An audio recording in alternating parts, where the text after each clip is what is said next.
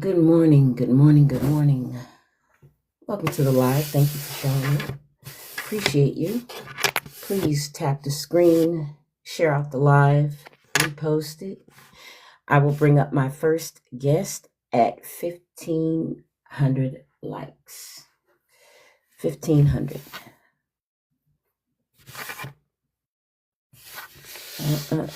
Or am I thinking 1.5? Is that the same thing? 1.5K likes? Y'all know what I mean. 1.5K likes. Bring up the first guest.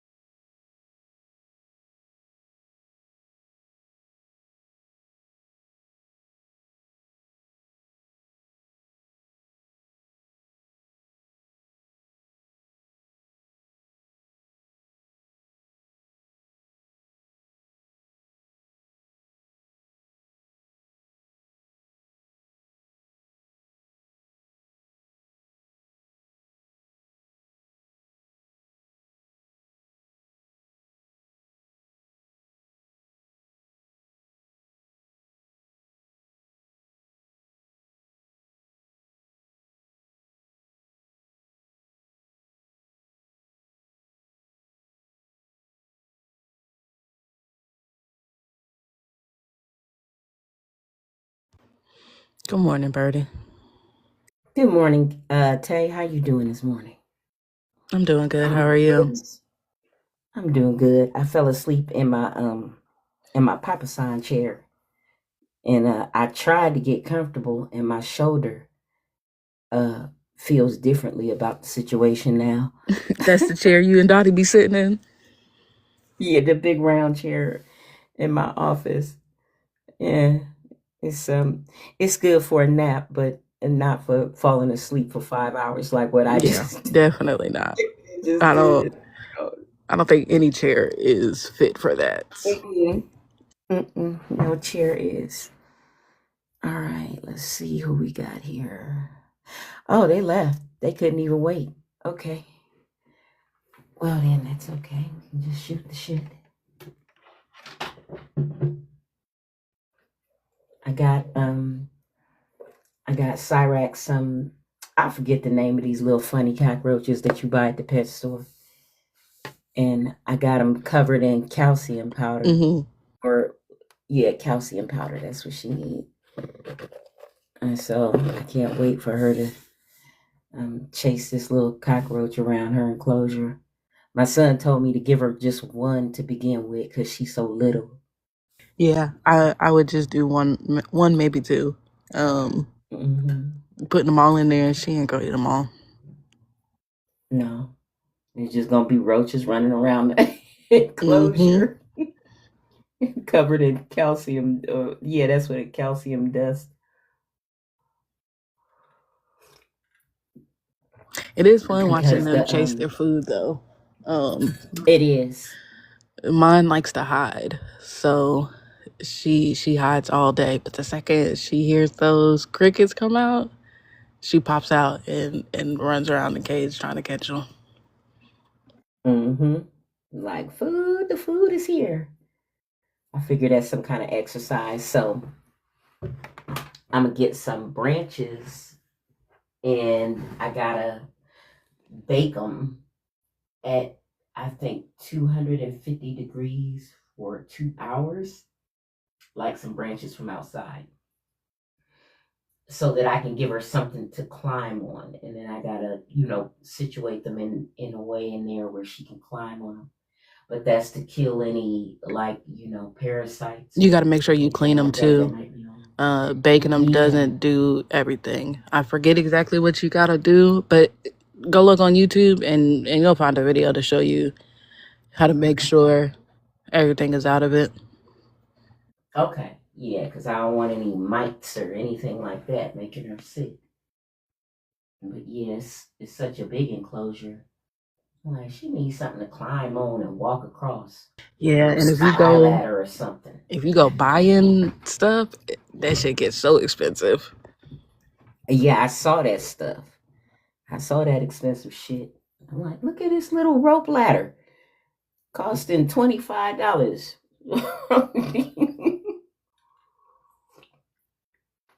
I can get some branches, damn it.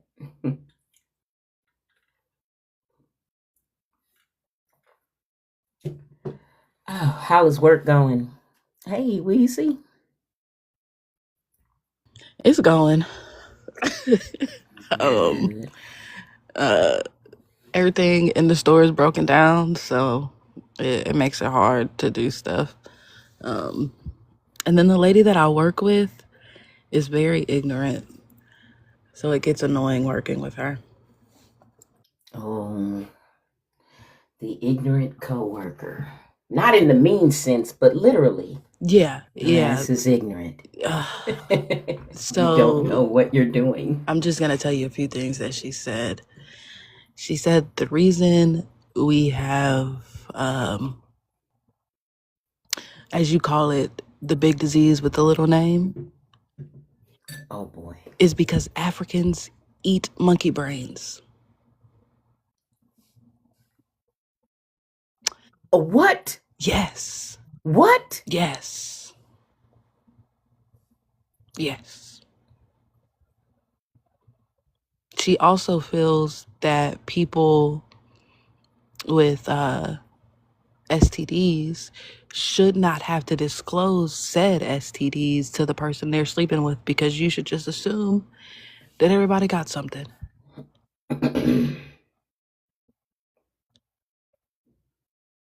So like I said, What? ignorant as fuck. Ignorant. Like ridiculous. Wow. No, definitely not me. Somebody I work with. I would never. The other day, I almost cussed her out because she was listening to an R. Kelly song, and I was like, I don't listen to that weirdo.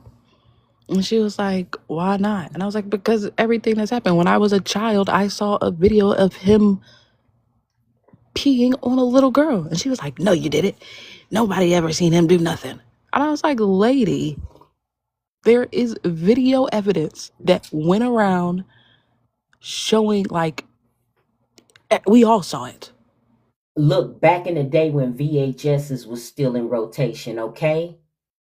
We talking about VHSs phasing out and DVDs coming in.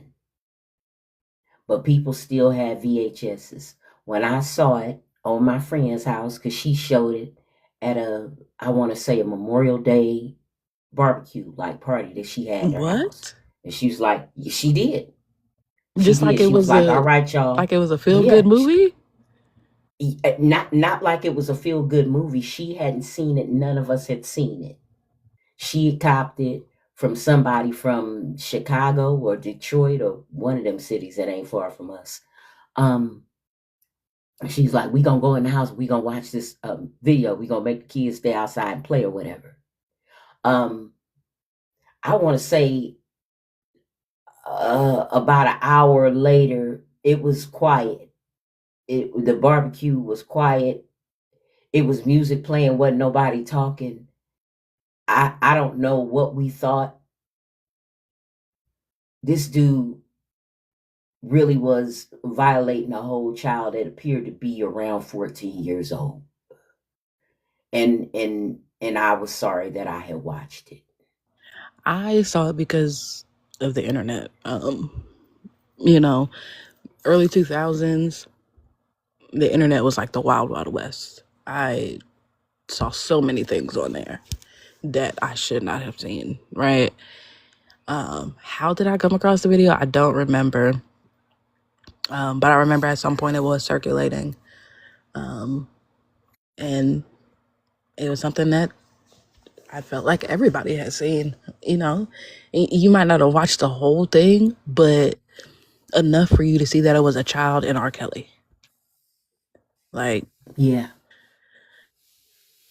Yeah, she was a kid.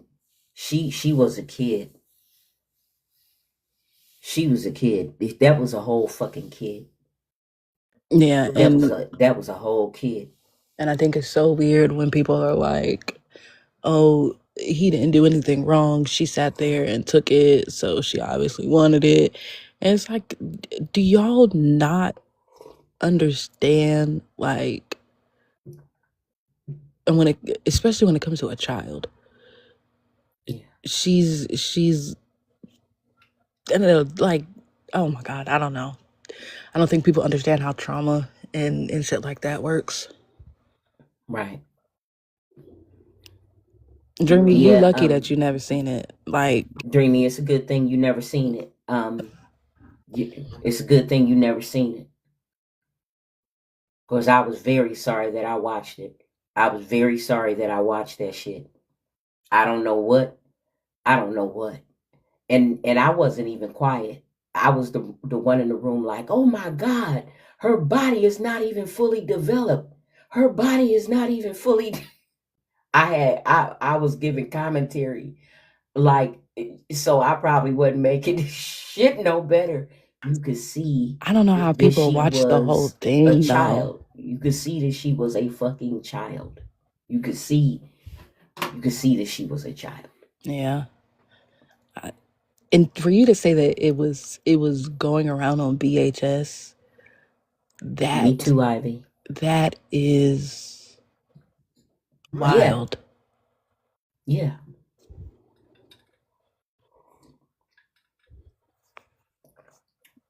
It was like during that time where DVDs was out, but they weren't like all over the place. They were very expensive. As far as movies go, and people were still rocking out with the VHS tapes. There was that point where it was one was phasing out and the other was phasing in. Like you could go in the store and buy a VHS/DVD player, a combination player. You could still buy one of those. Yeah, she had a whole VHS tape.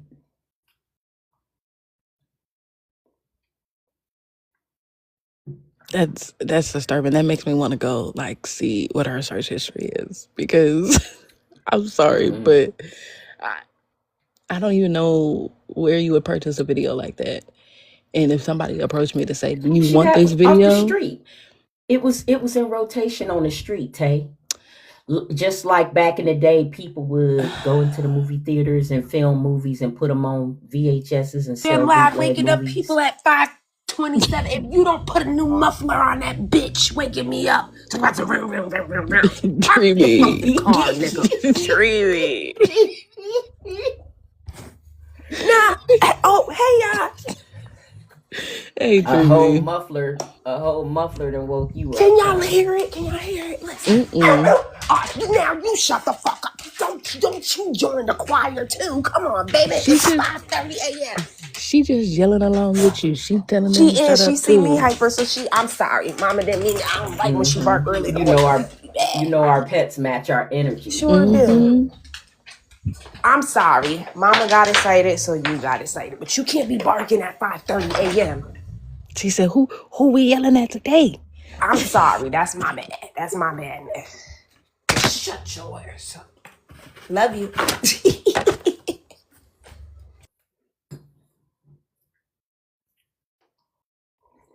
Miss Birdie heard her lose her mind yesterday. What happened? Them people came in. To still fix the water, and she has like a piercing bark. So it's like all right, but after like a minute, you're like, yo. So I like gotta stand, and I'm like, I have to like put my face in front of her face because she won't bark in my face. She'll turn her head. And then eventually she'll stop barking. But like yesterday, I'm like, I don't want to raise my voice, but you're gonna make me raise my voice. Stop barking. And she just, Miss Birdie heard her ass. Mm-hmm.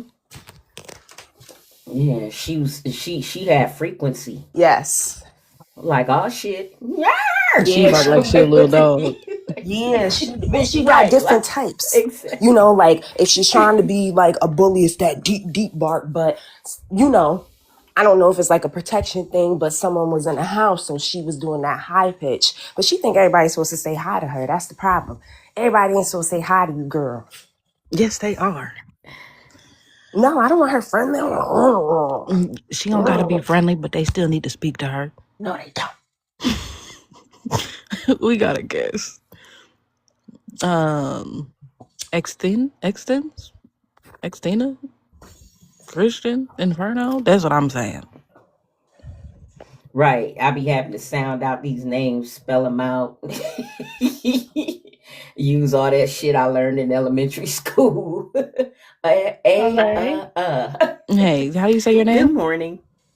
Good morning. How are you? I'm doing all right. Can you pronounce your name for us? Xtina. Xtina. Okay. All right. Thank you. Can we get your age and your religious affiliation? Yeah, I'm 30 and I'm a Christian. Ooh. Your voice sounds very familiar, but I'm not going to jump to conclusions. We are just going to go ahead and jump right on in. If you could Looks answer. familiar. Doesn't matter why. If you could just answer one of the questions and somebody will respond to you. When it comes to your Yeah, fault. the question on the top is for believers, and the question on the bottom is for any non-believers who may want to jump in. Yeah, and So you real quick, the question on the top. The people I'm pulling up on the panel, please stay muted until you are introduced. We will be with you shortly. So when it comes to your God, what do you know? Well, I know that he loves everyone. He loves all. Hold on. Wait a minute. If you could just, for the sake of my whatever thing this is I have going on here, if you could just read the whole question, the entire question. It's a two-part question, and then Right. it's asking. You can you can read the whole thing. Yeah. Right. Christians/FOC 21 plus. When it comes to your God, what do you know and what do you believe? Non-believers 21 plus. What beliefs do you still hold on to? All right. I was just talking about the box that pertains to Christians. I was just go ahead and answer the question. I'm sorry I said that to you. Well, what do I believe? I believe that my God will always protect me and my family. I often worry. One of my things is I'm a worrier, and I worry about everything that's going on in my life.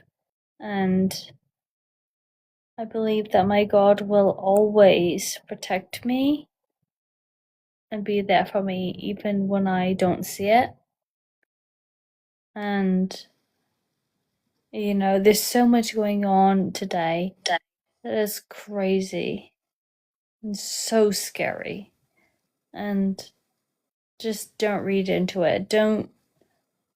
Okay, so you share what you believe. You Yeah. believe that your God protects you no matter what. Yeah. Now, what is it that you know? And do you understand the difference between knowing and believing? I mean, maybe not. I mean, what I believe and what I know is kind of the same thing. I mean, what do you mean? Could I ask you that? Well, to know something is to have a belief that is true and justified by evidence, right? That's to have a belief that is true and justified Right. by evidence. That's what you know, right? Like how many digits do you have on your hand?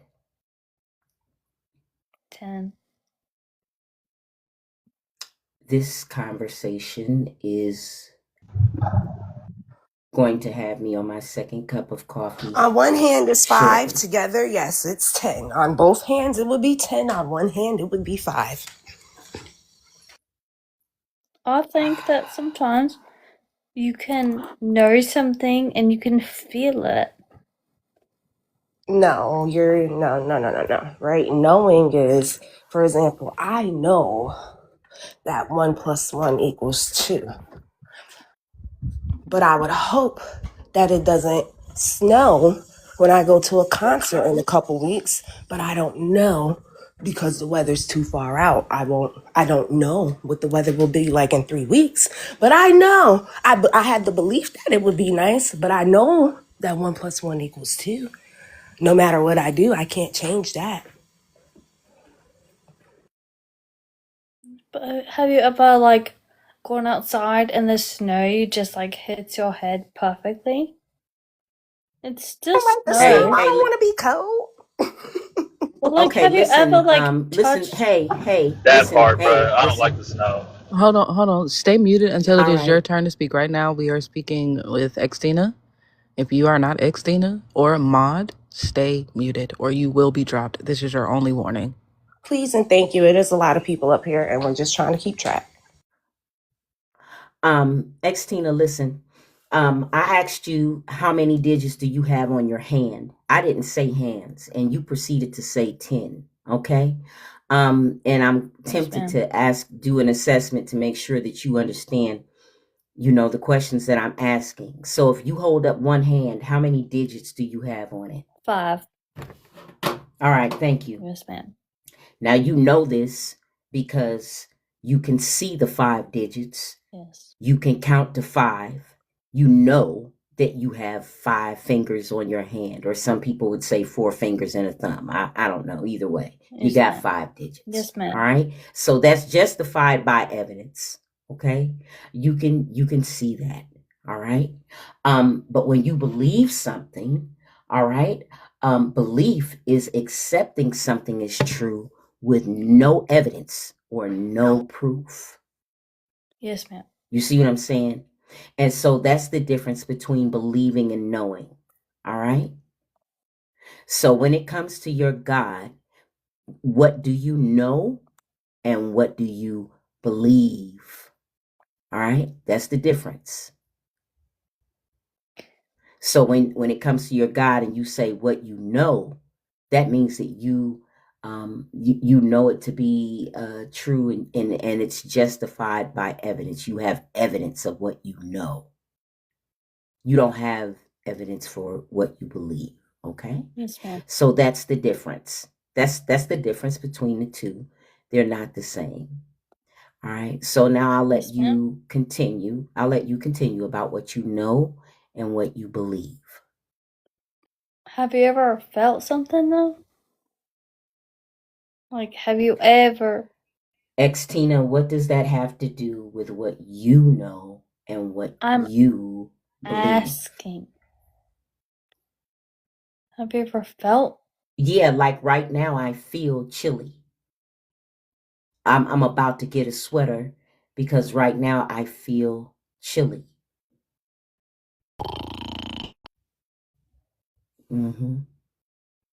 Thank you. If you come up on the panel, if you're rude, if you come off a mute and you're not supposed to, if you interrupt, I am not going to hesitate to drop you. Please be an adult. Please be patient. I think that belief is beautiful. I think it all is beautiful. But like, how do you know?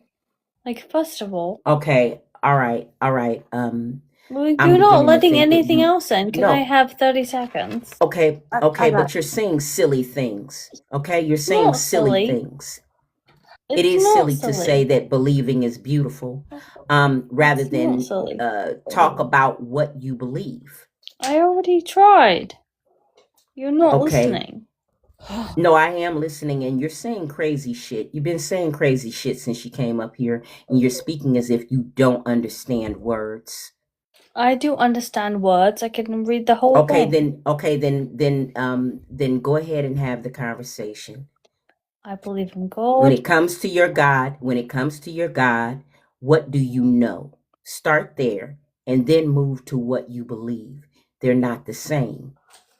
Neither one of them are beautiful. Knowing and belief have nothing to do with beauty. I believe he's loving. I believe he's not. I believe he's harsh. I believe I might be going to hell. And I also believe that everything in my life is beautiful, and it's also hard to believe that we're all going to hell as well, and I don't know what to believe.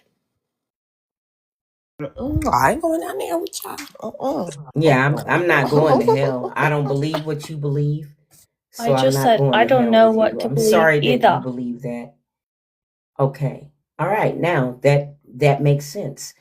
Um, so you have belief in a God, but you don't know what to believe about your God. Is that what you're saying? Yes, ma'am.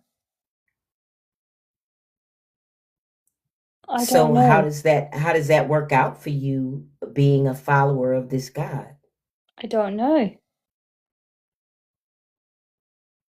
Tay, is this sounding more like the individual uh, that you were maybe thinking it could be? Well, the voice, yes, but the conversation, no, because the person I'm thinking about, that lady, Mm, like, was a little, she even throwing them back. So she was a little saucy and she was a little irritated, being rude and disrespectful to people. And mm, this sounds like her, but because she is not snapping, I'm not mm, 100% sure. So I don't want to put that on her. mm, But the way she's answering questions is kind of like that lady. So I'm mm, still on the fence. mm. And Okay. but like I said, she's not being disrespectful, so for me Okay. she's good. It's- I don't know. I don't know if she can track the conversation. Correct. Yeah. Okay, Xtina, I'm gonna let you back down into the chat. Unfortunately, I don't think you're able to have this conversation. Okay. But I do thank you for coming back up, and you have a good Saturday morning, okay? Okay, thank you. Also, I don't know who you were You talking about. That's not me. Well, the person I was talking about sure would not remember the conversation. That's how faded they were. All okay? right, Josh, can we get your age and your religious affiliation? I'm 28 and I'm an atheist. Okay. So Birdie does have a question for non-believers, so I guess you can answer that. But then we're gonna let you back down to the chat because we do want to talk to Christians mostly. Okay. Um,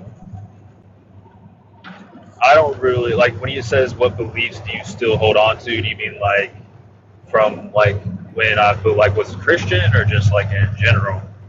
Just in general,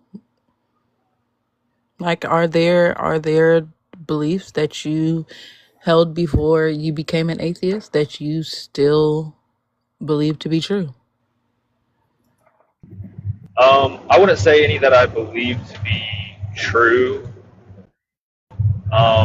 but there are things like, well, I guess there's just one thing. Like, even though I don't believe in an afterlife, like souls or spirits, like to actually exist anymore. Like when it comes to like my grandparents, who I was close to, like passed away. Like especially since I'm not that close to like my parents.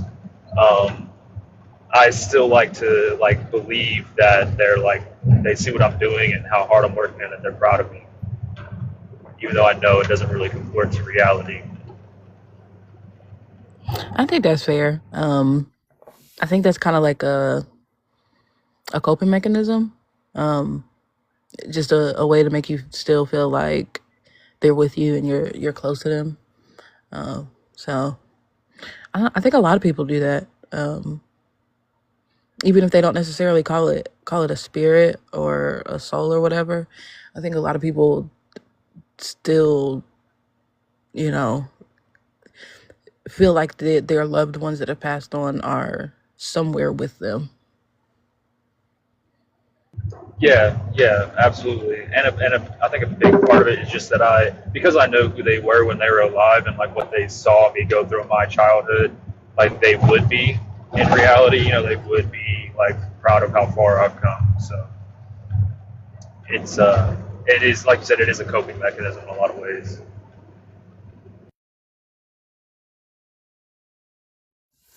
Yeah, I get that. Yeah, I get that. Yeah. Well, thank you, Josh, for sharing that with us. Yeah, we wanted to give non-believers, a chance to share a little bit today too. So we're gonna let you back down into the chat now. I do hope you continue to listen to the live from the chat, and you have a good Saturday morning. Okay, is it snowing where you are? Thank you for having me up for one, and to know, thank God, we just had, that's ironic, isn't it, coming from an atheist, but we just had like 2 weeks of snow and freezing temperatures, Yeah. and it's finally over, so. Yeah, I spoke too soon yesterday. I said, I live in Ohio, and I said, I think the worst of it is over. I think we're good. And yesterday morning, the temperature was up, I want to say like in the high 20s, maybe even the low 30s. By the afternoon, the temperatures had plummeted. The skies got gray, wind started blowing, and then we find out there's more snow coming, and I'm like, well, it's a good thing I'm going to get groceries. So I really got groceries while I was out there because I hate being at home in the snow with no coffee. All right.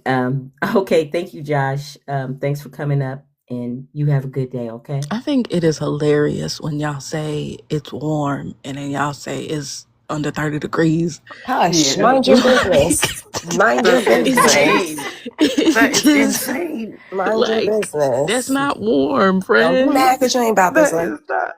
Oh, that's not warm. Like, that's still cold, but like It I is get why you warm. saying it's Listen. warm. A grown Ohio in winter. it's gonna be Oh, cold. yeah, Ohio winter, high 20s, low 30s, no snow. That's warm. That's what I'm saying. Like, I get why you're saying it, but my brain is just That like, Yeah, that's like no. quick. Grab the dog. Let's go for a walk. I mean, it is That's warm. That ain't warm. Yeah, that's warm because because it can get ugly. the other day, the dog actually chilled outside, but it was like, I think it was like 32 degrees, and she wanted to chill outside. I was like, I'll let you. It's kind of warm. And she was out there just chilling. And yeah, so don't be mad at our temperature increase, okay? Don't be mad. Clara Look, I'm and glad Raven, it welcome to the increased. Y'all panel. needed to. My Yeah, we did need goodness. it too. I'm like, what is Oh, happening? what I just don't happened? want it to snow anymore. I Yeah. understand the cold, but damn, I'm tired of the snow. Tired. Yeah. Sick and tired. Ain't going nowhere no time soon, Miss Birdie. We still got to get through March. You know that. I know, right? It didn't And snow this the first time. day of spring is what? Is it in April? Or is it towards the I middle of think it's March? March. I And forget. time goes ahead in like 2-3 weeks, I think. Like already time is going ahead. Just to let y'all know, make sure you check it. I feel like it's the 8th, maybe March 8th or something like that. I'm Okay. gonna look into it, but I ain't got all my clocks is hooked up to the internet. I don't gotta manually change nothing. Oh. Hmm. I be forgetting that All right. happened. I just wake up and it be I a different do. time. I was correct. It's March 8th. All right, we got a guest on the panel. Yeah. The missing piece. Uh, good morning. Can we get your age and religious affiliation, if any? Yeah, I'm 33, and I don't know what my affiliation would fall into, but in my experience, there is a way to access, I don't know, I would say the transcendent dimension or something like that, but I'm not formally religious, but I guess I'm spiritual. Do you believe in a god?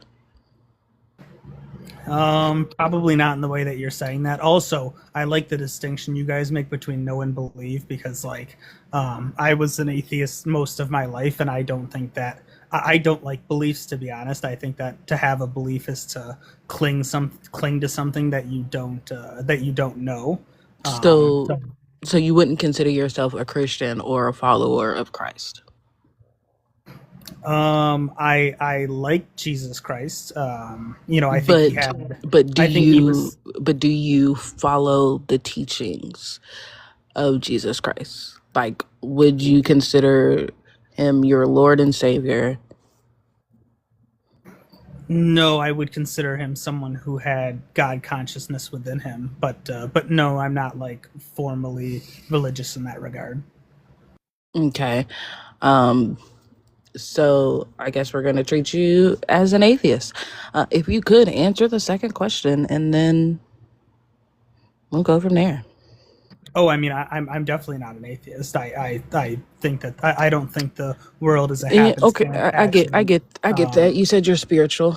Oh, well, somebody made the decision. You could have just answered the question, friend. Like I told the last guest. I was curious. I Aggravating wanted as to hell. ask. I wanted to ask him what he meant when he said he used to be an atheist, but he didn't hold such Yeah. and such belief. Well, Okay, he's there you back. are. That He's nah, back. that was me because shit. Just answer the question, please. My Look, Dreamy, goodness. I had a feeling it was you. Like, and y'all know I stand on anything I do, shit. But damn, like, can you please answer the question? Like, she said please. I was an atheist. I'm not an atheist at Please. all. What Okay, is the you're big not an deal? atheist. All right. You're Okay, not a well, Christian. You're spiritual. I don't know when everybody became spiritual. Like y'all wasn't demonizing people of other cultures for getting unalive for shit. Anywho, go ahead, Miss Birdie. Go ahead. Cause I ain't got it. yeah, I was just curious. You said you used to be an atheist, but you didn't believe something. What do you view atheism as? I view atheism as not believing in things. Right. You don't hold a belief. It's not atheism is not a school of thought that you take upon yourself. It is not something that you know what I'm saying. Atheism itself is a person who lacks belief because they don't have evidence. Yeah, it's literally just a It's not a lack in the whole new belief of a belief god. discipline. Like, Yeah, that's it. so Yeah, it but I would. as a like, if you are a Christian, you would be atheistic to the Buddhist deities or the Hindu deities. So that's why I just classified you as an atheist, because I actually believed in a God, and you said not really. No, you kind of beat around the bush. So to me, that's an atheist. You might believe in some other things, but yeah. I believe that the universe has intent, and I believe that we aren't here by accident. And I think that there's caring involved from the universe. So some people would call that God. I think that people use all types of different religions, which maybe the original point was to kind of point towards that universal understanding. So I'm far from an atheist, but I don't fall conveniently into a category, I guess.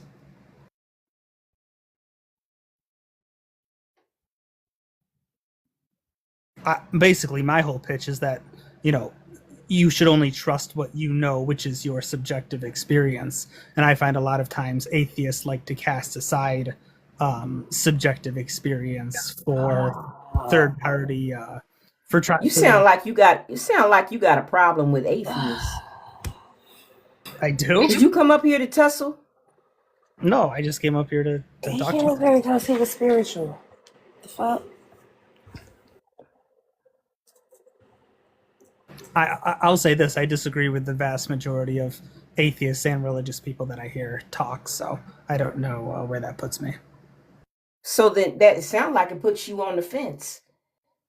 Not that you have to agree with atheists. I mean, what is it when you talk to atheists, okay? What is it that they say, these atheists that you talk to, that you find yourself disagreeing with? They I just mean, because the only people who actually disagree with atheists is believers. You see what I'm well, saying? So what you saying sound weird to me. right. Well, I guess I would not agree with that because I'm not a believer, and the main thing that I disagree because I don't have to believe. But the But main you but thing, you believe yeah, but you believe in the universe and the stars and all that stuff. yeah, again, I belief. We're stuck on a semantics issue with the word belief. But I'll answer your question about what do I push back with on Now we're atheists. stuck on semantics, but you came up here It's making it very clear that you liked how Miss Birdie separated belief and no. But now Miss Birdie's talking semantics. I just want to point that out.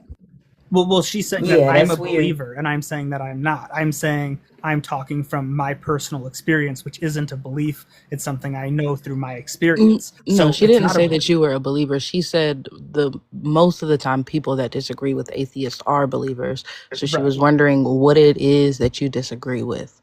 Yes, yeah, and I was about to answer that. So I disagree with the idea that people's subjective experience should be disempowered and that you can only reach any type of spiritual truth through evidence that third parties can verify, and that So it when needs you to say be. you disagree with atheists and you say you disagree with the people disempowering folks' subjective beliefs, what you're talking about the discussions that go on these panels.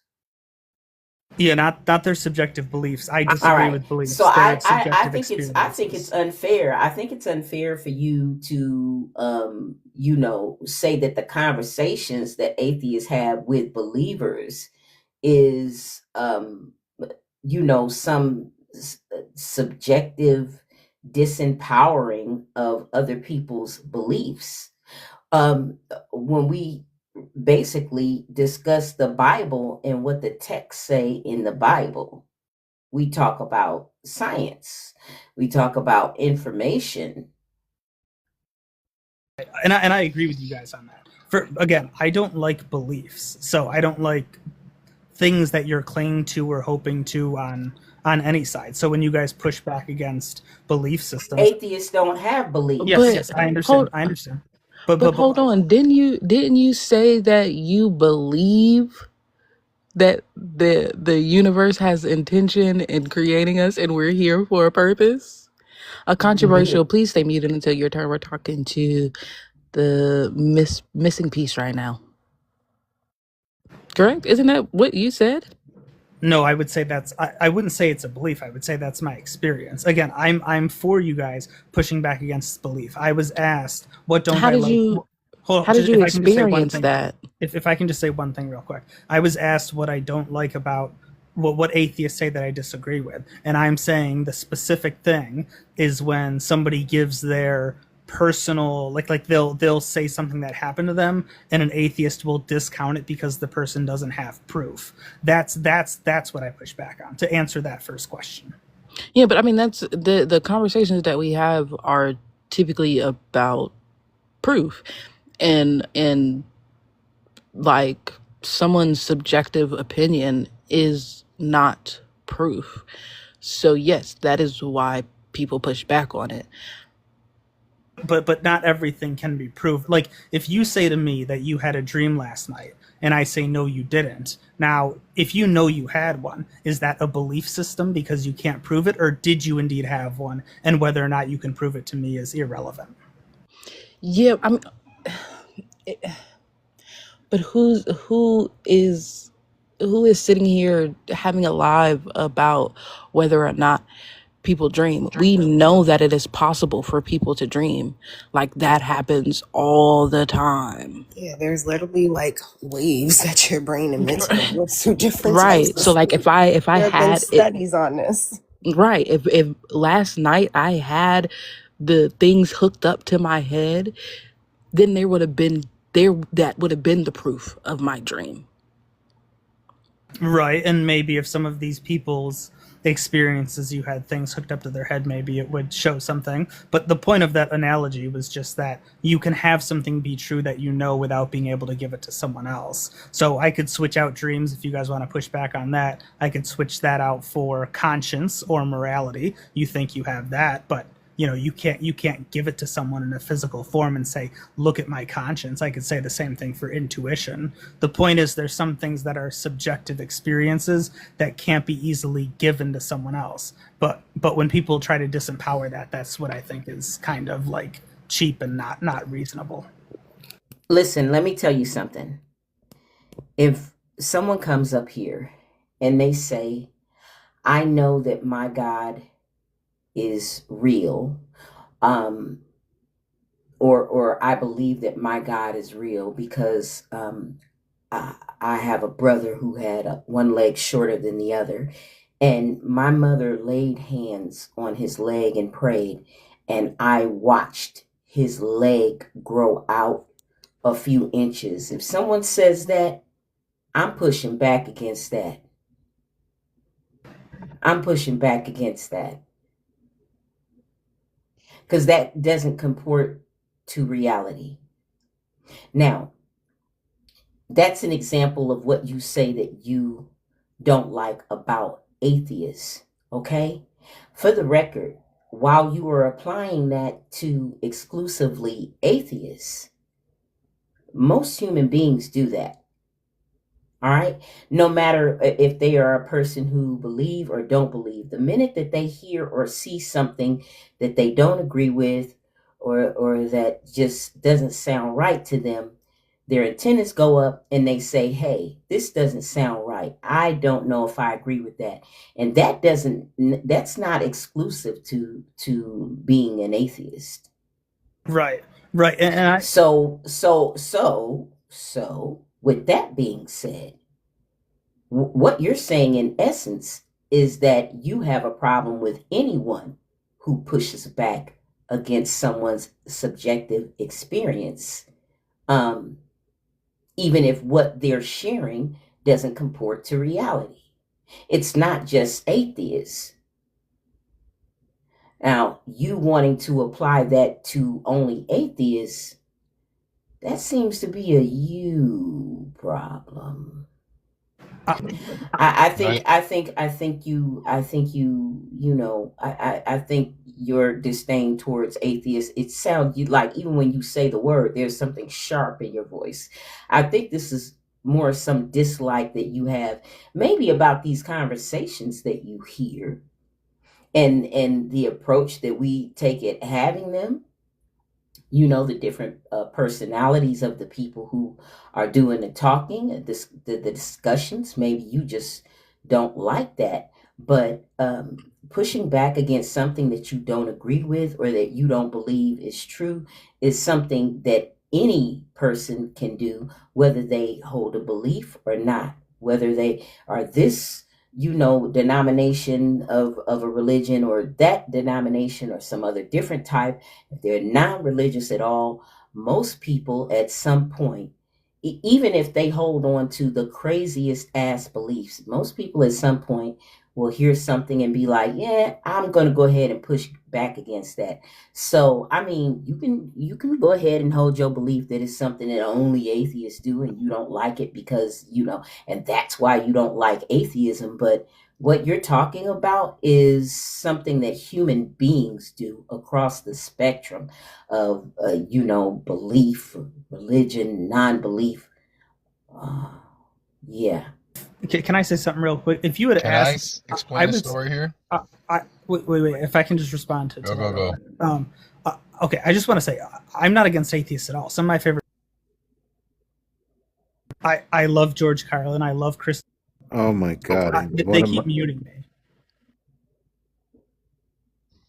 So I love that line. 5 years ago, 1 second, we haven't introduced you yet.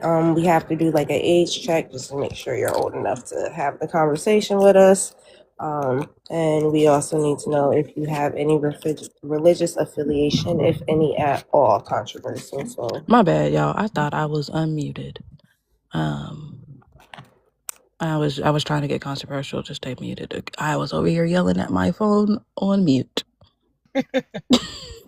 it's cool, friend. I got Okay, it. Tay, we won't. Thank you, Tay, we Dreamy. won't tell. Tay, we won't tell anybody. We'll keep I that am a secret 42. for you. Okay.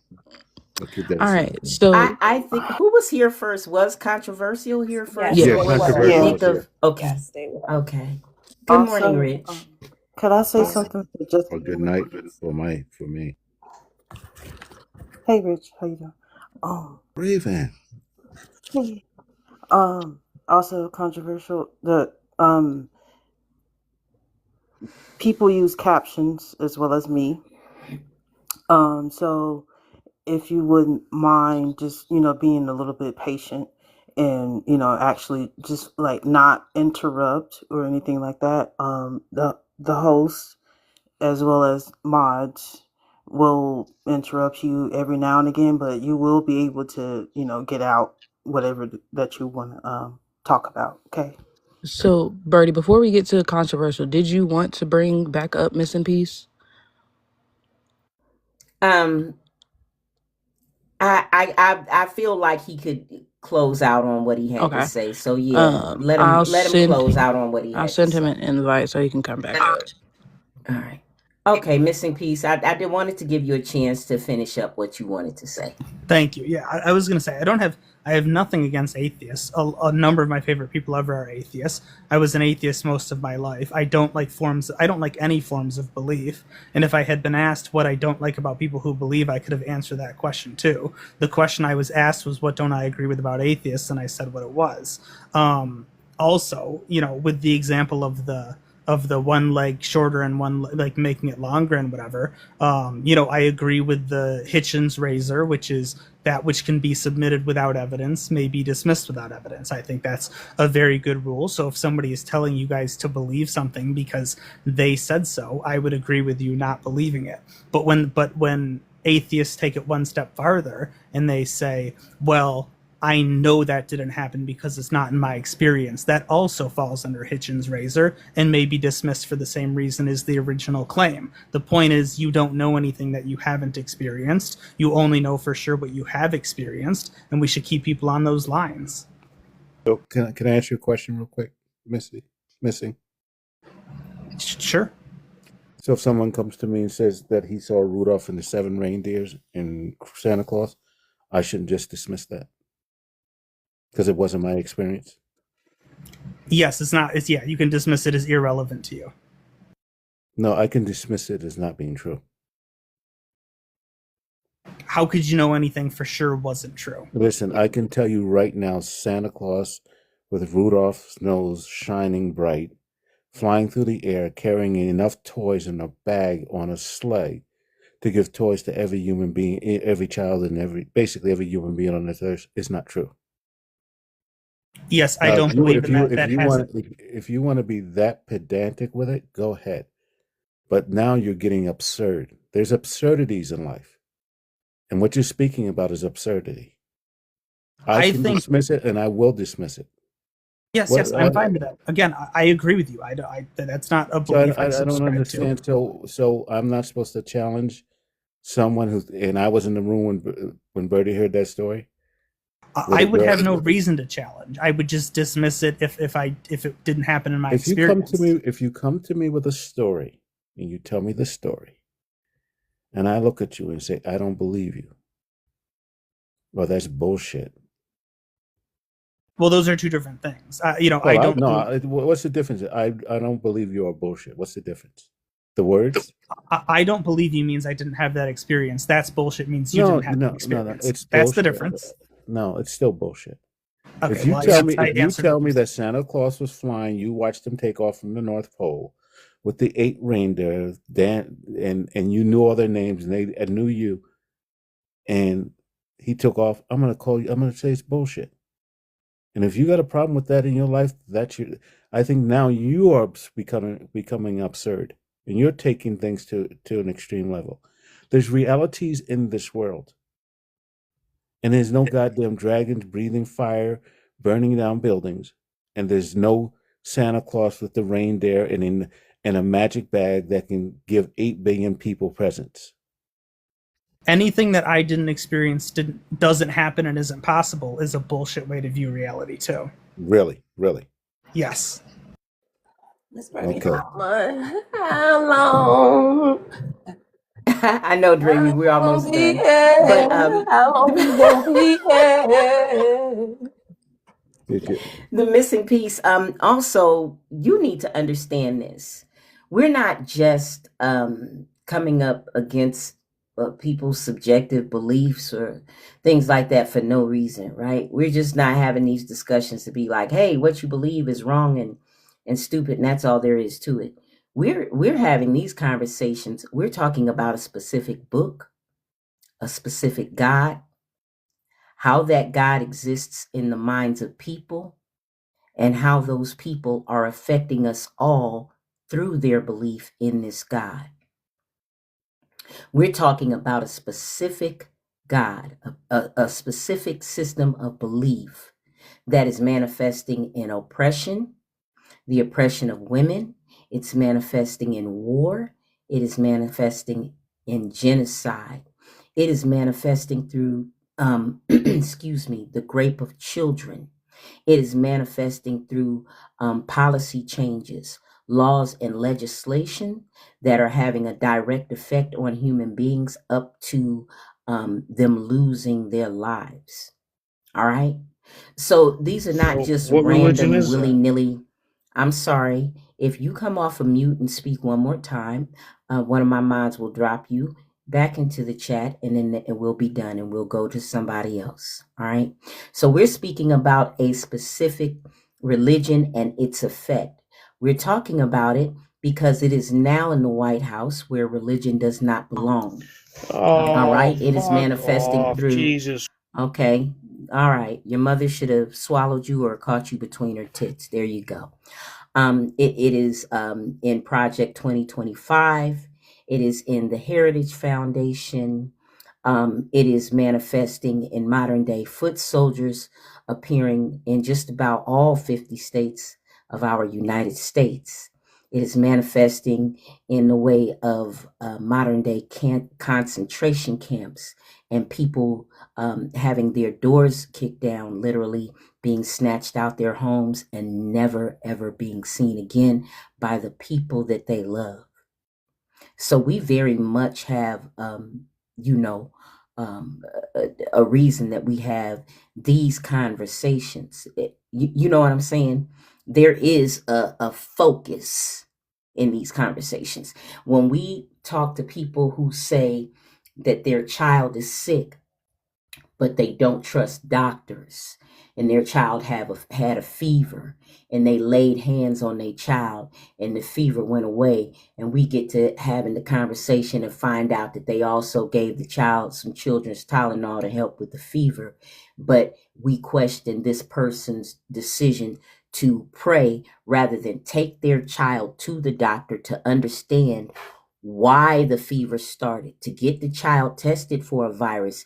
And yes, we do push back against that because, once again, the God that you believe in is causing harm. In that instance, it would be to your child who only has you to depend on. You see what I'm saying? So, you saying that you have a problem with atheists pushing back against people's subjective beliefs and they should be able to hold them, not if your belief results in harm to vulnerable people groups like children, the elderly, people with disabilities, anybody who must depend on the care of, depend on someone else to give them their care, when it turns into you being harmful to your neighbors or making decisions that would be harmful to your neighbors, yeah, we can push back against that. And you can go ahead and feel away about that. You can do that too, but this is not just, these conversations aren't just about attacking people's random subjective beliefs that they hold. We talking about Yahweh. We talking about this holy Bible. We talking about this Jesus that people believe is going to come out of a vortex that opens up in the sky. All right. We're talking about people who negate the safety of a child and their quality of life. And if that child loses their life at the hands of an abuser, that those people say, well, now at least the child is in heaven with God. That's sick. That's sick. And we will always push back against that type of thinking. Okay, because it doesn't help to move humanity forward. All right. Yeah. Again, Yeah, I and wasn't. you can go ahead and speak to that. Okay. Yeah. Again, I wasn't. I see about equal amounts of ego. Like I see equal amounts of things that I would consider to be negative for humanity in kind of all forms of people, religious, non-religious, whatever. So I wasn't, I'm not targeting atheists. And also in general, if somebody were to ask me, I think atheism is a good route because you aren't just accepting the beliefs of other people, which I'm against. So, I think atheism is a good way to be because it's like, well, I want to see it first. But when I was asked what specifically do I not agree with, I just gave you an example of somebody giving their story and then somebody else saying, well, that's not real or that didn't happen. So like, for example, if there was a kid who got sick and they didn't give them the medicine, but somebody else came and saw them and like they say that they healed them or something, to say outright, well, that definitely didn't happen, that's that's just something that you're kind of saying just because, like, from a place of defensiveness or something. But like, it's something you can't know for sure, I guess, is the point I'm making. It's if they say that they prayed for their child and healing happened, and I say that didn't happen because scientifically, medically, that's not how healing happens. And I push back against that. That's not defensiveness. Yeah, I think That's truth. That's truth telling. That's truth telling. No one can prove that laying hands on anyone removes a fever, removes depression, removes cancer. And me saying that is not me being defensive. All right. That is me stating this fact. You are negating actual medical care for your spiritual beliefs, and that is dangerous. That is detrimental to the sick person's health. That's not me being defensive. That's the truth. Yeah, I mean, again, to say that has never happened or could never happen, like to say it definitively. You sound like a believer. The more you talk, the more you sound like a believer. He does. You know that, right? Well, this is what happens. The more you talk, the more you sound like a believer. And because I notice things that I probably shouldn't pay attention to, I notice things that usually have no relevance to the conversation. I notice a trend in believers coming up on the panel saying that there's something to hide the fact that they're a believer, but then the more they talk, the more they sound like a believer. So Birdie, I would agree with you. Yeah. But I think being spiritual and being a believer are two sides of the same coin, right? Because you believe in something, it might not necessarily be the God of the Bible, but you have to hold some kind of belief in order to be spiritual, because the things that, we want to say are true can never be proven. So you cannot know them. And like he came up and said to begin with, he believes that, the universe has a purpose for us and we were created for whatever, and it has intentions and all of that. And then he tried to backtrack and say that, no, he didn't say that he believes that. But I don't know how else you could say it, because you can't know that the universe has intentions. The universe has never spoken to you. How do you Even know? if you believe that it hasn't. I'm sorry to let you know, it hasn't.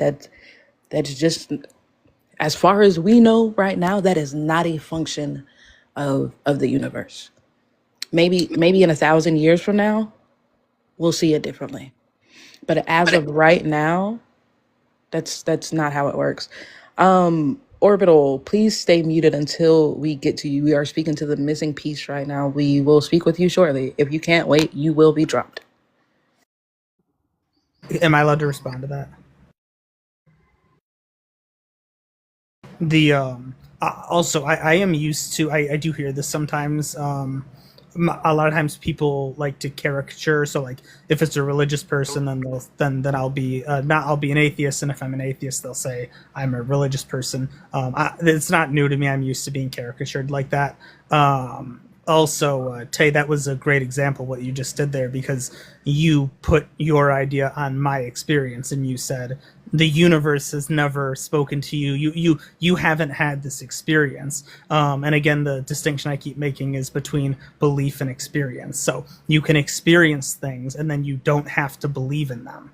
So that seems to be the Do disconnect you we think have. real quick? Do you think the universe has spoken to you?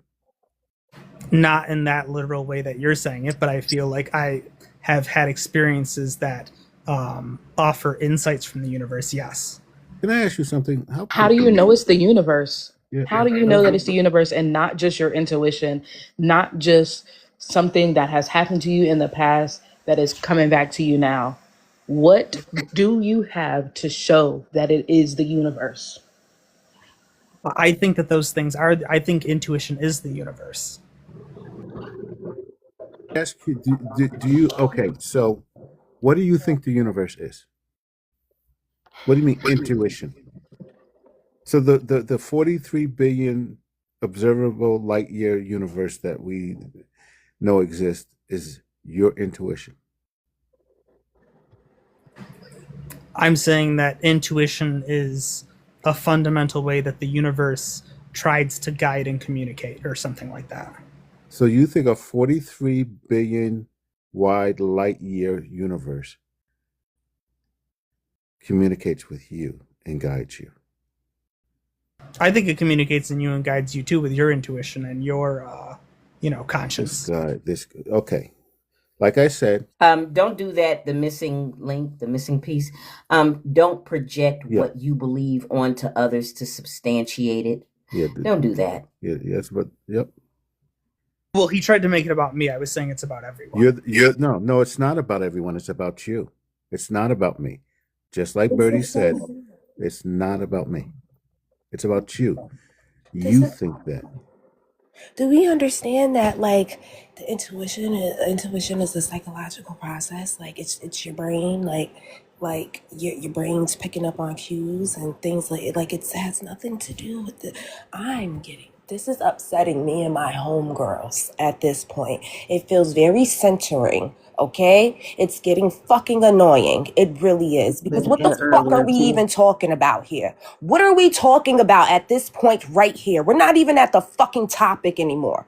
This motherfucker done came up here. I was trying to hold it back, but it's on now. He done came up here and just censored himself and talked about a whole bunch of bullshit, and is trying to I don't know what the fuck they trying to convince us of. Maybe they not trying to convince us of anything, but it's annoying. It's annoying at this point, because you're just putting a whole bunch of bullshit together and just trying to strangle along. It's giving fake Phil, bro. And you got to try a little harder, because this shit is getting annoying. Picture. Need to scrunch it in just a little bit, but it says that part, and I got the arrow pointing to that part because I agree, Dreamy. Dreamy, you have a way of getting right to the point. She always gets All right to right. the point. Yeah. The missing piece. I do want to thank you for coming up. The conversation has been interesting, and we'll go ahead and end it before it rolls over into contentious. You got to lead a party when it's still good, But thank you for coming up. and you have a wonderful Saturday morning, okay? Yes, thank you guys. Sorry for triggering you, Dreamy. You No, ain't you trigger me, didn't. your You ass Yeah, just didn't trigger her. annoying. certainly. You She ain't just spoke trigger to Oh, me, you. your ass is just annoying. You're annoying. Go away. That's why I dropped you the first time. Leave. You're just annoying. You be And thinking y'all motherfuckers hold up. I've been sitting here listening to this bullshit. Don't nobody want to talk to your ass. Go somewhere. but all the crazy right. thing about it too, Dreamy too. He was saying all those things you can't tell someone what to think, so he could tell us that the fucking universe is his intuition. That's Yeah, all he wanted to say, and he he knew. was giving believer. I don't know if he was giving believer. He said he wasn't like, the believer in the God, but it almost sounds like he was ready to place the God attributes, or maybe not all of them. I guess the universe wouldn't be as cruel and calculating as Yahweh can be. But, it And, sounded like he wanted to place God attributes on the universe. So. and there's no way I have the right to tell someone Dasher and Dixon and Cupid and Vixen and Santa Claus wasn't flying through the fucking sky, and I don't have the right to say to them that's bullshit. Well, this guy must be out of his damn mind. All right. Today we are taking requests from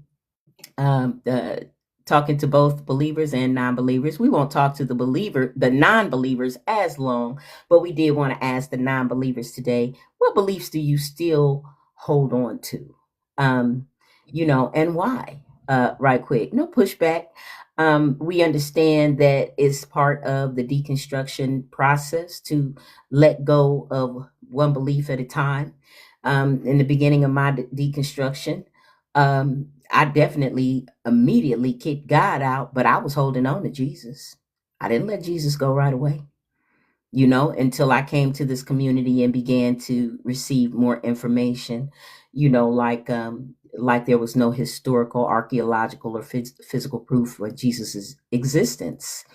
When I learned that he didn't fulfill the messianic prophecies, and when my critical thinking began to kick into overdrive, and I realized how could he be of David's line when the Holy Ghost apparently conceived him without the seed of a man, things like that. And so, like in deconstruction, sometimes the beliefs kind of fall off one by one. We'll be talking and still say stuff like, "Oh my God," and some things are still embedded, still working their way out. So we wanted to give non-believers a chance to talk to. We have somebody up on the panel, co-hosts. I'll let you guys handle the new guest. I need another cup of coffee.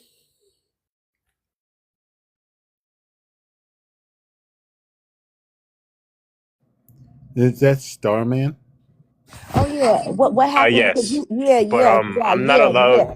Yeah, yeah, Oh, yeah. Cause you was on my nuts in the comments. So what happened? You mad because I oh, set a boundary and told someone to I, bring it back to the topic, and then you wanted to agree that I was triggered. So I'm just trying to understand why you hopping on another man's nuts and then hopping on top of my nuts to say something about me. Was I okay, having a conversation with you or the person on the panel? okay. I would like Was to I having a address that conversation with you or the person on the panel?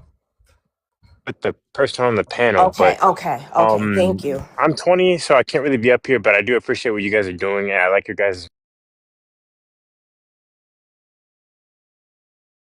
Anyone else? Well, Well, since she said non-believers, what my last belief I let go of about probably 10 years ago was there was still part of me that believed that unaliving was like appointed time. Like, well, people just don't go until it's their time to go. That statement. That was that was the last thing I let go of. Because it seems counterintuitive, but listen, if someone didn't run that red light, whoever unalived would be alive. Do you know what I mean? But it took me a while to get rid of that one. That's the one that took me a while to get rid of.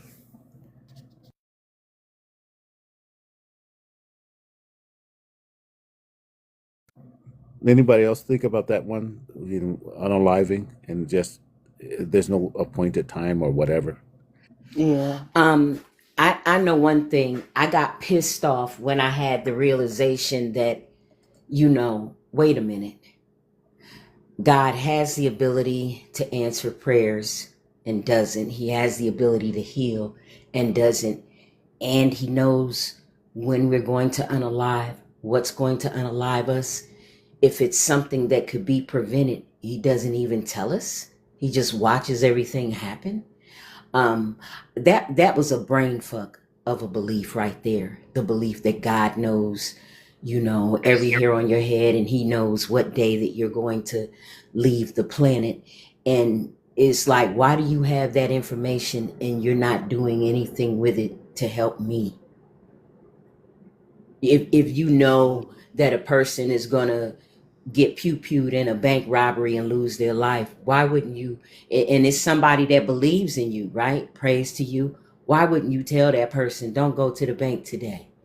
Why wouldn't you do something to extend that person's life? Like, it just, the more you think about what this God is supposed to be capable of and what he does, it just doesn't make fucking sense. It's crazy, Bernie. It's crazy. I've say to people all the time, this world is exactly the way it would be if there was no God. And they look at me and said, yeah, all the crazy shit that happens, good, bad, and otherwise, is because this is what humans do. Now, if you throw the God in there and nothing, like you said, he ain't doing nothing, what the fuck?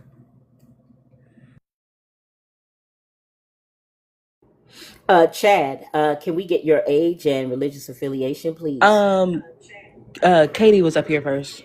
Kate, Oh, Katie.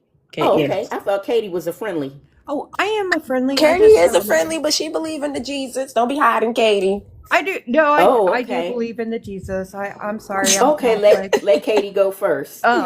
I only came up for just one little reason, and it's not what's on the prompt. I just wanted to say that anybody who makes Dreamy yell at 6:30 in the morning, I will find you.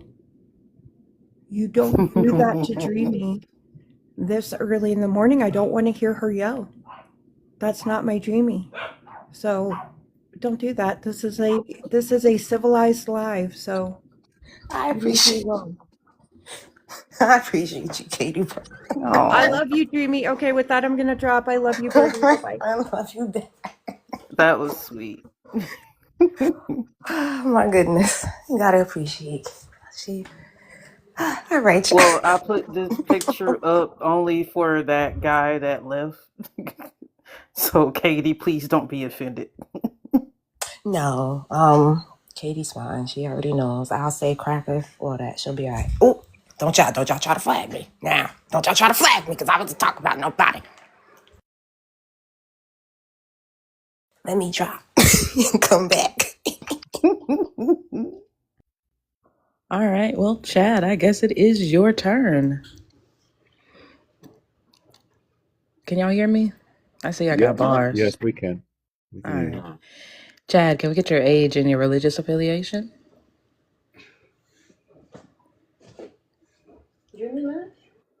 She dropped, so Look at then Raven. she could come back. You ain't got no Oh, sense, girl. All right. Chad, you finally unmuted. Can we get your age and your religious affiliation? I am 34, no religious affiliation, non-believer. There was a question that was asked earlier about to those non-believers, what Damn, is damn, damn. Did Tay not say, can we get your age and your religious affiliation? Did you not say that, Tay? I did, but he Yeah. did Am I answer late it. to the party? He Did I did miss answer. something? When you Yeah. came up, I think you missed him give his age and his non-religious affiliation. My badness. Dreamy Kent, my bad. I apologize. I didn't hear you. I can take accountability. My bad. It's okay. it's fine. Okay. So the question that you can answer is that question at the bottom, and then we'll go from there. Well, I'm not too sure if it's a belief, but it's more like action. I I believe in experiences, what I've witnessed and what I've lived, and none of it has been, you could say, the word that I'm looking for. If it's been touched or influenced by any sort of spiritual or God entity. So like what I believe in is the superiority of choice and introspection, because it's all I have, right? Myself. So I'm not trying to like state that I believe in myself, but my actions in order to make a difference, like if that makes sense. So Because right, to believe in yourself. I've gotten to understand that like using the Bible has been used massively in order to manipulate and control others. So when I paid close attention to my thought patterns and try to change my core, it just that's what I believe in, like the ability to change and evolve and choose you and develop oneself apart from all what's going on outside of them.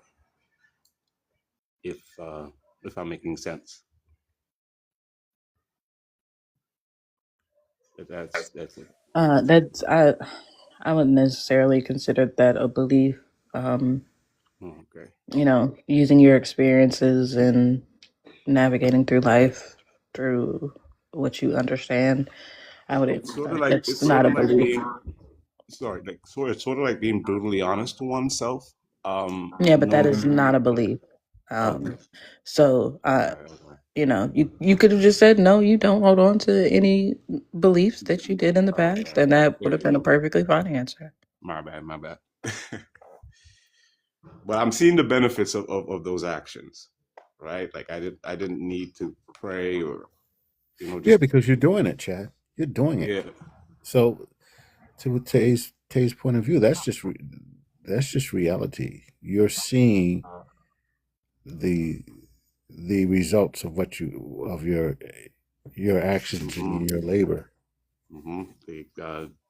Is it? There's nothing more empirical than that. Yeah, started a couple months ago. I mean, started exercising, farming, just getting into the whole ordeal of being more physical instead of being trying to. Because I mean, like you're praying to an entity, and then you're not seeing any difference. But then when you do the act, and then like people would like to acknowledge the archetype. Would be like, okay, it's because of God this happened, but I've been doing the act myself, attaining the success myself, and God had no play in it. And the more I try to, to my colleagues, try to pass on the information on how they could be like, they All could. right. Well, Chad, thank you. We are looking to speak to Christians mainly, and All since you right, all right. don't necessarily have any beliefs that you have anymore, I don't Mm. think this conversation is Hi, necessary. everybody. Hey, girl, Quan. don't get muted back there. Leave me alone. Don't get muted back there. Hi, Bookie Butt. All right. Cross. I don't know what your name is. Down Uh, at yeah. Can we get your name? no, my name is Cross. All right, Cross. Can we get your age and your religious affiliation? 21, and I'm shifted between Christianity and agnostic atheism. All right. So since you still hold the belief of a Christian, would you answer the first question? I said, when it comes to your God, what do you know? What do you believe? Of course, you didn't read it before you came up Well, here. I did. I'm rereading Never do. Continue. it. When you say, what do you know? Like, in what way are you? What do you mean, no? Do you know what the word no means? Yeah, there's many different contexts of no, like knowledge in what context. We're not going to do this. Your most basic definition of the word no. We're not doing this shit. Okay? We're not going to do this shit. We're not doing that. We're not going to take the word no and say it has a gabillion meanings in a gabillion contexts. Well, it All does. right? No. No. All right. So, do you want to have the conversation or not? Because I'm feeling like you don't. I'm trying to. No, you're not trying to. You're. Okay. I think you're. I think you might be trying to go down that field, bro, road, which I don't have a whole lot of tolerance for, because I personally don't think. I don't believe. All right. Here's me as a non-believer, still holding a belief. Birdie, I somebody don't took care of believe it. He is that gone. Phil Bros are Christians. Okay, there y'all go. As a non-believer, a belief that I hold on to, or that I have adopted recently, I don't believe that Phil Bros are actually Christians. I don't believe that. I'm gonna say a small percentage of you may be, okay, but the majority of you just want to argue goofball shit, and I don't have the patience for it. I agree. They might hold the belief that there's something like they might be culturally Christian, but I do think that they just want to get up here to argue with somebody and get off all the stuff they learned in that one class they took. Not one class, Tay. It was just one. It was a couple months, one semester. Uh, some of them might actually still be in the class, and they just reading out the I'm book they telling you, got. it was either the class I got to take now. It was either intro to logic or intro to philosophy, and they busted out of Um, that classroom and they are wreaking havoc all over TikTok. Okay. Yeah. All Yeah, I'm right, atheist. Eddie, can we get your age and your religious affiliation? Eddie, Edward, Eddie, going once. sorry, I couldn't hear you. What was the question? Age and religious affiliation. 36, and I'm atheist. All right, if you could answer the second question, and then we'll go from there.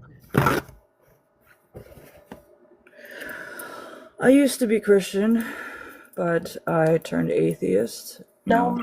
No, Eddie, that is not the question. The question says, what beliefs do you still hold on to? Now you can answer that, and then we will go from there. I guess I'm agnostic, on the Christian belief. Eddie, Eddie, Eddie, come on now. Please, at your grown age, 31, you said, I think. 36. Answer 36. That's even worse. Please answer the question. I'm not asking if you're atheist, if you're agnostic.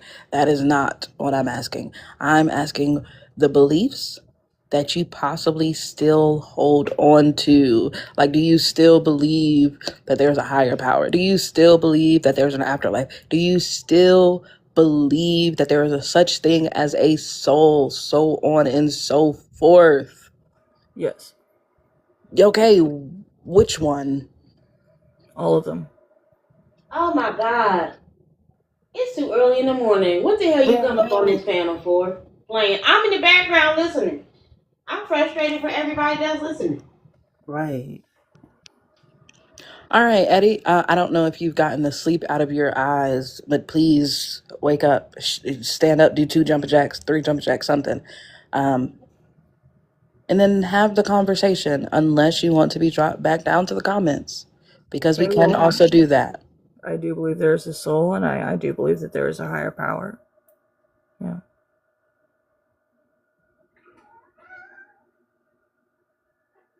All right. So, and you said you're an atheist, or would you consider yourself more agnostic? More agnostic.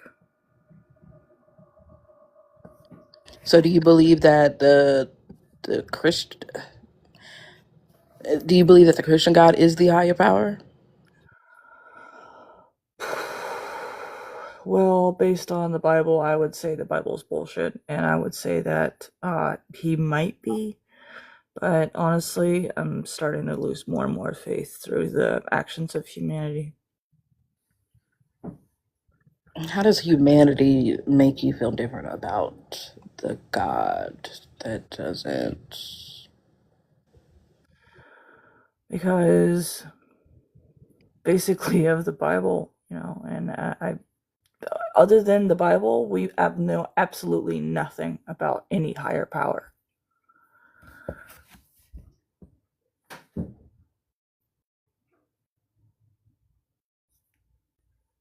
And if somebody else would like to pick up this conversation, please feel free.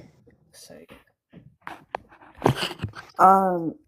I was not following part of that because No, I stopped. they sound like somebody very familiar. Oh, but I could be wrong. Um, yeah, me and Ivy could be wrong, but sound like somebody familiar.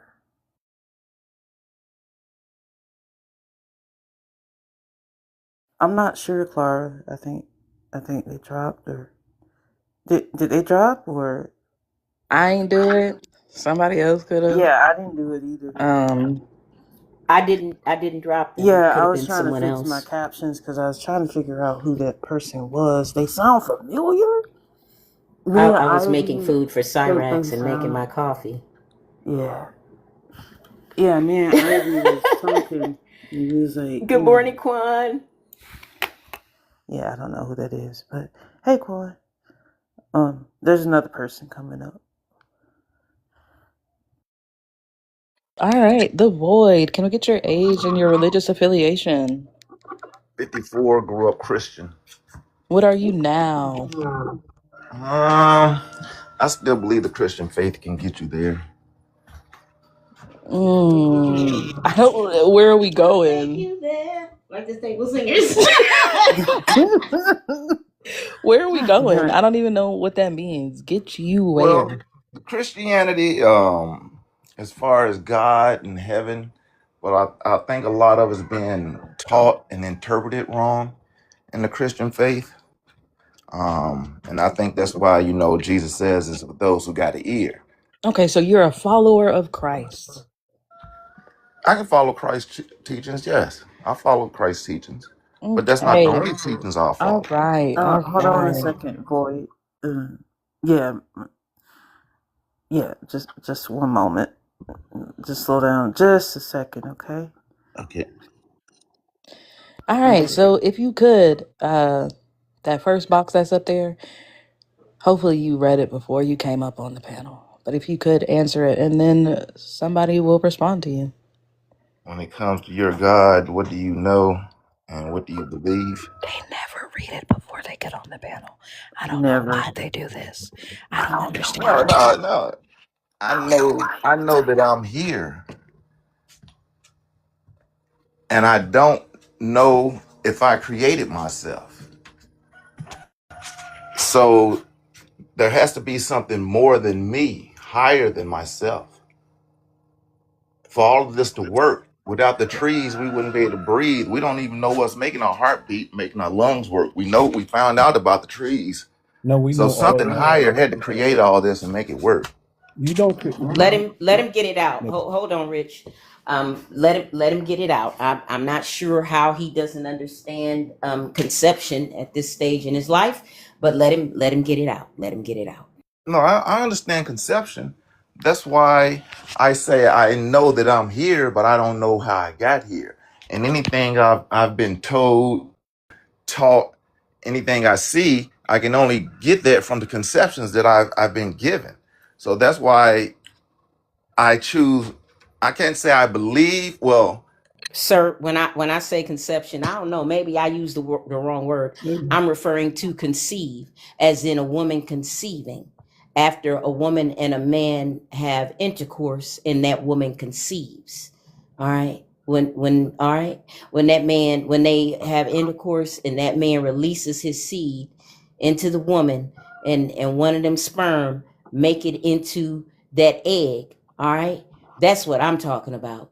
oh no, I understand. I I don't thought you were talking understand. about conceptions. I'm I sorry. don't I thought you were understand. I talking about don't conceptions. understand.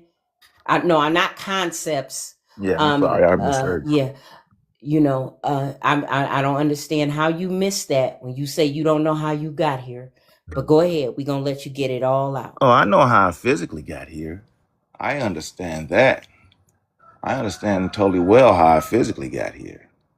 I'm talking about as far as the consciousness, the life, that part of it. Where did the life come from? Where did the soul come from? That part. See, I feel that I'm not even this body. This body just has a few years here and it's gone just for this experience. So in order for that to happen and for us to have eternal life, that's what Christianity teaches, that we are eternal. Excuse me. Gotcha. Eternal life. We're already in eternity. So we've always been here and we're always going to be here. Can I ask you something? Sure. Do you remember the you before you were born? No. So I'm how can you sorry, think that? but hold on, Rich. By any chance, can you move away from the rooster? I'm sorry. Please. I'm in the middle of the woods and this is the time they wake up. I'm sorry. Since you in the middle of the woods, go Hey, to the he's a front or the farmer. back of the Hey, he's a woods. farmer. He's not gonna be able to get away from that. We don't care. I He's a apologize. farmer. Go to the front or the back of the woods, please. You still gonna hear the rooster. Wake up. Good. That's what the I go to rooster my trying to car. tell you I to go to do. my Wake car. up. That's what the rooster trying to tell you to do. Wake up. What's up, mind? What's up? I'm tired of y'all. I'm tired of y'all. So, yeah, I'm trying to. You said that you've always been here. So how do you make that statement when you don't remember anything? You probably don't remember anything. Damn, that rooster is a loud fucker. Why did you go stand next to the rooster? No, I'm Now getting you away in his from him. house. I'm going to my car. Damn, that rooster's loud as hell. I hope the goats don't start yelling. Oh fuck. Lord, these people with this OC, these phobias. Just listen to the man. Okay, so Void. So Void. I'm trying to understand. You actually said in the beginning you don't You be understand. quiet. You know, It shows your where the lack of hell is she just? focus. She just screaming from the hinterlands and shit. It shows your lack of focus if you What the focusing on a hell? rooster. Oh my gosh. But Void, it's like you actually said earlier you don't understand how you could create yourself because you can't create yourself. I didn't. You're making all these statements, and I don't understand just about any of them. Like you come from your parents. Why are you making this so complicated? Well, I'm not. Well, as far as understanding, in the Christian faith, as far as the story of God coming down through Jesus through flesh, there's the stories of the Bibles are parables. As my understanding, this is just my humble understanding. I'm just, it's about what I believe and what I feel. So, I think most people miss it. And it's about, most people think Christ is Jesus' last name in the Christian faith, and it's not his last name. He is a Christ. That's a label that was given to him by the Romans, a Messiah, an anointed one. So Jesus was a man, but what the Christian faith has done, they've put Jesus on the pedestal, and people are worshiping Jesus instead of the God. And they're Why are I'm you trying. preaching? You're all over I'm the sorry. place now. Hold on, Rich. I'm Hold sorry. on, Rich. I thought. Why are you preaching right now? I'm sorry. I'm not a preacher. I'm sorry. All right. Now, look, I'm trying to forego the fact that you and your rooster sound very familiar to me. Nah, this is my All right. first time on here. I For real. promise. No, I promise. I'm trying to forego the fact that you and your rooster sound very familiar to me. Birdie, If you would get back to the question. He's been here before. He Mhm. might not have been on No, this I can turn on panel my before. camera. No, I We don't promise. no, sir. That's not Yeah. important. That Yes, he has nothing has. to He's do been with here nothing. before. No, But I know oh that wow! rooster. I promise you I know guys, that I have rooster. never. How else did my And meta know that him you was and on a that pond? rooster sound very familiar to me. Oh, All drop a right, so bomb. just Look, it's all okay. right. We're We're just gonna gonna go forego back to the that. We're gonna question. go back to the question. When it comes to your God, what do you know and what do you believe without preaching? Now, do you know the difference between knowing and believing something? Do we need to establish that before the conversation begins? I know that Because they're not the same thing. that people evolve at different times, and it's only revealed when God wants to reveal it to you. That's what I know about my God through my experiences. I know there's an experience that I had that a lot of people haven't had, but everyone's gonna have it. So that's why I know there's a Say that God. again. You said you know you had an experience. Say that again, and everybody's gonna have it. Right. What experience have you had that all the rest of us are gonna have it? Basically, when the Bible speaks about the light, writes to the church of the light. And you look at a lot of artists and you listen to a lot of songs, look at a lot of paintings. There's always the one with the light at the mountaintop. Martin Luther King even said, I've been to the mountain, mine eyes have seen the glory of the coming of the Lord. And you look at the movie with Malcolm X when he was in his prison cell, he talked about the light. There's an experience that through evolution or whatever you want to call it. It's what Jesus was trying to teach. It wasn't about religion at all. It's basically you'll have an experience. Well, I don't know what everyone else's experience is gonna be like, but basically you're gonna see I saw the light. And once you see the light, you'll understand there's a light inside all you. This little light of mine, I'm gonna let it shine. And it's real. It's not something that um, you can be taught. It's not something you can read about. I don't care what book you read, but it's all in the Christian faith, but it's been taught wrong and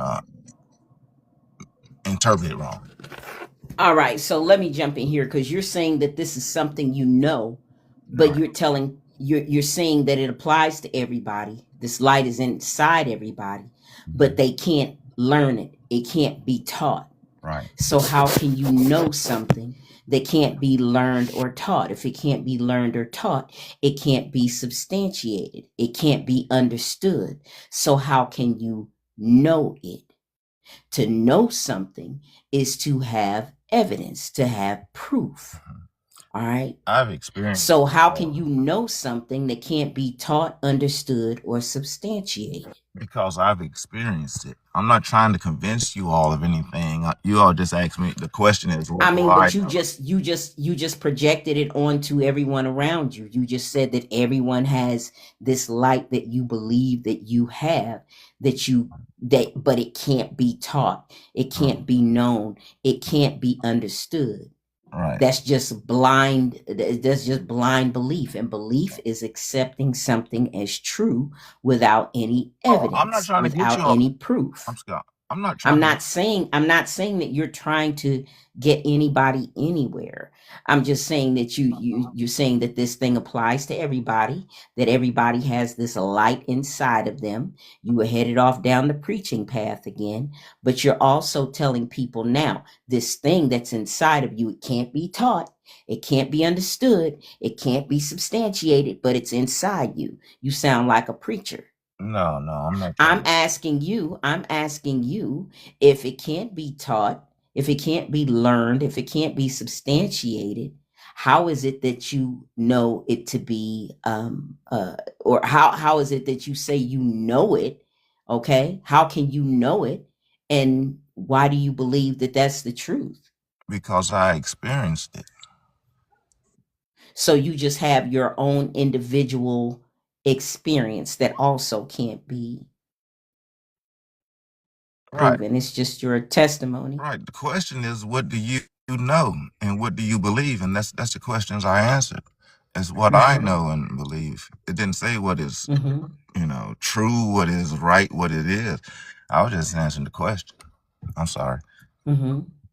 And I'm challenging your answer, right? That's the whole thing about the conversation that we're having, But are you right? challenging You're my saying answer? that Yeah, because you're saying that you know something, right?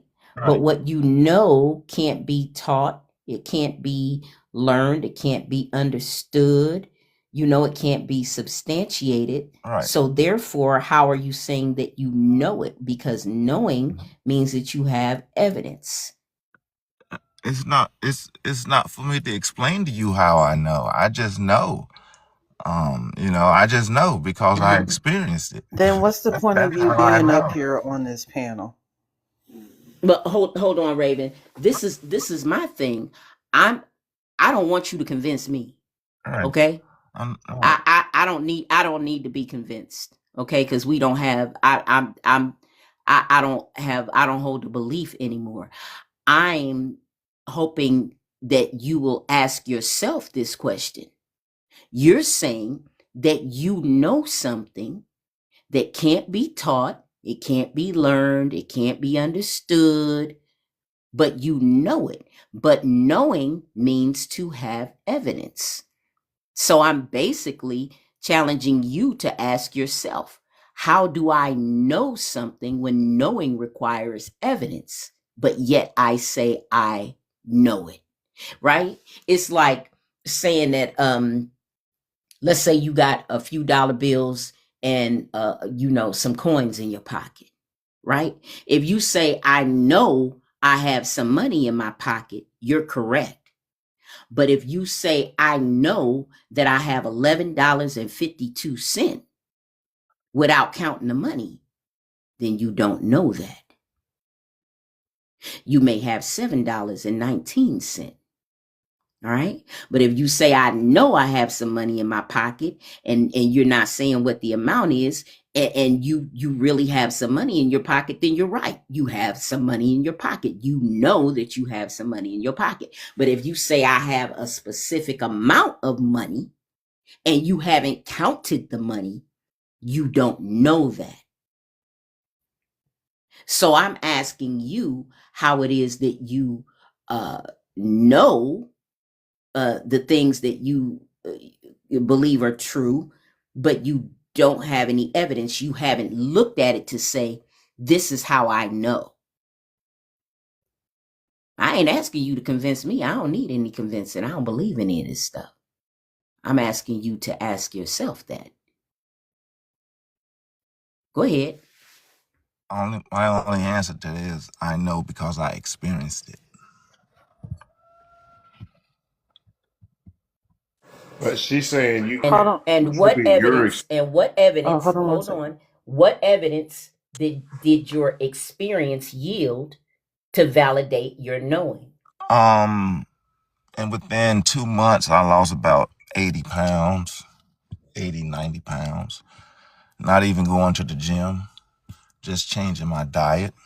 You In ain't lose two them 80, months? 90 pounds in 2 months. You were sick. Now, Birdie gonna say something about that. Birdie not No, gonna say I anything. fasted for 30 days. Oh wow. Did you, Then when you fasted, did you not eat anything at all? right, water, juice, neem. Did you, after you did that, did you go, don't answer that. I know you didn't. You don't do the doctor thing. I know you don't. No, I was going to a doctor at a time, and they were before the experience, and they After, were did you go? So you said you had yeah, juice. Did you say you had yes, juice? yes. That's not fasting. Juice is full of sugars and stuff. Okay, But I, did I you go respect to your did you understanding. go to the doctor? Did you go to the doctor Yes, after the experience? And did they tell you that you were doing it the right way? Because there ain't no doctor in this world gonna tell you to drink water and juice. right. And they told me they want to keep me on medication and stuff, and Yeah. I told her I wasn't doing anymore, and she asked me to take one blood test for her, and I did that, and she And said, "Oh, everything was good." do So you I was off. understand why they wanted you to be on medicine and things like that? It is not healthy to lose 90 pounds But you know in what? two No one months. actually told me that I was unhealthy when I was at 300 pounds. You know what I'm saying? I'm not Everyone talking thought I about was you being unhealthy. unhealthy at that time. I'm saying it's not healthy to lose that much weight that quickly. Well, it was healthy for me. No, it wasn't. Yes, it When did he was. do this? That's why they wanted to put you on medication, sir. It was not healthy. No. Any for anybody that's in the space, don't No, I'm not trying to listen. get anyone Hey, don't upset. shut your ass up. For anybody that's in the space, don't listen to this dude. What he did is extremely dangerous and life threatening. Right? You never listen to people when they say shit like this. This man is suffering from an ED. I don't know if he wants to acknowledge it or not. But when you get to the point where you fast out and you lose 80, 90 pounds within a couple of months, sir, that is an illness. Right? And there's probably some underlying illnesses going on there because you just don't drop weight that fast. Don't ever use that on these panels. Keep that to yourself. Don't say that to people. You should have been hospitalized. They should have ran every test on you known to the hospital to find out what exactly was going on with you that caused you to starve yourself until you lost 90 pounds in 2 months. That is extremely unhealthy.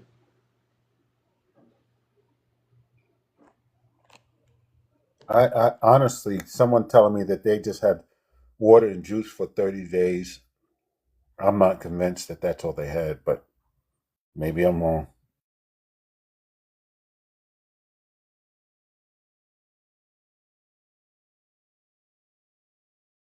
Honestly, it's not even about the fasting part. Like, I think when it comes to fasting, people do it whatever way they feel like, because fasting is just cutting out, in the sense of what he's talking about, is just cutting out a certain thing. So if he cut out food, technically he did a food fast, right? But for him to say that he lost 90 pounds, 80 to 90 pounds in 2 months, that is most definitely a ED. That amount of weight loss in that amount of time would goddamn near shut your organs down.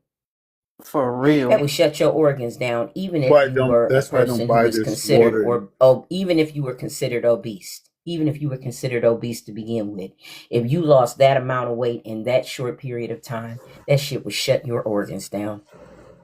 And that's why when he said he just had water and juice for 30 It would days, be a very the odds of you surviving that, honestly, is pretty low.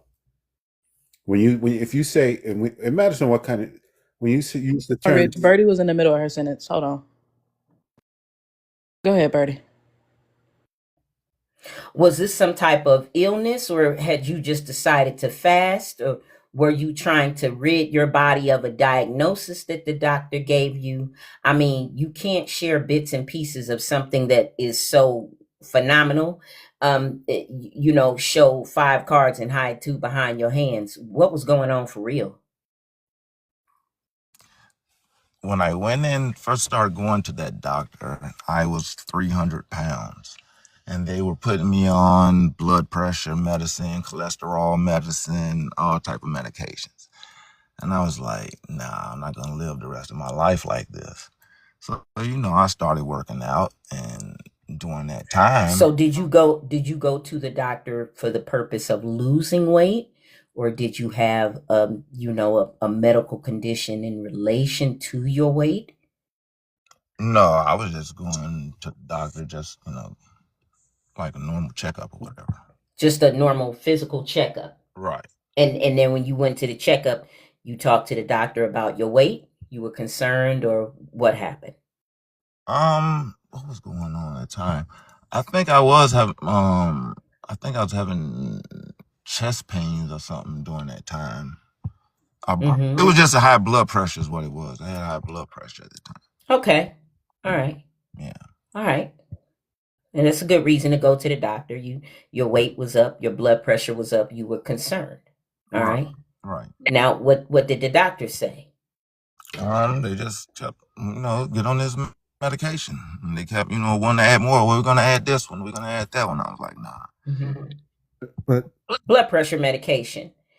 You said, Blood pressure medication, probably diuretic, Yeah. something like that. Yeah. did you have diabetes also? No, they told me I was borderline. And so you decided you weren't going to take the medication? No, I was taking it. I was taking the Mm-hmm. medication, but I wanted to get off of it. Okay. So you Right. So so you started fasting? No, that's not why I did the fast. The fast came after the experience. And it was just a wild experience, boom, out of nowhere. And then after that, it's just awareness. I understood how the What body. was this? What was this wild experience? Mm, it was an out of body experience. Where you go see the light. You taken to the mountaintop or the light coming, lights everywhere. And then it's like things are revealed to you. Then you just have awareness of certain things.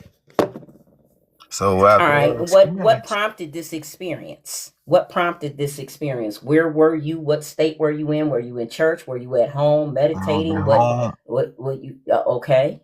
Actually, it was my first time meditating. Actually, yeah, Oh, you were meditating yeah, at home yeah, and first you had time, an experience. right? Yeah, first time meditating. Yeah. And what did the experience consist of? Basically, it was, you're in a different area, and like I said, this lights revealed to you, and Listen, you said this is what you said. I said, what did this experience consist of? And you said different area. You didn't say I teleported to a different area. I woke up and looked around and I wasn't where I was before. You just said different area. So what does that mean? yeah, you're taken to a different space. You're taken to a different. Who took you there? Did you I, teleport? Did you? Where were you Hold, at? hold on, hold on, hold yeah, on. I'm I trying would to say understand if conceptually, Staple Singers took him there. Who I took would. you to this different place? I would say it was like a teleportation. That would be the best way to describe it. Yeah, yeah. So, did you astral project to another place? Yes, yes, yes. So you That's had what a I mean. Paul experience. You had a Paul experience. Yeah, yeah. So you had an experience like they had in the Bible, Right. Yeah. where you appeared in a place, and you believe that happened. Oh, I know it happened. There's no believing. I know that happened. Bertie, were you done with your? Oh my God! No, I know it happened. Okay, I'm assuming she stepped away. Bertie, were you Um, done? uh, no, I wasn't done. Okay, I'm can I not say something real? understanding the. Can I say something Go real ahead, quick? go ahead, dear. Go ahead. All right, friendlies, please, we gotta chill. Bertie is the host. She's having the conversation. Let her have the conversation. Okay, y'all, come on. We gotta have some home training. If we don't tolerate it from the ops, we can't tolerate it from the friendlies. Y'all gotta chill.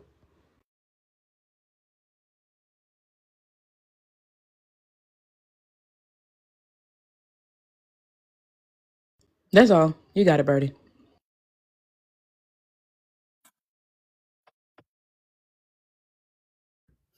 Okay. I'm feeding Cyrax her little cockroaches. It's funny to watch her eat them. Okay. So like you're being very vague about this experience that you had. I'm not sure how it ties into damn, she ate it whole too. She did not play. I'm not sure how that ties into like I'm not how did this lead to what was this experience about? You're being very vague about it, right? You're being very vague. You're not giving us anything to bite into. You're saying that you had this phenomenal experience, yet you either won't fully describe it or you're struggling to. I'm not sure which one. Um, and this is the experience that was supposed to have led to you then fasting and apparently losing 90 pounds in 2 months. I mean, I'm not there's something missing, right? Well, basically, what I'm tying it to the question as far as about God and Christianity, um, to my understanding and what I see, this is what the teachings of Jesus was trying to teach people to obtain.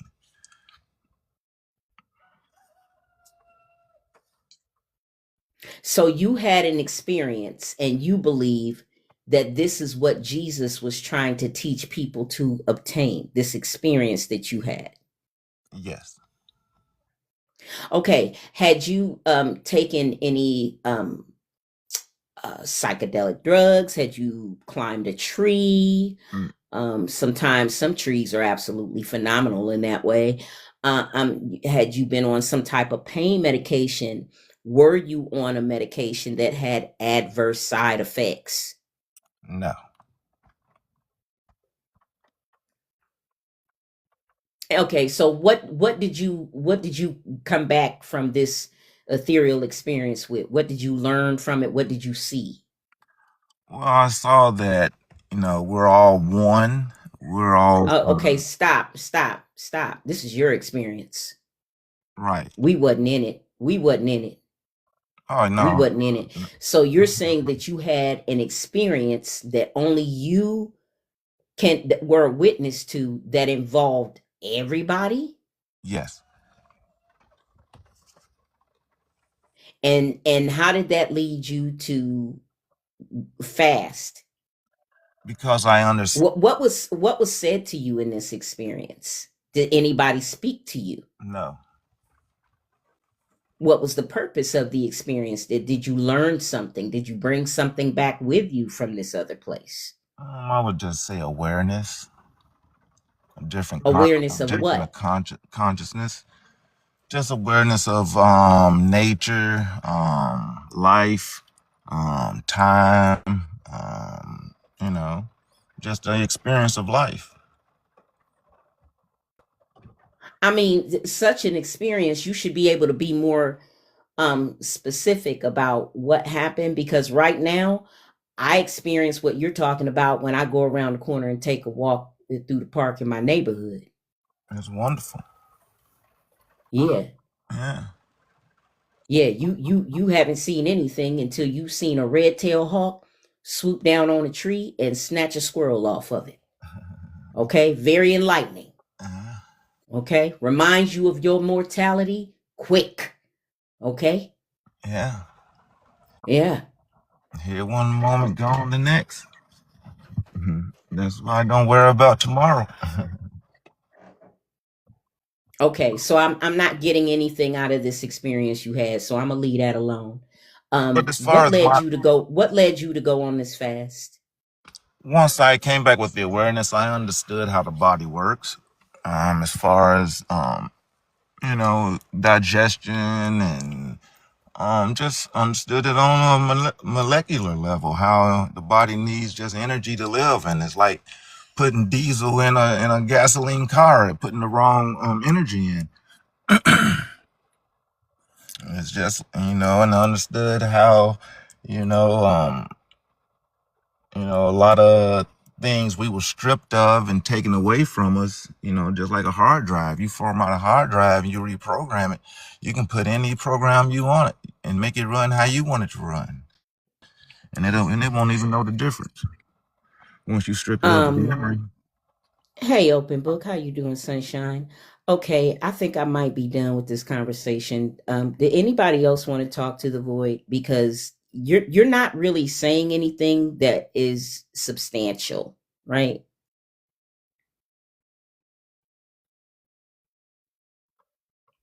you I you didn't want to you you talk to haven't him. you haven't been able to say this is how I know what I know, or this is what I got out of it, or everything that you're saying is like vague and nondescript and overgeneralized.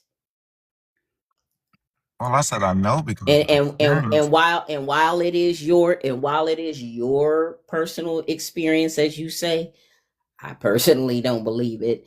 But yeah. Yeah. And you're not able to say you know you're not able to say this is how what I I think I know is real. This is what I got back from it, or this is what I have, to say that what I know is actual. And what's funny about I don't know if you're a person that a believer that went to church, but now I have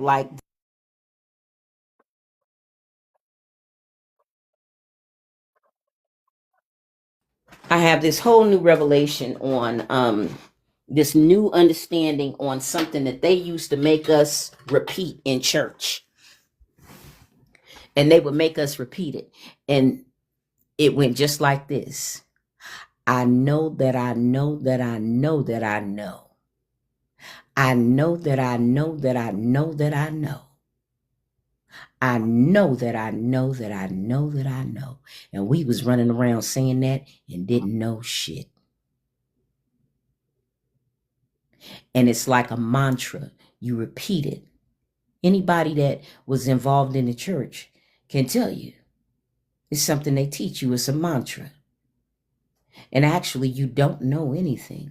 But you tell yourself, I know that I know that I know God is this. And I know that I know that I know God is that. You begin to tell yourself that so much, you confuse, what you believe with what you know.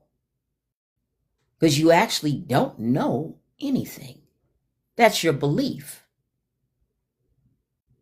That's you training yourself to accept your belief as what is actual factual knowledge.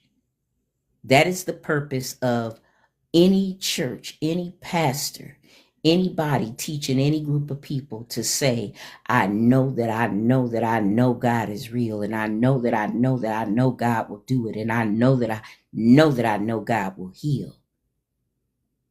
We're just training ourselves with a mantra to deepen our belief without any knowledge, without any evidence or proof of what we say we believe. And we would argue with you. You ain't gonna tell me what I don't know. I know my God is good. I know my God is real. No proof. No evidence. I agree with you 100%. I wouldn't try to get anyone to believe anything. All right. Does anyone else want to talk to the void? I'm good. All right. The And void. I'm addicted Thank to you you. fasting and starving yourself. That's motherfucking starvation. That's indicative of a goddamn eating disorder. And I was talking shit. I don't know why Terry put me on. That's an eating disorder. Yeah, I don't want to go off into that because it sounds dangerous. It sounds like something even dangerous to talk about. We could have someone listening in on the chat that is struggling with an eating disorder, and here you're talking about, or body dysmorphia, and here you're talking about losing 90 pounds in 2 months. And I would let anybody know in this chat. I myself am a person that has had bariatric surgery, and the experience and the education that comes with it, even though it's not all of everything. I can tell you this right now. I don't even know if losing that much weight in that short amount of time is possible. If it were, I believe you would most certainly unalive, because your organs would shut down from the weight of water and fat and muscle mass that is falling off your body in that short amount of time. I promise you that would include absolute dehydration.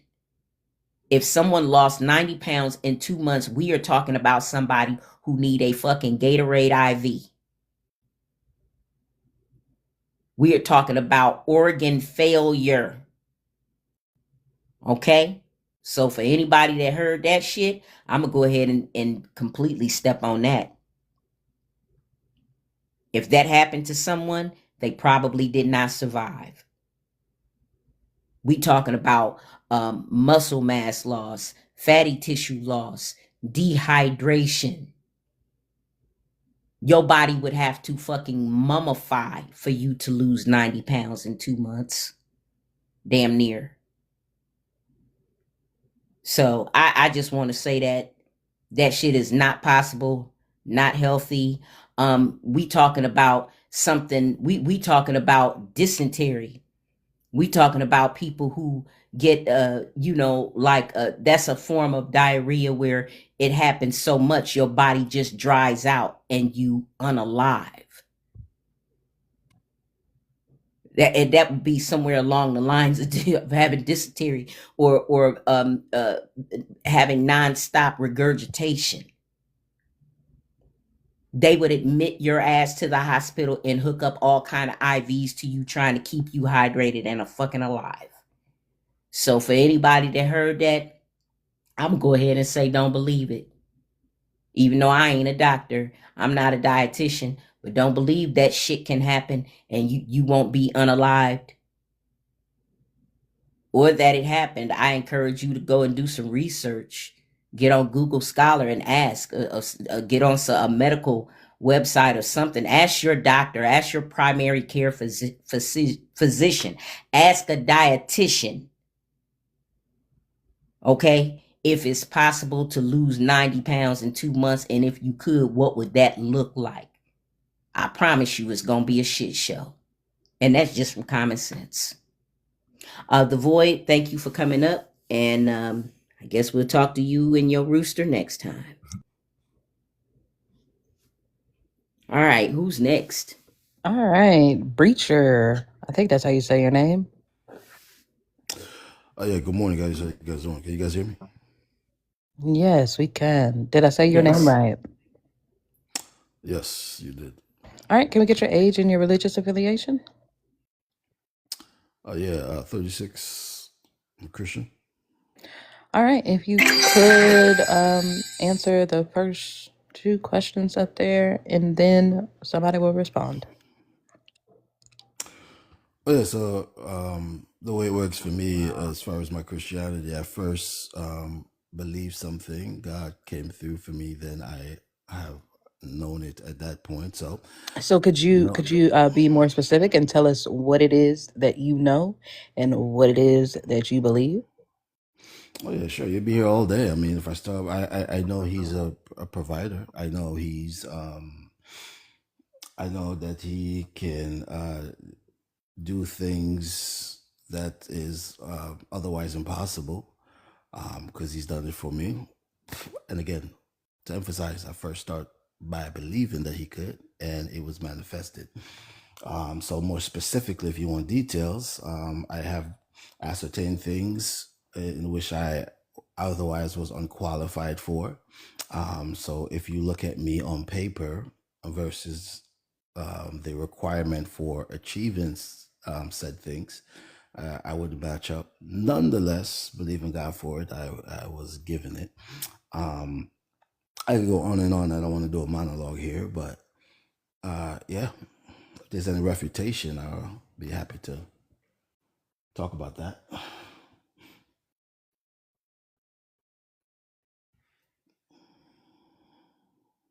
Anybody? All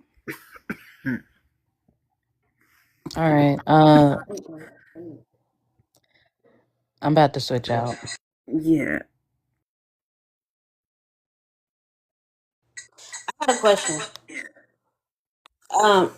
My question is, can you write it? Hurry up. My question See you is. later, Tay. Say bye I'm to still Raven. here. She's still here. Okay. Okay, so my question is, Breacher, if you already start with believing, how have you ruled out confirmation bias? What do you mean by that? More specifically, Yeah. what are you talking about? So if you want a thing to happen, right? You start with believing in the God, and then the thing happens. So we know that things can happen in a few ways. For example, if I say I would like a sandwich, yeah, and then I think in my head I want a sandwich, and Tay goes to make me a sandwich. When I get the sandwich, I'm not saying, "Oh, God heard my prayer and had them get me a sandwich." Right? Unless I'm using confirmation bias. So I already have the preconceived belief in a God. I'm starting at a preset of I believe in God and God answers prayers. So then when the thing happens, it's not a subliminal. So then when the thing happens, I can say, well, that was God. So I'm asking you how you ruled out confirmation bias because you said you started with belief, right? Yeah, that's what it's like. Yeah, so if you proposition it like that, then I guess there's going to always be an aspect of confirmation bias. However, I don't think confirmation bias negates the fact that it was manifested through you believing in God. So yeah, so to be quite honest, I don't think, in all honesty, in every aspect of the whole dynamic, there could be 0% of confirmation bias. There's some things I You just believe for described that didn't come. confirmation bias, though. Like you, I'm you, sorry. you just described the confirmation bias by saying this thing happened because you believed in God, right? Like believing in something doesn't mean that that thing is even real, right? And we know that different things happen in our lives for a myriad of reasons. Yeah. So I'm just asking you how you've ruled out the possibility of confirmation bias, or just is that something that you never considered when thinking of how things happen for you? Oh yeah. So from what I'm getting, the premise that undergirds your argument is that if there's confirmation bias, then what you believe in doesn't necessarily is the source of whatever you believed in manifesting. And I'm telling you I didn't that say that. anything you believe in, Hold on, who said that? I'm telling you that's what I'm Who getting. I said may be that? wrong. Well. I Listen, never listen, said listen, you listen, said that. listen, listen. You do not have a window inside of my brain. Okay, so don't ever presuppose what I'm thinking. I'll say exactly what I'm thinking. And right now, what I'm thinking is you have never considered the fact that there could be some confirmation bias there, right? That's all I'm going. So don't try to jump ahead of me and lay out a path for me to follow because I'm going to tell you I'm a bit obstinate in that way. So I'm I wasn't even going there anyway. Don't do it again. I never said that. I'm just asking you how you have ruled out confirmation bias. Like, what is your Okay. differential diagnosis? What could the other reasons for this happening be? Right? Yeah, just to be clear, just to be clear, are you saying that you're saying that I have never considered that it'd be confirmation bias? Is that you jumping in my head? No, the way No, that you're no. listen, I'm going off of the words that you said. Okay? Because you said it's obvious that it happened because you believed in God, right? So that shows the confirmation bias. It's not on what I think, it's what you demonstrated. So, Okay. is there a way? Do you have a formula for deciding if this thing happened because of your belief or because it was just going to happen anyway? Thank you. Okay, so I'm gonna proposition it on both ends, right? And this is the foundation I'm standing on. First of all, I'm saying even if there's confirmation bias, it doesn't negate the whole dynamic of things if you believe in, right? But the thing is, if you believe that you're going to wake up tomorrow, I'm sorry, if you don't believe that you're going to wake up, let me start on the negative. If you don't believe that God is going to wake you up tomorrow, right? And then God, for this hypothetical, wakes you up tomorrow. You're not going to credit God. You have zero confirmation. Not only do you have zero confirmation bias because you didn't believe in God, you will not credit God or attribute any you waking up to God, right? But if you believe in God that you're going to wake up tomorrow, yes, there's confirmation bias. Again, it doesn't negate anything, but you're going to also credit God for waking you up. So confirmation bias doesn't change anything. This is a trivial point. I don't see what your proposition is here. So, are you telling me that you do not practice looking at alternate reasons for occurrences in your life? What do you mean by that So, are specifically? you telling me that you do not practice looking for alternate reasons for the occurrences in your life? Maybe if you give me an example, I can understand better. Could you I make think it you practical for understand. me? You understand me. Can you give me a practical example? No. I just want to have a conversation with an adult that understands the English language. Okay, so since you won't give me, You want me I'll fill to? in. Okay, hold on. I'll chop the sentence up and you tell me what you hear. Okay? The first part was, are you telling me? Do you know what that part means? Do you know what that part means? Oh yeah, you don't have to be Is that the part you condescending. need me to rephrase for you? The first part of the sentence is, are you telling me? Yeah. Wow, I say condescending. I look at the comments. Somebody Oh, agreed well, with me. I Yeah, don't you don't. care You don't have to about be what Mind condescending. Matter said. I'm having a conversation with you. Because Okay, well, I'm I'm here. saying that you I'll don't have get to be like I'll condescending. if you I'll give you the sentence again. Are you telling me that you are not in the habit of looking for alternate reasons for why things have occurred in your life? Do you understand that sentence? I understand the sentence, and I'm willing to have a good faith conversation. That's why Okay, I'm well just asking go for a ahead and answer the practical question. I mean, actually, it example. was a question, but you could just answer the question then instead of like trying to get me to Okay, change okay. it. I'll fill in the blanks then. Yeah. So there's some things that that God, I don't know. There's some things that I in within myself have the power to do. Yeah, sure. So I do it because under my own will, under my own power. But then again, Hold on, maybe you're because not answering the question. that's why I need a practical example. Can you just help me out No. so we can move along here? Hey, okay, I'll give it to you this way. What else could it be?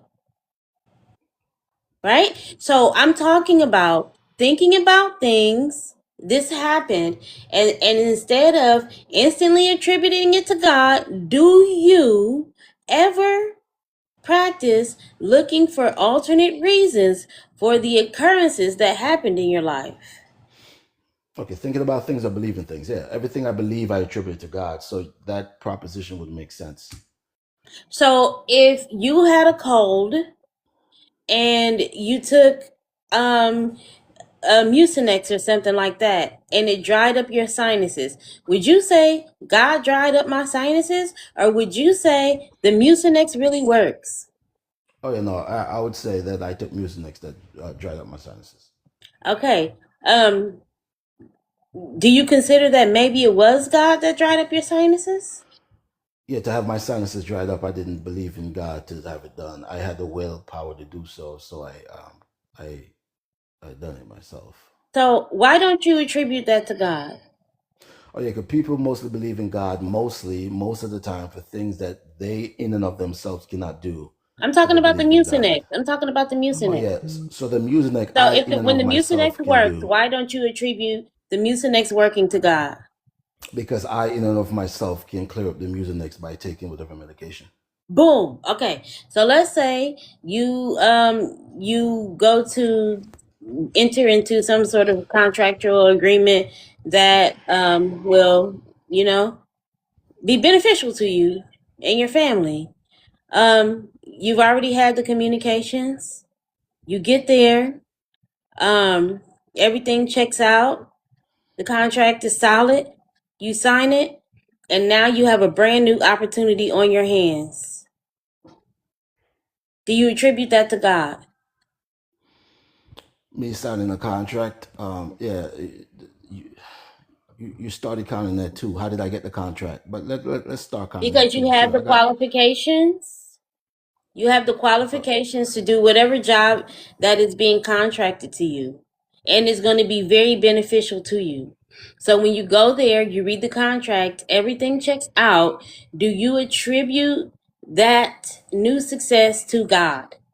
Oh yes, if you reduce the hypothetical, I would attribute to God. Yes. Okay.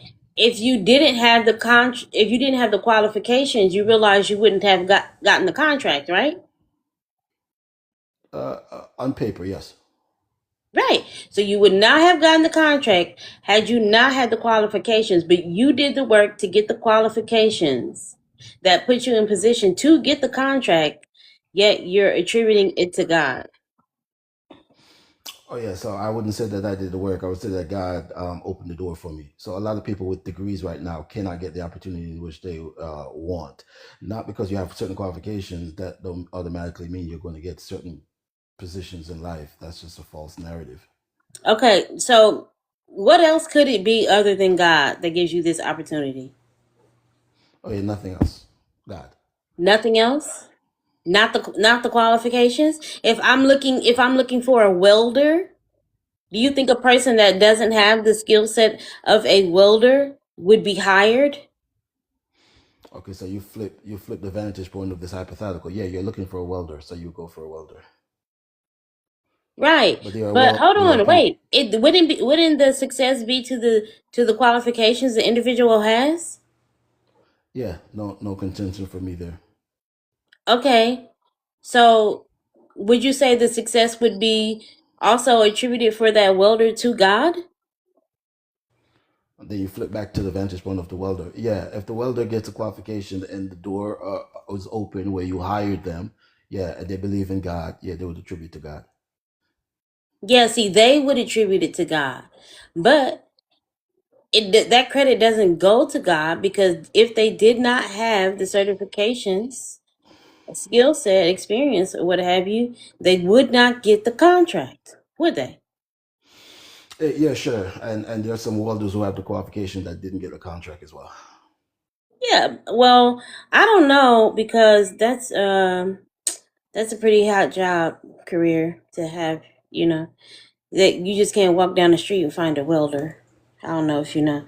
But hey, I just wanted to see what was going on in your head. I don't even have a argument for you. I just wanted to see if Yeah, you detected would that.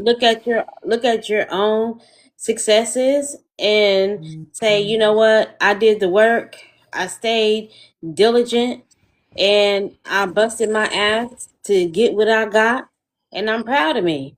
But you don't think like that. You just look at it and say, well, God gave me this opportunity. I just would posit a thought to you. Your God doesn't work outside of your capabilities. So maybe start considering, the reasons for the successes in your life as you achieve them. Good luck. So there's nothing I can achieve that I'm not qualified for. This is a very fragmented conversation. I still don't get your point. So there's nothing I can achieve that I'm not qualified for. I don't have the merits for.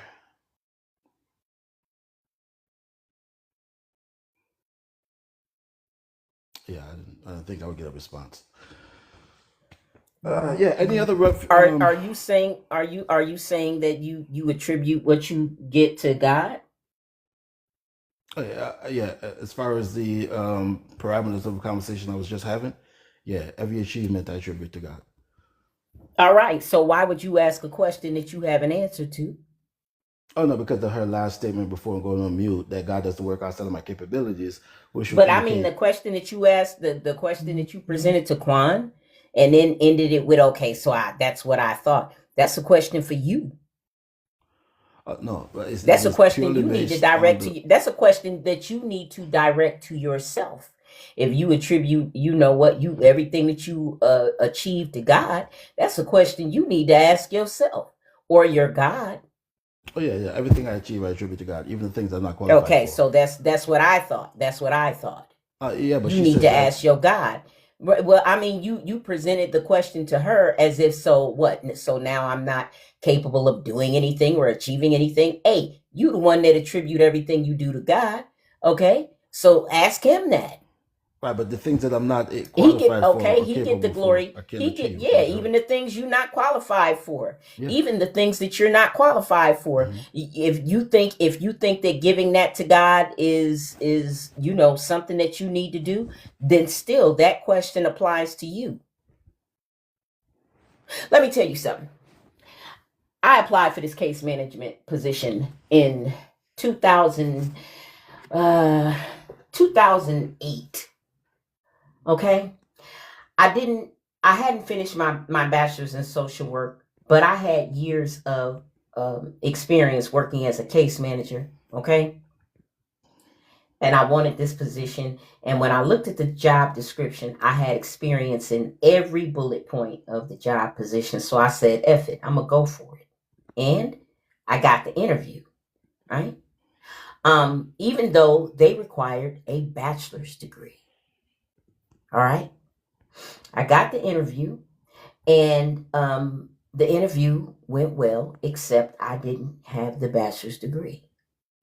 Before I left, I told the woman who would eventually be my supervisor, if you considered me for this position, I know I only have an associate's, but I have, all these years of experience. If you consider me for this position, I would be willing to work for less money than what it offers. All right. I got the job. They did some magic with the grant writing. They changed the title of the position. They changed the salary, and I got the fucking job. Because I negotiated. But because I was a Christian-ass Christian, I ran the church and testified that God opened the door for me.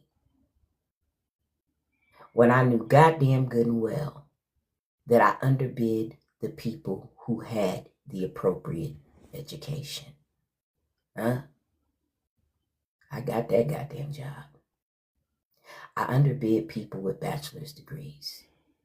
And they were for it.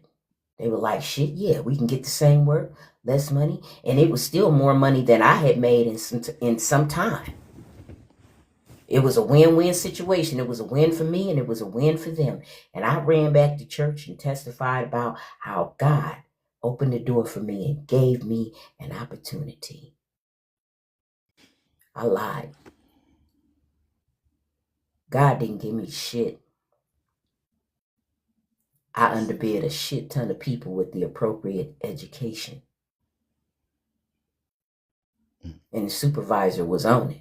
She's like, shit, if I can get the same work for less money, $5,000-$6,000 a year less, it was still more money than I had seen.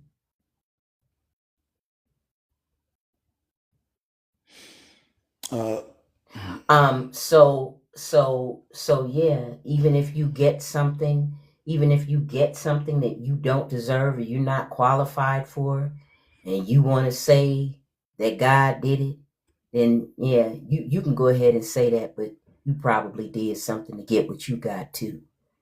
God ain't doing shit. So once again, you ask your God that question, or you ask yourself that question. Oh yeah, so I understand. First of all, congratulations on that job. That you I don't got at work that there time. anymore. They were engaged, and I understood why they were willing to do what they did. They were engaged in so much erroneous Medicaid billing, I wound up reporting them. That agency is closed. The whole thing was a shit show, honestly. But yeah, if no one else wants to talk to Breacher, anybody else got any questions for Breacher? Hell no. Yeah, hey, I thought I was going to get something All right, from Breacher, I'm gonna let you go since you got some questions for yourself and your God. All All right, right, take it you have a good Saturday. All right, somebody dropped him quick. Yeah, people be saying stuff is God, and when you honest with yourself, like I had to be, that wasn't God. That was me wheeling and dealing. I had everything they needed. All I needed was a foothold in to see if you were willing to give me that job for less money, and they did.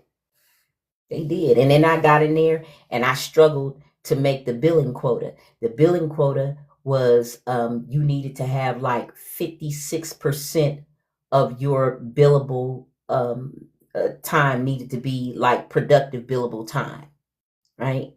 So out of 100% of your workday, 56 point something percent of that needed to be billed hours to Medicaid, Medicare, or whatever other insurance.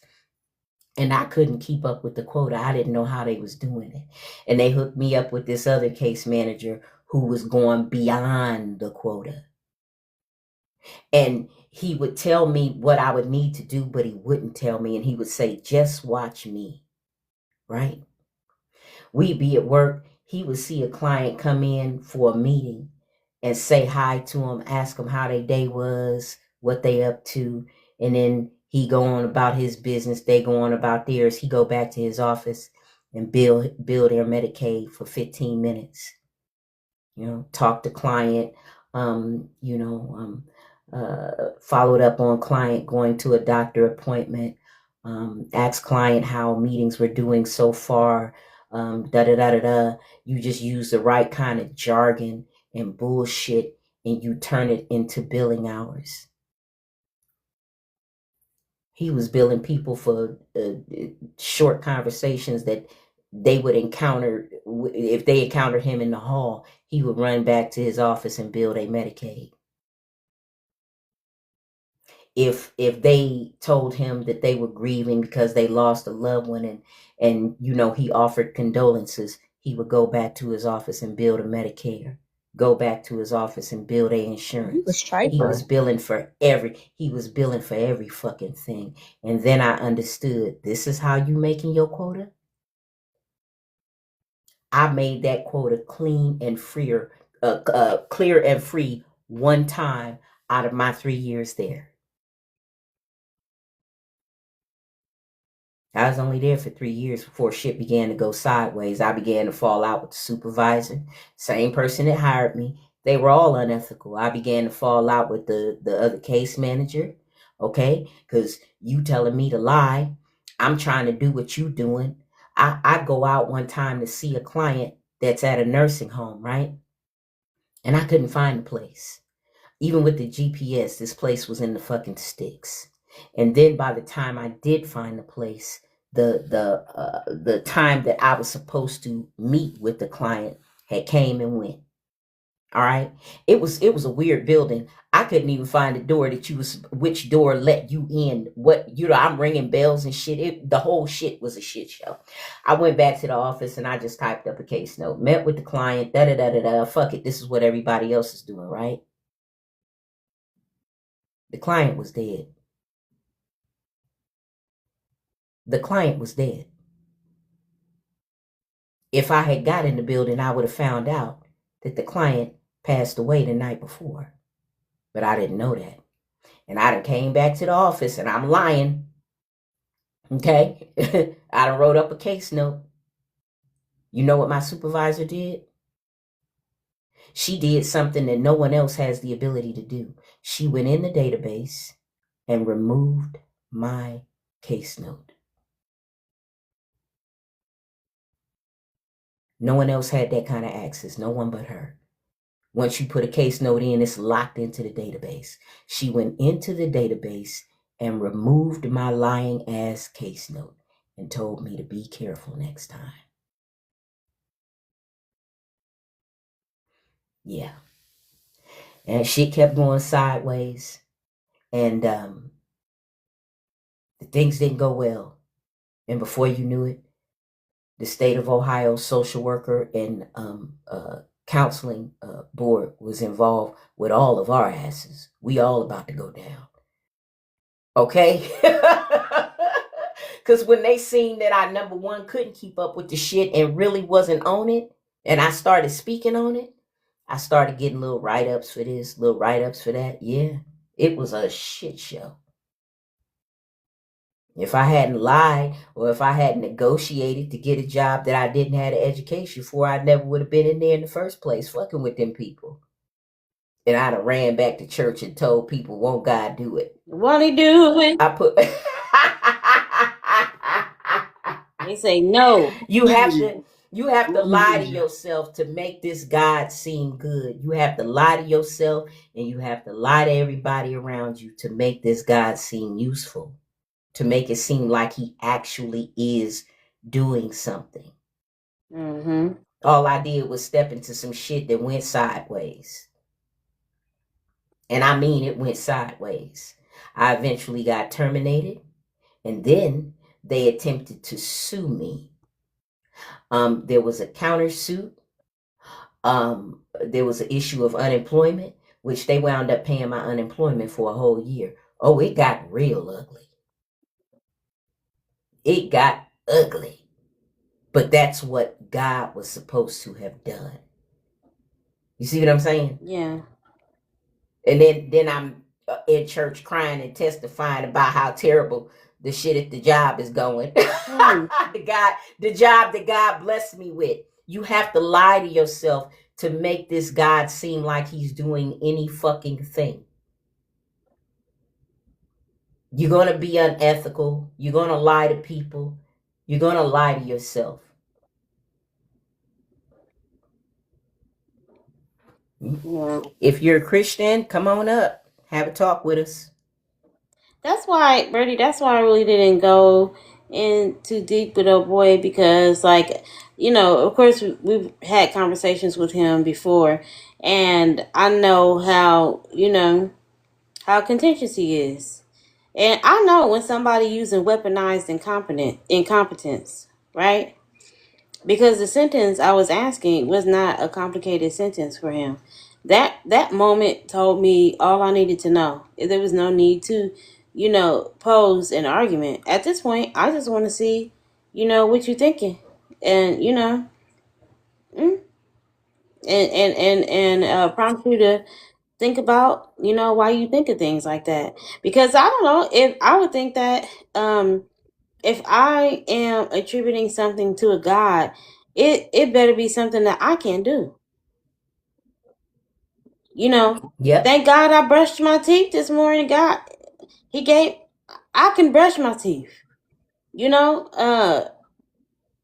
I don't know. Is it humanly possible? Is this something that I could possibly do for myself? If it's a job, do I have the qualifications?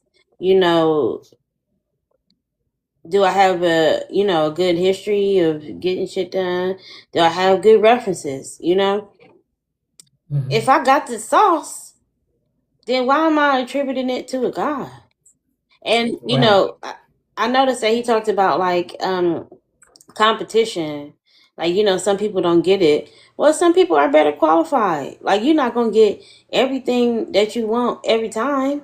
Like, sometimes you're just not the most qualified person, and that's okay. You just keep, you know, pushing to find whatever is best for you, right? I sometimes sometimes the way we think about some of these things as a believer, it's a bit concerning. Because if you never had the qualifications to be able to get it, you ain't gonna get it. They not finna hire you off the street to go be a goddamn air traffic controller. So when you get the job to be an air traffic controller, don't sit back and say, "Oh God, open up the doors. It made me an air traffic controller." No, you went to school. You learned the shit that you needed to learn to get that. I don't know. That's all. Hours of training, hours of sitting in an educational environment or institution or whatever have you, hours of dedication, hours of studying and taking them difficult ass tests and quiz, and now God did it. You're absolutely right, Quan. That is a wonderful point. Um, you can't say that God did anything that you can't do yourself.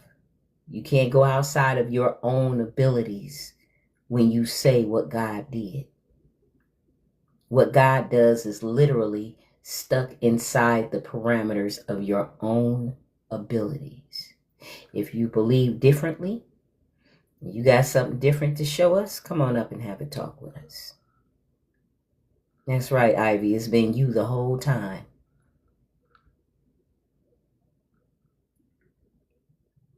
That's why the stuff that God does ranges from, it may be small and, like finding a $5 bill on the ground, you know, Hey, give me even my if you money hit the back. lottery, right? Even if you hit the lottery for $1 million, you had to play the ticket. God couldn't play the ticket. God didn't pick the numbers. Mm-hmm.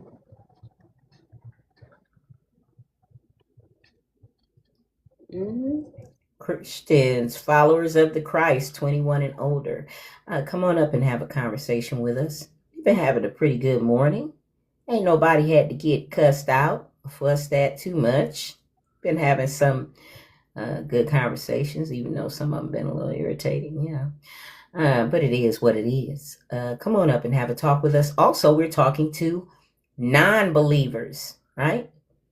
We're not just talking to believers today. We're talking to non-believers. What beliefs do you still hold on to?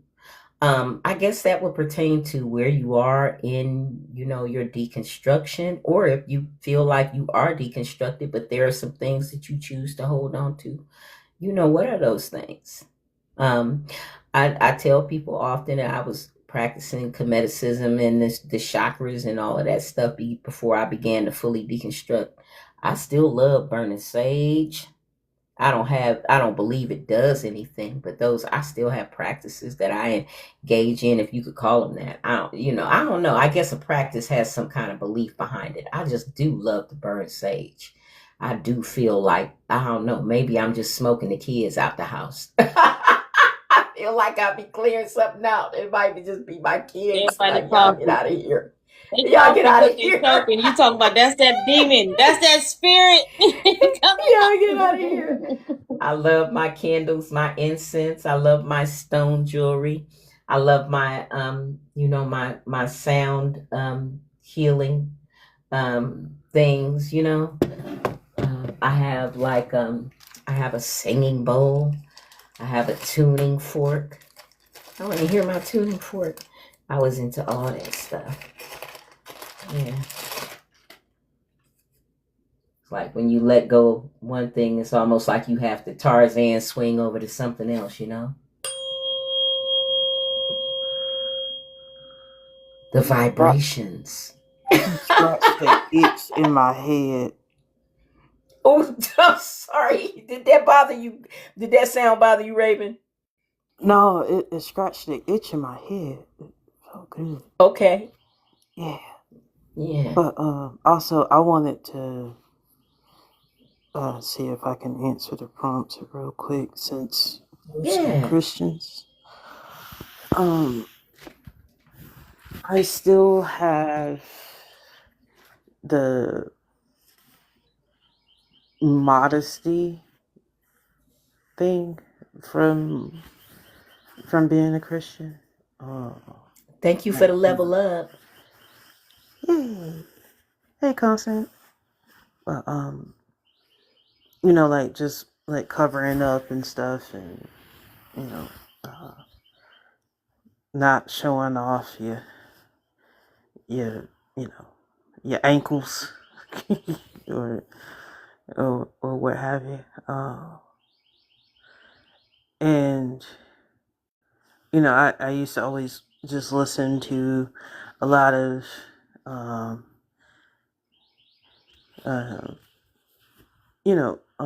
like my mom or my grandma or my aunts and stuff like that, and saying like, leave something to the imagination or something like that, or like don't show off your body to men, because like they're not gonna want that, or they're not gonna like that, or something like that. Like basically just allowing like a man to dress you, so to speak. W Sharpie, yeah. W Sharpie. But yeah, you get what I was saying? I don't know. Get Sharpie. Oh, Sharpie down in the comments. I thought it was Sharpay. Sharpay, yeah. I'm like, who the fuck is Sharpay? My apologies. Is it Sharpay? Oh shit, it is Sharpay. I'm following right behind. Sharpay, I'm right behind Raven, like W Sharpie.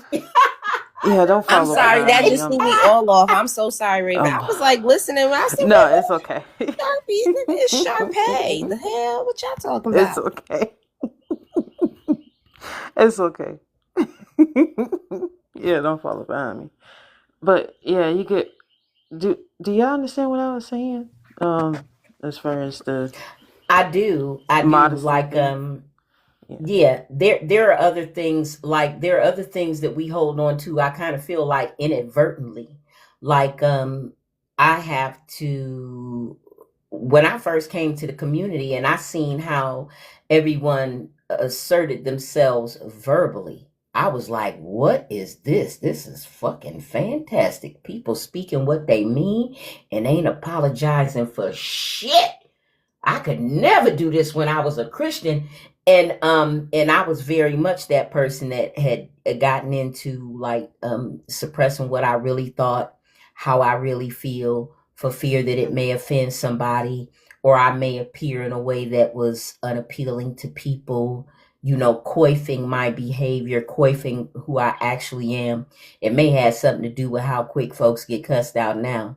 But like that conditioning was still there, that wasn't something that I wanted to hold on to. It was something that I noticed that was like, oh shit, that's still there. That's still me, engaging in that behavior that was kind of taught to me in church. That part of the indoctrination is still there. And it's like, even now, I tend to, not dress how I want to, like, because I want to wear like the crop tops and the short skirts and the skin tight jeans and tights and stuff like that. But like then I start going into this weird thing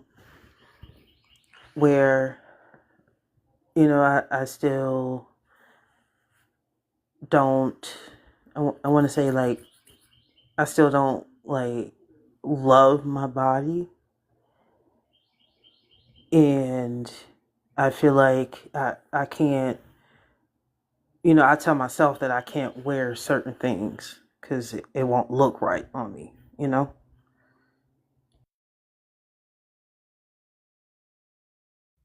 No, I get it. The indoctrination, it's responsible for a lot of things, just like even how you view yourself. It even contorts your own, your self perception of what's good or what's acceptable, or you know what I'm saying, or and why I gotta be responsible for what other people's Roman eyes and what go through other people's minds. How can I control anybody by wearing these floor duster ass skirts? Right. Okay. Mind Matters had something to say. Oh, sorry, Dreamy. Oh, go ahead. Mind Matters. No, I was letting y'all finish, but that just made me think about how, for so long, Raven, how we were conditioned to say that our body was not our own. Mm-hmm. Ooh, yeah.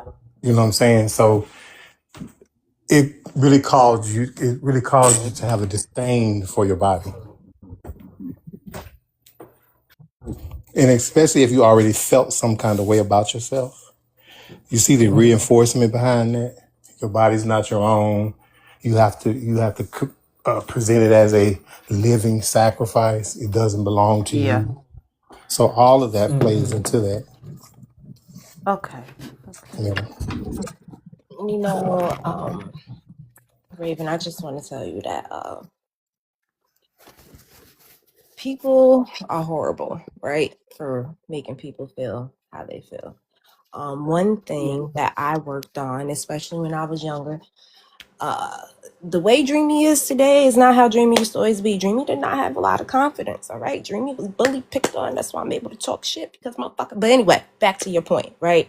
For me, clothes are a language. Where the hell Raven go? Not you running from me. I don't. Raven be getting kicked off the panel. Come back I, right I this think. instant. I guess the guest didn't want. Okay. If you don't want to hear what I got to say, just say that, Raven. I'll be quiet. I'll be quiet. I'll be quiet. TikTok kicked me. I don't know what the hell I did. But here's what I want to say to you, friend. That Honestly, she scares the birds away. That's what it is. you know what? You hush while I read the okay. So that feeling that you feel that comes from society, which I think you know. You said it's a part indoctrination, and that is definitely conditioning, right? Like you don't owe anyone modesty to be worthy. You don't owe anyone discomfort to be like respected, right? Like you have the right to feel good in your own body, in your own skin. And what I implore you to is wear things that make you feel comfortable. But not only that, that confidence comes from within. And I know it's hard. But let me tell you something. A motherfucker can't tell me nothing, okay? Like, what? My mama pushed out a bad bit, period. Badder than your granny, hoe. Period. Listen, I act like I am the most precious thing because I am to my mama. I may not be to everybody else, but I am. And you just have to day by day work on that. Like appreciate the little things. Like I had this friend growing up, and she used to put on like some of the outfits she put on. I'd be looking at her like, girl, why you put that together? Like, I don't really know. But it was how she wore it. And like I would see her, like when I first look at the outfit, I'd be like, I don't know. But then like I see her and then she'd be walking around. I'd be like, okay, bitch, period. Like you look good. Like, and it helped me step out of the shell too, of not always just wanting to be all matchy matchy. Like if I wear something and it makes me feel good, that's all you have to worry about. Like that's all that you need. Like live your fucking life. Like I am the person in the grocery store dancing. I'm the person in the mall talking to the mannequins and shit because fucking judge me. I'm only here for a little bit and I'm going to enjoy my life because all that matters is when I look back on those silly moments, I have those memories for myself. It's not for everyone else. It's for me. What you be saying to the mannequins? Mind your business, Ted. I be like, bust the move. The lady tried to kick me and my mama out of Macy's for messing with the mannequins. I was like, white lady, go You away. be you be dancing with the mannequins. You take their arms and act like they people. I be like, my man. Let me stop. Listen, I be making my mom act up in Party City. Put the hats on. We had a sword fight in Low Party City in the middle. They was looking at us like, get out our store. Like, that's how you supposed to, like, fuck these motherfuckers. Live your life. Because the truth is, everybody wants to be as silly as you. They like there's other things that people wish that they had, and I'm not saying it's a bad thing. Like we all like, I'm not saying people have to be envious, but like we all look up to people for things. Like Quan is mad fucking smart, bitch. She's mad smart. I love her, but she's so smart. Miss Birdie, listen, the way Miss Birdie be reading the motherfucker down, okay? The way my matters be coming through, and like it's certain things that they do that I'm like, damn, I wish I could do that shit too. But I admire that about them. You know what I'm saying? Like how Tay be so calm when she be modding, and I be like, nigga, fuck all that shit. Flip the table, Tay. Like, so it's like, fuck these people, Raven. Fuck them. They wasn't with you when you here, and they not gonna be with you when you leave out, bitch. Okay? And when you go out, you go kicking and screaming, and you smile whole fucking way. Cause fuck these don't let nobody take nothing from you, bitch. Cause you all you got. You all you got. Raven, you all you got. Don't let nobody take shit from you. You was a bad bitch, period. Ain't nobody in the world Raven. Ain't nobody you, bitch. That's the best part. Yeah, I feel you. Thank you, Dreamy. Thank you, my matters. Thank you, Miss You're Birdie. welcome. And I'll tell you this, what I held on to. One scripture. This is a scripture I held on to that kept me, I'll say, captive to a belief system, and that was honor your mother and your father, that your days may be long upon the earth. Ooh. When I realized that my mother hadn't did shit for me, why was I honoring that? So I literally had to take steps to get rid of that concept of thinking. Meaning I had to do natural things to deal with that, which was really therapy, first of all, and then taking natural steps, stepping away from that so that I could have my sanity. So I made another step probably about a week ago and changed my whole damn phone number. You don't have it, you can't contact me. Yeah. That's how I'm going to honor you, because you did not Protect honor the me as a peace. child. And I don't have no, Protect the peace at there you all go. That's what I'm costs. saying. So it's like, I don't feel anything behind it. And some Mm-hmm. people will ask me, say, well, how do you feel about that? I don't feel anything. My spouse had a wonderful relationship with his mom, but it takes me to explain to them, hey, I didn't have that kind of relationship. So don't expect for me to respond to her the way you respond to your mother. It doesn't work like that. So that's one of the things that I held on to, and I had to let it go. Okay. Yeah, I got goosebumps for that because right now I feel like I can't you know go no contact or anything like that because of what my family's going through right now with losing my brother. So it's like it feels like she's dangling a carrot in front of me, essentially, like using his passing as a way to like manipulate me more, you know. So um I admire all of y'all. I really do. I I really do. I want to be able to, tell my mother no, or go ahead and, block her or something, But it feels weird. I'm still holding on to guilt, I think. Um, Still holding on to a lot of, you know, like pain and, like the way that she manipulates me, or You ain't guilts wrong to me, set a boundary.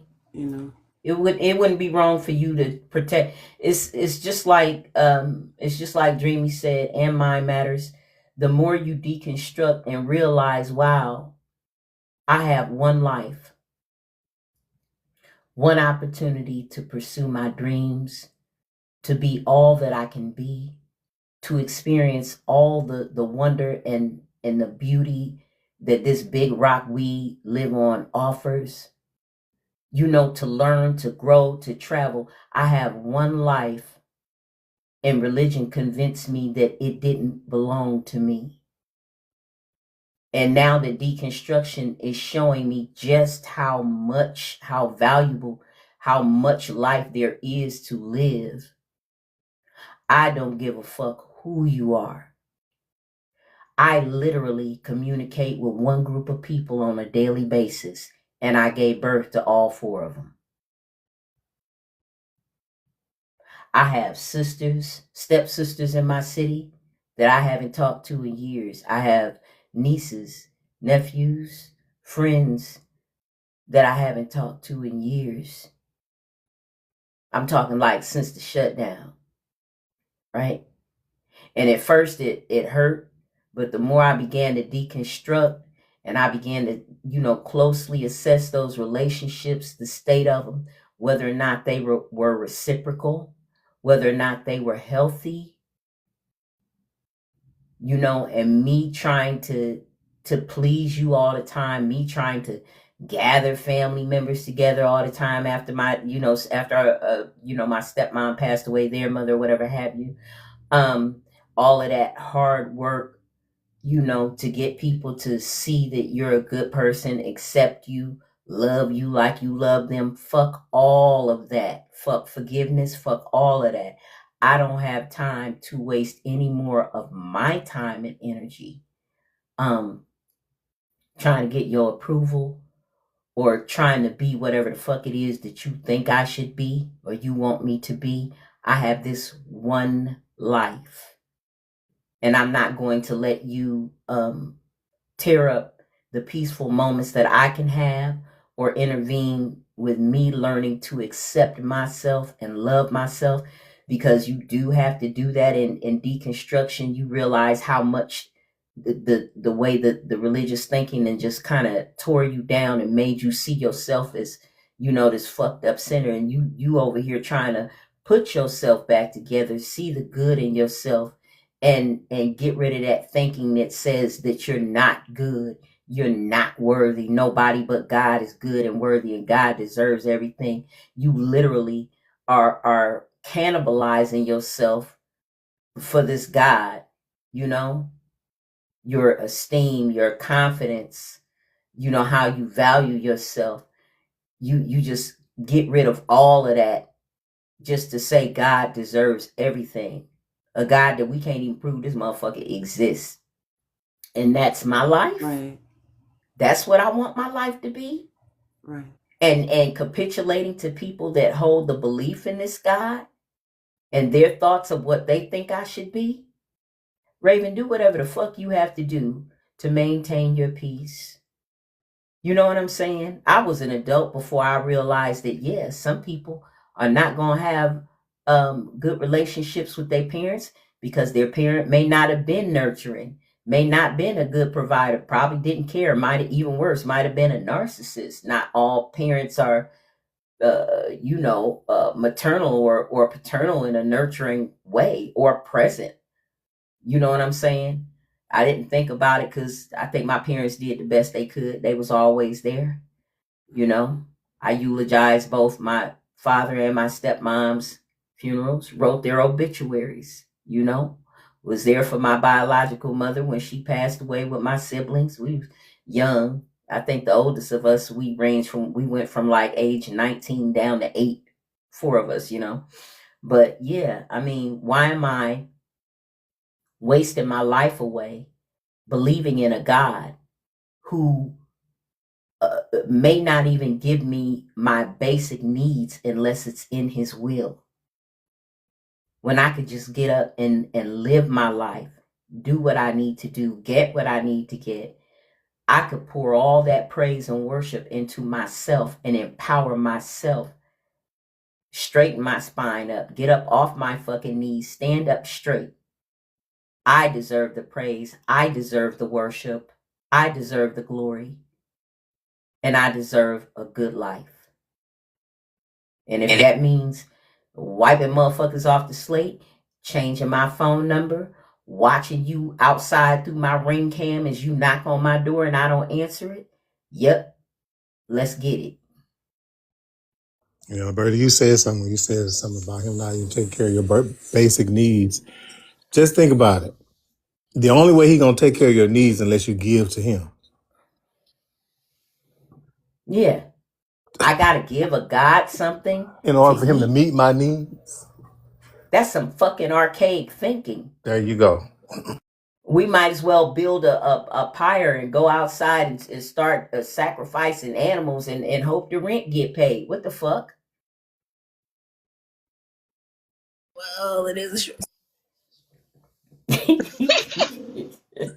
What's up, Paychecks? Good morning, y'all. Oh, Are gonna be February the shortest month. Listen, Rolling around the corner right now. I say Where is the we get, fire? I say we get crows. You know, like a species that is like a least environmental concern. You girl, know, just get the what? eagle. Just get the eagle at this point. No, Let's what's just hey, take not it y'all the out. back up. eagles? Hey, They're y'all Just back take up it endangered. off the out. Just birds. take the The damn eagles eagle are Back out. up off the endangered. I'm not birds. participating in that. Take the eagles out at Not this the point. birds. Somebody save the So, birds. well, no, I mean, I don't want to mess with the cats and the dogs and stuff. You Well, take the know. eagle out. No, not the eagle. We gotta It's do the the country birds. bird, and the country don't like us. So And I take the ain't messing eagle with out. no deer. I ain't messing with no deer. Good No, morning, I'm just saying. Constant. Morning, Constant. I didn't hear the whole conversation, Raven, and I don't, you don't have to repeat nothing. But I just want to say, as someone who has been the only child that's been there to take care of my parents all the time, I'm always the one they call because I live local. And it's, this is happening, I need you to do this. Hey, this is happening, I need you to do this. Hey, this is happening, I need you to do this. Literally, I was at dinner last night and my dad was like, "Oh my God, your mom's sick. Can you do this? Can you do that?" I was like, "Listen, I'm at dinner with my wife." Like, my therapist helped me so much this year to realize that our parents are also adults and our parents have to be able to take care of themselves. And we were not born to take care of our parents.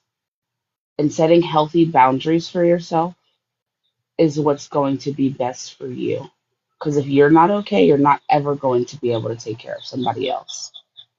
And while it hurts, while sometimes it sucks, even though people may treat you the worst ever, at the end of the day, sometimes, like they're still your family and you still like want to love them and stuff.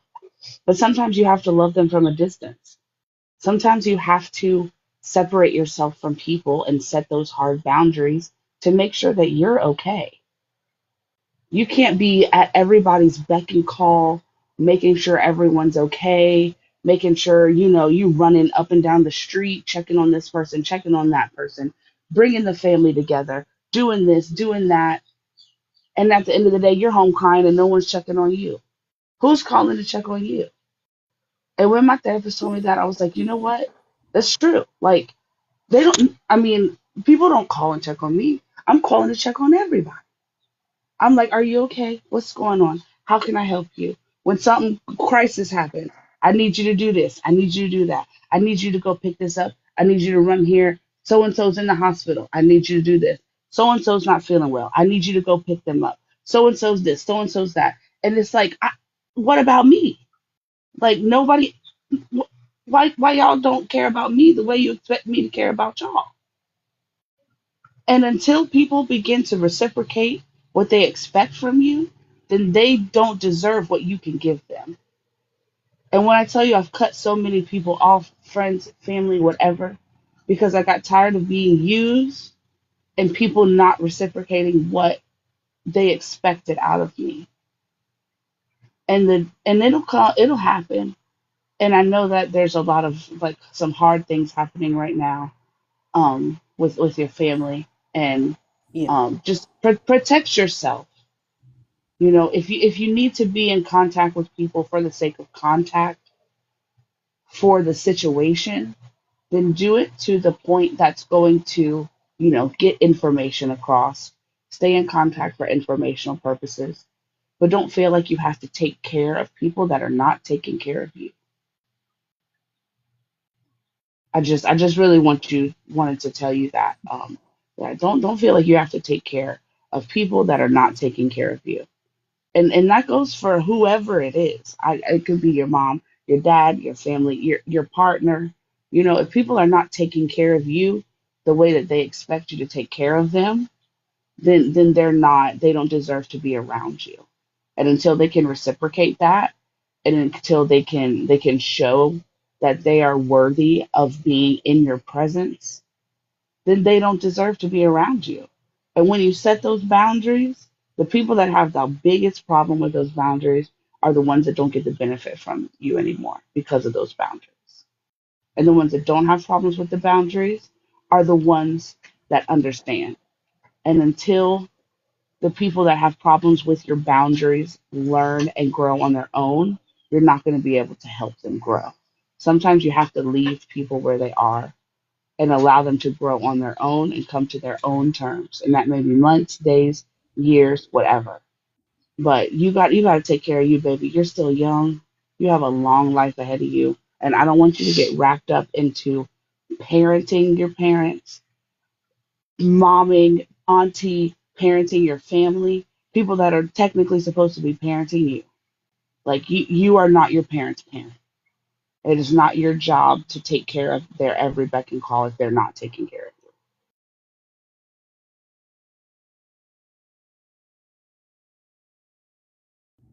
Mm-hmm. You're Thank all welcome, of y'all sweetheart. for that. Thank all of Yeah, y'all. that's that. Really. That's that religious shit. Give of yourself until you can't give no more. My pastor at my last church at offering time, she would say, "Give until it hurts, and God will bless you. Give until it hurts." I did that once.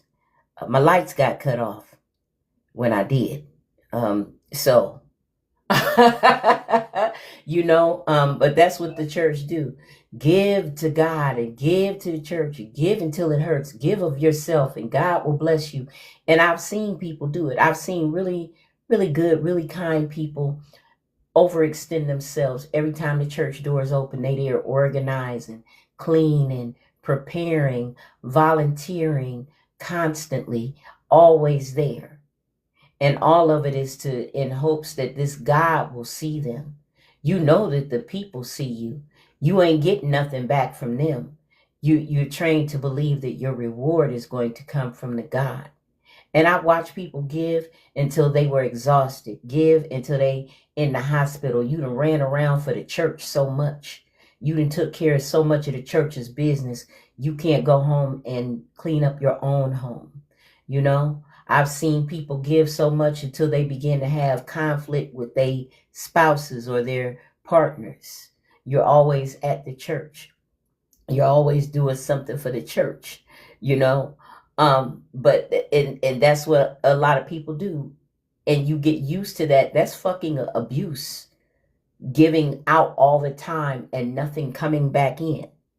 That's like driving your car around without getting an oil change, without checking the antifreeze or the radiator fluid, or all your fluids, or not checking on your brake pads. You wouldn't do that to your car, but you would do that to yourself for God. Right.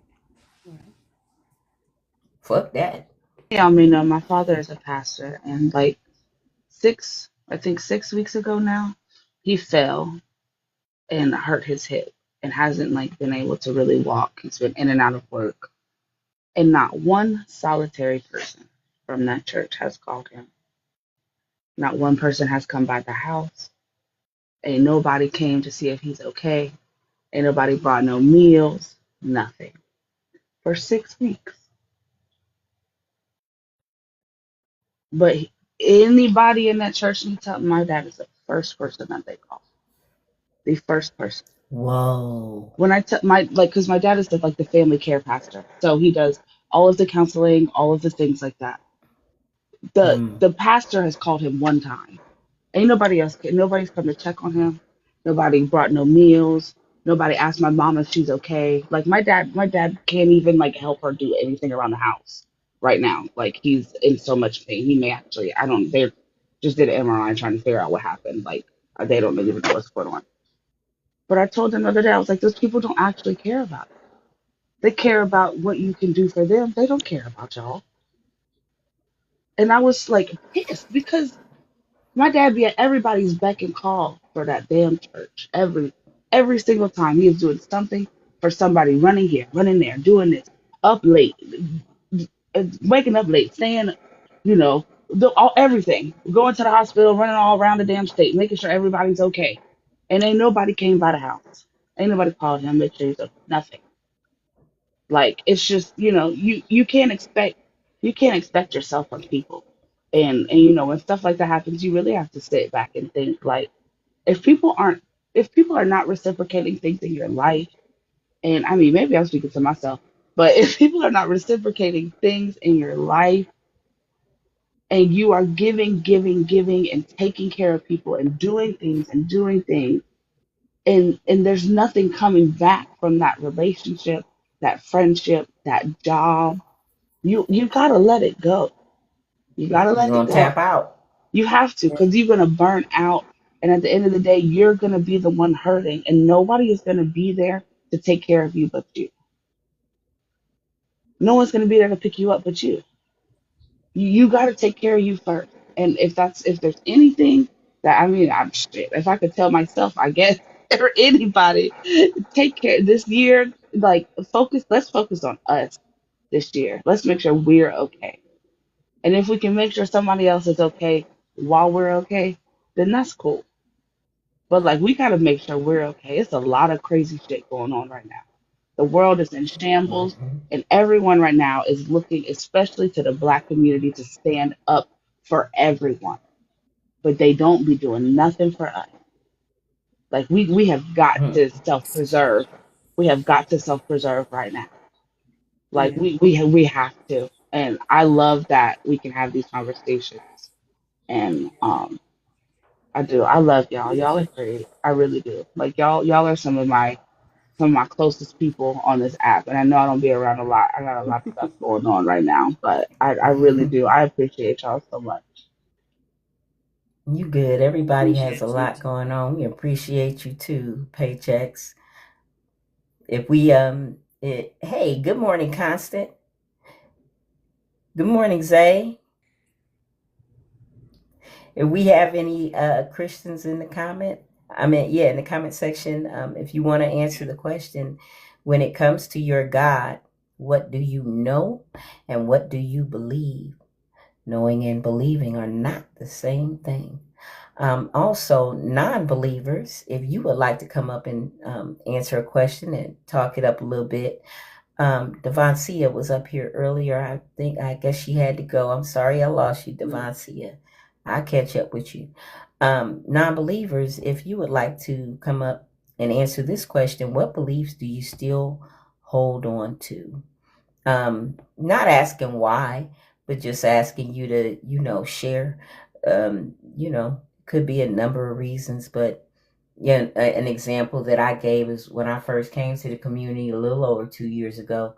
I was still holding on to Jesus. I had kicked God to the curb, okay, his father, but I was still holding on to the son.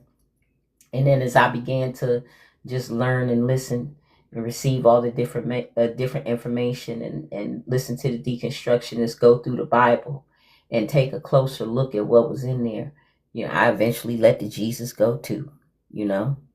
Um, I have some things that are like I have some involuntary things going on, like how some beliefs just get instilled in you in church, in the culture, and you just find yourself maybe responding a certain way or behaving a certain way, or you may realize that there's a viewpoint you still hold that you got to check it in, little things like that. But right now, I'm trying to think of what beliefs do I still hold on to. There may be something I may have to think longer about it myself. I don't know. Um, hmm. I be so angry sometimes. There'd be a little voice in my head like, throw the whole goddamn book away. Fuck all of this. Like, fuck all this shit. Like I didn't have to think about whether I was atheist or agnostic or anti-theist, or I don't even understand all the different things that you can view yourself as. I just went straight to atheist. I don't believe any of this shit. And it wasn't because I was hearing other people around me say it, but because I had years of praying to God, petitioning God, on my knees crying, on my face crying. They said make a prayer closet. I'd have found a little corner in the house and set some candles up in it, and I'd have literally made a little prayer space. I did all this shit, and I am still not hearing from this God. You know what I'm saying? And I'm realizing that I'm saying that he's doing things that he isn't. And I'm saying those things because I don't want to seem like a Christian who God is not effective for, because I'm believing other Christians when they say that God is doing things. Oh, he's doing things for you. Well, he's not really doing things for me, but I'm not going to say that because I don't want to seem like there's something wrong with me. So I'm just going to say he's doing stuff for me too. I mean, literally, I was moving like that. And so, Whole yeah, time your lights finna get cut off. the whole time the lights finna get cut Ain't off. got You no in church food. shouting, talking about Ain't what God is doing. But ain't And got yeah, no food, ain't got shit no going gas, just sideways. lost your job, Mm-hmm. and you can't I'm even going to come keep to the on church. praising God. Can't even come to the Mm-mm. church, ask for no food out the pantry because that's for the community. But you ain't the community because you go Right. to the church. Child, a mess. This is Real just quick. Mm-hmm. shameful. Miss Birdie. So I've learned this. Sometimes you gotta check the obligatory nature of familial relationships. Something we never like admitting is that love is finite. Because we've been told that it's infinite our whole lives, right? Every relationship has stipulations attached to it. It's just that's the nature of being humans. And you have to decide, because at the end of the day, self-preservation should take place over not all things, but most things, right? Whether it's you maintaining your mental, maintaining boundaries, all of those things that help make it to where you can survive to the next day and keep going, right? Like you have to keep those things in check.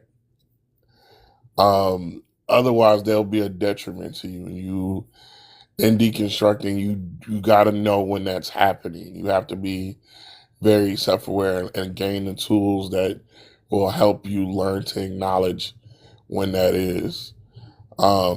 Relationships will always be a two-way street, and that's for every relationship. At some point, you have to decide, when am I doing these things?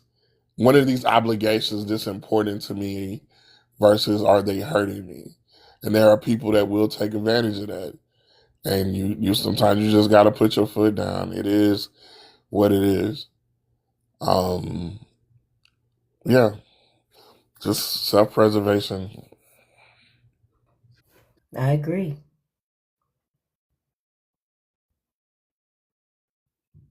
I agree.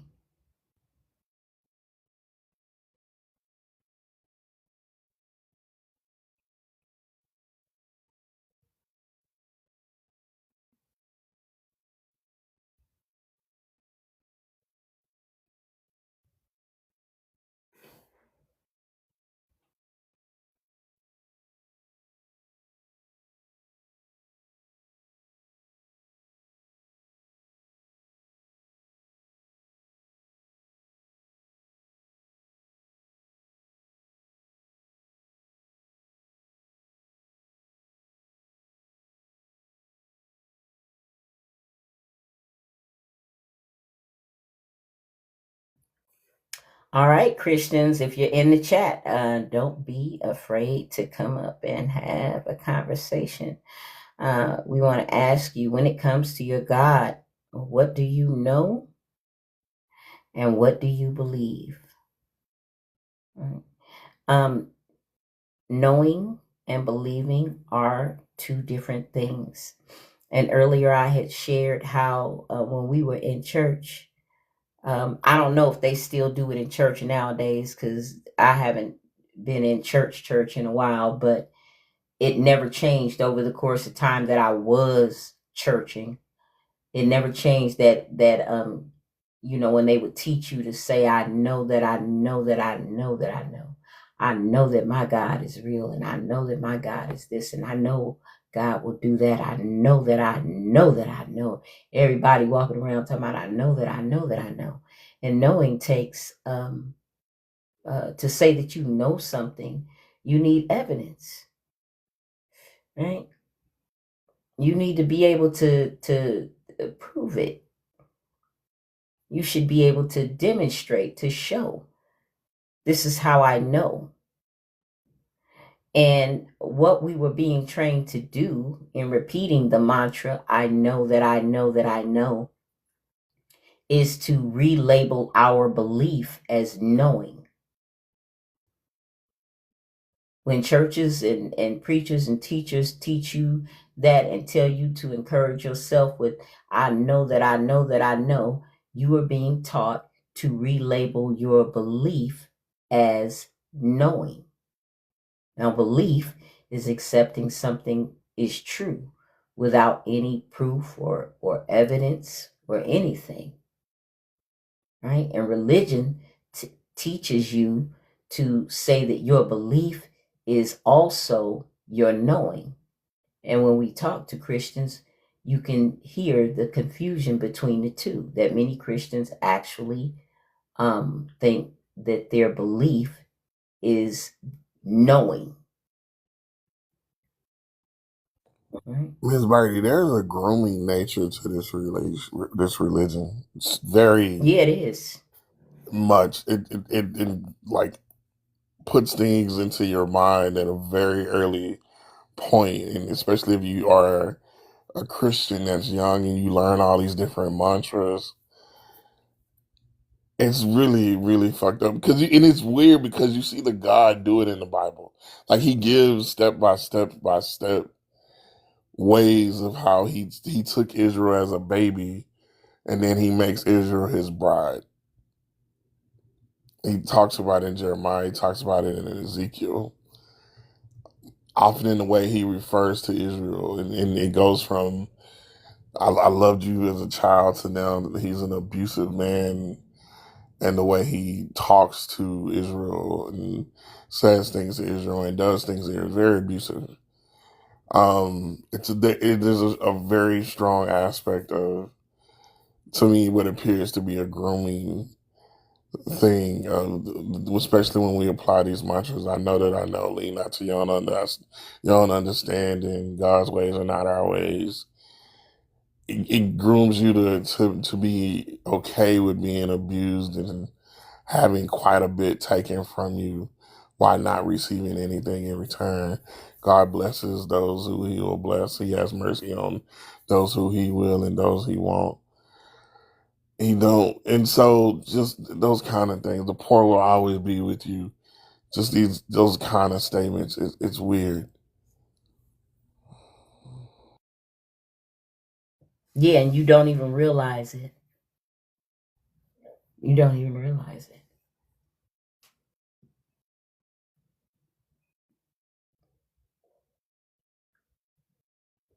Mm-mm. Yeah. Let's see what's going on.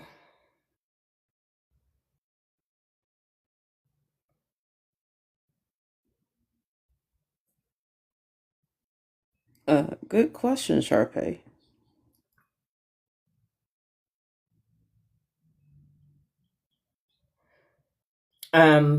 Let's do a little social engagement.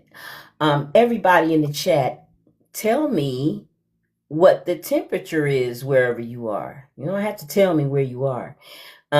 Is it snowy and 32 degrees? Is it warm and 75 degrees?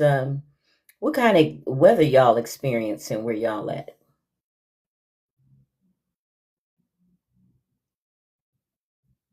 Everybody getting something different. 70 degrees, 75 degrees, 71 degrees, 54 degrees. Now I'm mad at y'all. From Ohio. 21 degrees. That's the northerner right there. Y'all in that winter apocalypse. That's a northerner. 13 Celsius, though.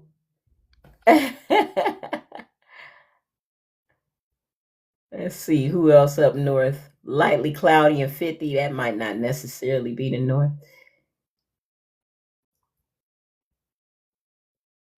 75 degrees in Palm Beach. That's good for the iguanas. I seen a video about 2 weeks ago where the iguanas had gone into brumation because it got cold down in Florida. And that's when the iguanas just freeze up and stop moving. Which is something that the cold-blooded animals do in the cold weather. They need the heat.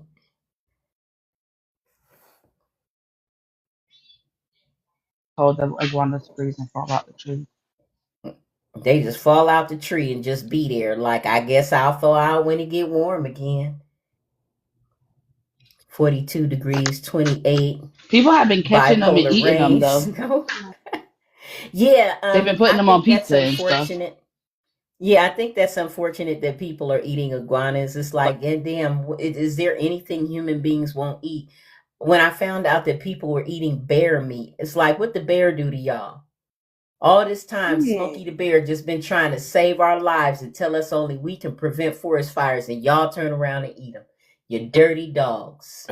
You There ain't dirty nothing dogs. humans won't eat. Y'all eating bear meat. No, I'll never understand why people are eating bear meat. That is just crazy to me. That's That shit is that's more crazy. common than you know, Miss Birdie. You Oh, just places where you in can buy bear ribs. in Shoot. Alaska they sell it at Denny's. Bear and deer. They sell it at the Oh, Denny's. Oh my goodness. Winnie the Mm-hmm. Pooh. that Don't is they sell the Winnie blubber the too? Pooh. Winnie the Pooh and Bambi in Alaska. You can get them both. Don't they yeah. sell that? God damn. The They sell blubber that too. blubber Yeah. also. Mm-hmm. Ain't shit safe.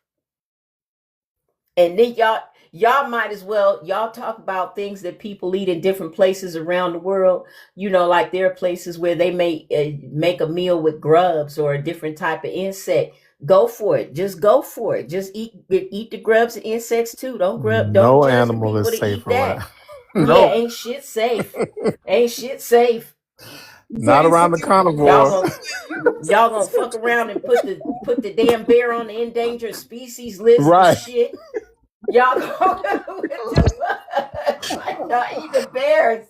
The God ki- damn it. the kids that's coming after us ain't gonna have no animals to look at. But damn, it ain't gonna be no animals nowhere to look at. Ain't nothing safe. Nothing.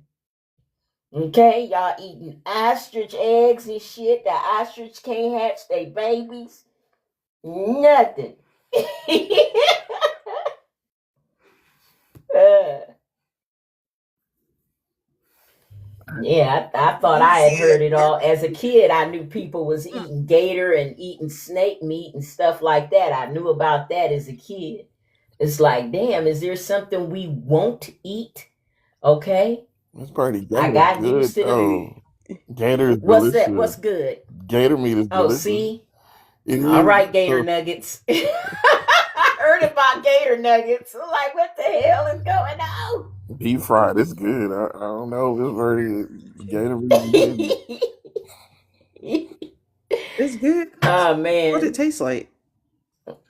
It's like a cross between chicken and catfish. Is the best way for me to describe it. Huh. Wow. That's different. You know what? They always saying something tastes like chicken. No, that's Everything tastes legitimate. like It chicken. does. It does taste But is like. that just your brain saying, okay, this is the most familiar thing that I can call upon No, that it this really food does tastes taste like. like? It really does taste like that. Like it really do. Mm-hmm. I mean, I live in Florida. I've been eating gator my whole life. It really does taste like that. Now, frog legs. If they tell you frog legs taste like chicken, they lying because frog legs don't taste like chicken. Frog Well, legs do not taste like chicken. I guess cat chase tastes like chicken too. Because we ate cat for a long time in St. Louis from a Chinese place and we did not know it. Please. I'm screaming. Damn it, Mom. We gotta The guess. Let's not chase the guest off with all of Okay. this talk of I'm eating. scared. I don't want to eat no cats. I'm afraid now. You know, My I fluffy mean, boy was just on my lap. He heard you saying that. He's now running away. I don't know where he's small going. woodland creatures and domestic animals and Smokey the Bear. Ain't nobody safe. Hello, evidence of reason. How are you today? Can we get your age and religious affiliation, if any?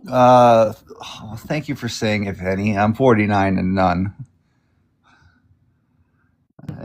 Okay, I so got asked that you question joining a live the other day, and I said none, and the person lost their mind saying that that was not an option. I'm like, yeah, because they were just desperate for me to say I'm an atheist, so that they could then say atheism is a religion. yeah, so they could tear into you like I ain't none. I mean, I find it very hilarious that people that these people that theists and people often have to turn around and use "you have faith too" as an attack. Like it's like, so you're admitting that your faith is not a good thing to have. You know what I mean? Like, I don't know. Anyway, sorry, you wanted to ask.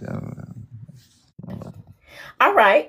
So, as a person who doesn't hold any beliefs, we would have asked you the question, "What beliefs do you still hold on to?" But have you never been a person who was like religious or in the church, or like no Christianity ever? Because I do know those people exist too. No, I mean I live in Canada. We're not as heavily like culturally Christian. I mean, we are in that, the I'm sorry. I was just having some salad, and give me a second here. Saturday morning early. So Talk. Maybe you need a sip of water or something.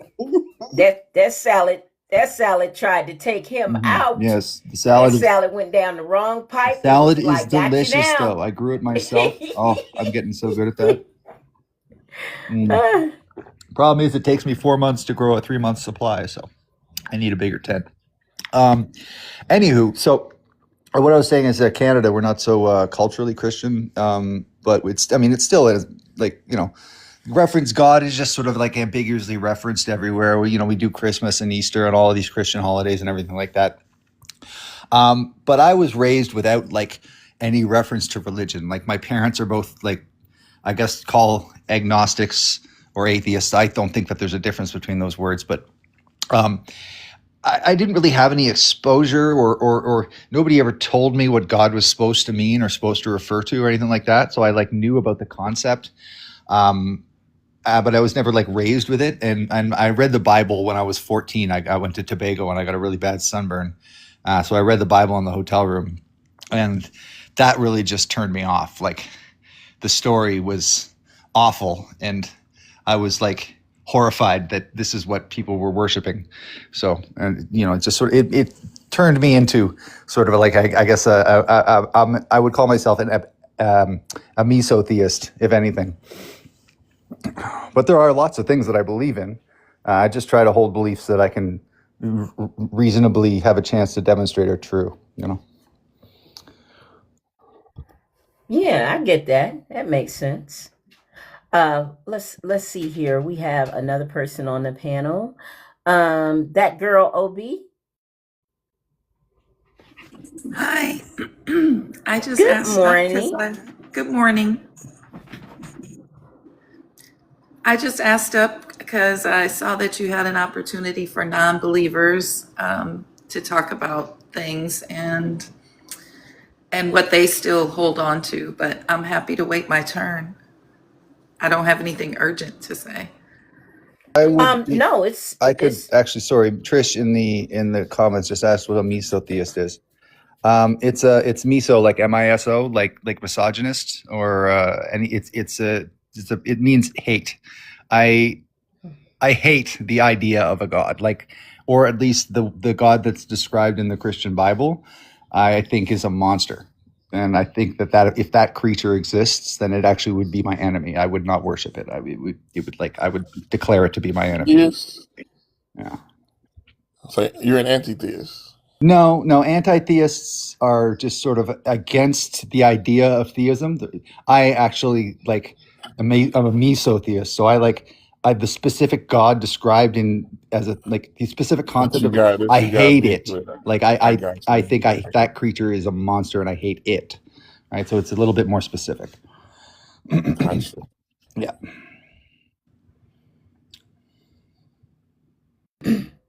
Anyway, cool. all right. Ask that girl questions. I want to hear. I like hearing other people talk. Yeah.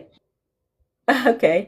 Yeah, that girl, if we can get your age, and are you a person is still deconstructing, or are you a person who never held a belief, or and then you can go ahead and share.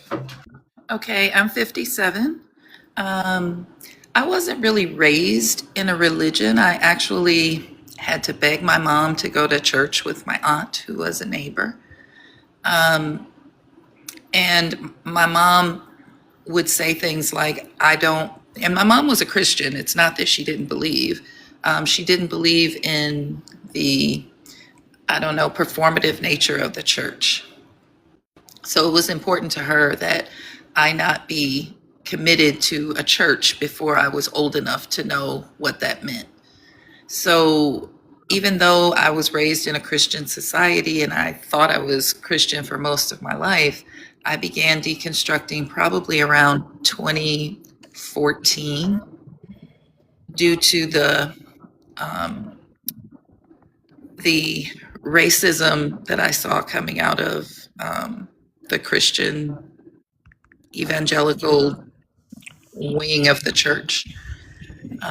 So that's, I mean, I didn't know deconstructing was a thing at that time, but I guess that's when I began deconstructing. And the thing that is hardest for me, which I guess is probably hard for everybody to get rid of, is, and I'm a physician, so like I know mentally that there is no soul inside my body. But I can't get rid of that idea that there's some person that's like guiding me. Not a person other than me, but some soul that's guiding me. That's the part I can't get rid of. And I tell myself, you know, this soul thing goes to the same place that it was before you were born, but my brain can't wrap around that. I don't know. Do you mind if I ask? Actually, the soul is actually a funny thing. If you guys don't mind, because there's been recent research on like why anesthetics cause people's consciousness to shut down.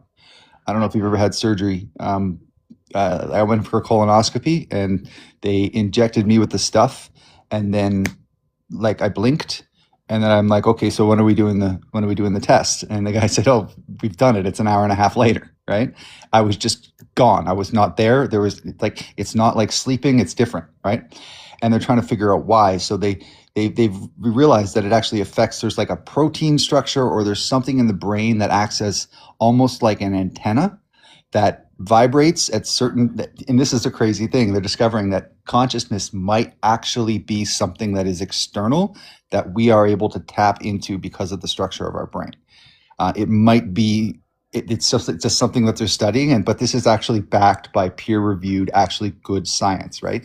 So it might actually be that there is an emergent property of the universe, which is like some sort of energy, some sort of field that gives us the ability to have consciousness that we tap into.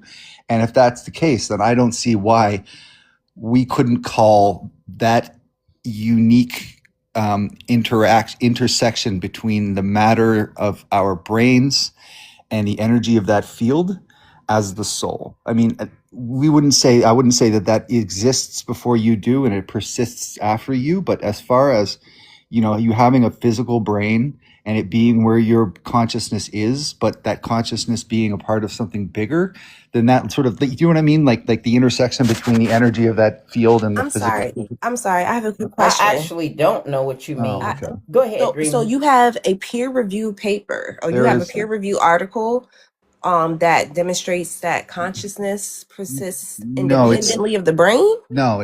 It's there is research. There's some peer-reviewed research that shows that there are structures in the brain which vibrate in which I don't know exactly what they're talking about. It talks about, I found it funny because it talks about vibrations and frequencies, right? Which is the hippy dippy crystal shit, which I always laughed at, right? But it's like one of those stop clock, right? Once or twice a day thing. But yes, what they found is that the reason that or the possible reason why we lose our consciousness and total access to it and just disappear for that time is because the anesthetics are shutting down this particular brain structure. They're making them unable to function, right? Which is why you're not able to tap into this anymore. So you're saying that there's It's a suggestion. peer-reviewed research. Yeah, which that is leading people anesthesia- towards a certain conclusion. Yes. Okay, that anesthesia Mm-hmm. is Shutting shutting their brain down? down a structure of the brain. Like it's a certain protein or something. I'm not 100% sure, but there's a part of our brain which gets shut down by anesthesia, which is what they think is what allows us to tap into consciousness. And the reason why we lose, yeah. Sorry. As a physician, the first part of his statement is definitely true. There is research being done into how propofol affects your brain and how we lose both time and we don't dream when we're under propofol anesthetic. The other part where he's linking it to a soul, I don't know. I don't know enough about it to say that it's wrong No, or right. I'm that part is just me saying I have no problem with calling like whatever that intersection would be, because I mean, you have a physical brain, we have physical brain structures, and they're aligning with and able giving us the ability to tap into that energy field, which I don't know what it looks like and I can't describe it, right? But there would be an intersection in space time where your brain is, your physical part of your brain is intersecting with that field, and that. But who Yes, is PT, it's asserting still this the brain. intersection? I'm sorry? Who is asserting this? Who is asserting this I intersection? am. I'm just saying that I don't like, because the connection between the brain and the field, whatever that connection might be, would be unique to you. It would be unique to the structure of your brain and that energy field. So that's the most unique thing about you. And that was what I would call a soul. Not that I'm claiming that it exists before you do or persists after you, but like, you know what I mean? It's a unique connection to that field to which we all connect, right? I mean, but like, yeah, what intersection though? I'm not sure what you're saying. Well, we all, everything exists in the 4 dimensions of space time, right? Like it's space, it's height, width, length, and time, right? Those are the 4 dimensions, right? So an energy field has a physical has a location in space time. Our brains have a location in space time, and they would have to intersect, like call it like a layer of mist. How can our brains our brains have an intersection in a place that is not real, not actual, Well, that's factual, and our brains are physical organs? it's hard to consider what the 4-dimensional space looks like, right? I agree with you there. We can't imagine what 4-dimensional space looks like. So it's like the way I keep trying to picture it is that maybe like you ever seen those movies where there's like they're in a misty space and there's like a laser, or any situation, there's mist and there's a laser drawing a line through the mist, and it just looks like there's a layer of light in that space. You ever seen that before? Like lasers just like moving back and forth really fast and drawing like I'm trying to make an analogy here. I'm trying to create an image here, right? So it's basically this just like a thin layer, like as we walk, it's just like, I don't know, it's like an energy field that exists throughout space-time that our brains would have to interact with in order to receive this signal, right? So it's the interaction of your brain with that energy field that would be the soul, is what I'm saying. Why is it a soul though? Like just use just the word that everybody uses to refer to your unique. I mean, but I'm saying that your brain interacts with things all the time that you're not aware of. Mm-hmm. Pheromones. There's always the brain taking in information that you're not conscious of. That's just a byproduct of having sensory capabilities. Right.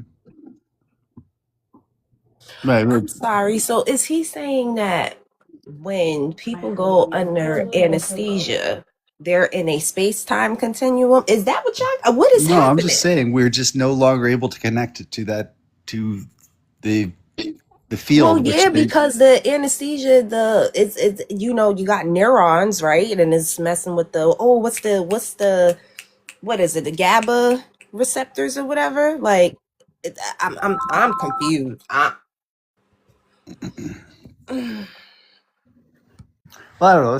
It wasn't meant to be too deep, you know what I mean? It was just like my idea. It's not something. I'm not gonna die on the hill. You know what I mean? Like, I just thought it'd be. Was that girl OG done? Were you done? I was interrupted. No. Okay. And thank you for the work that you do. Thank you. Appreciate you.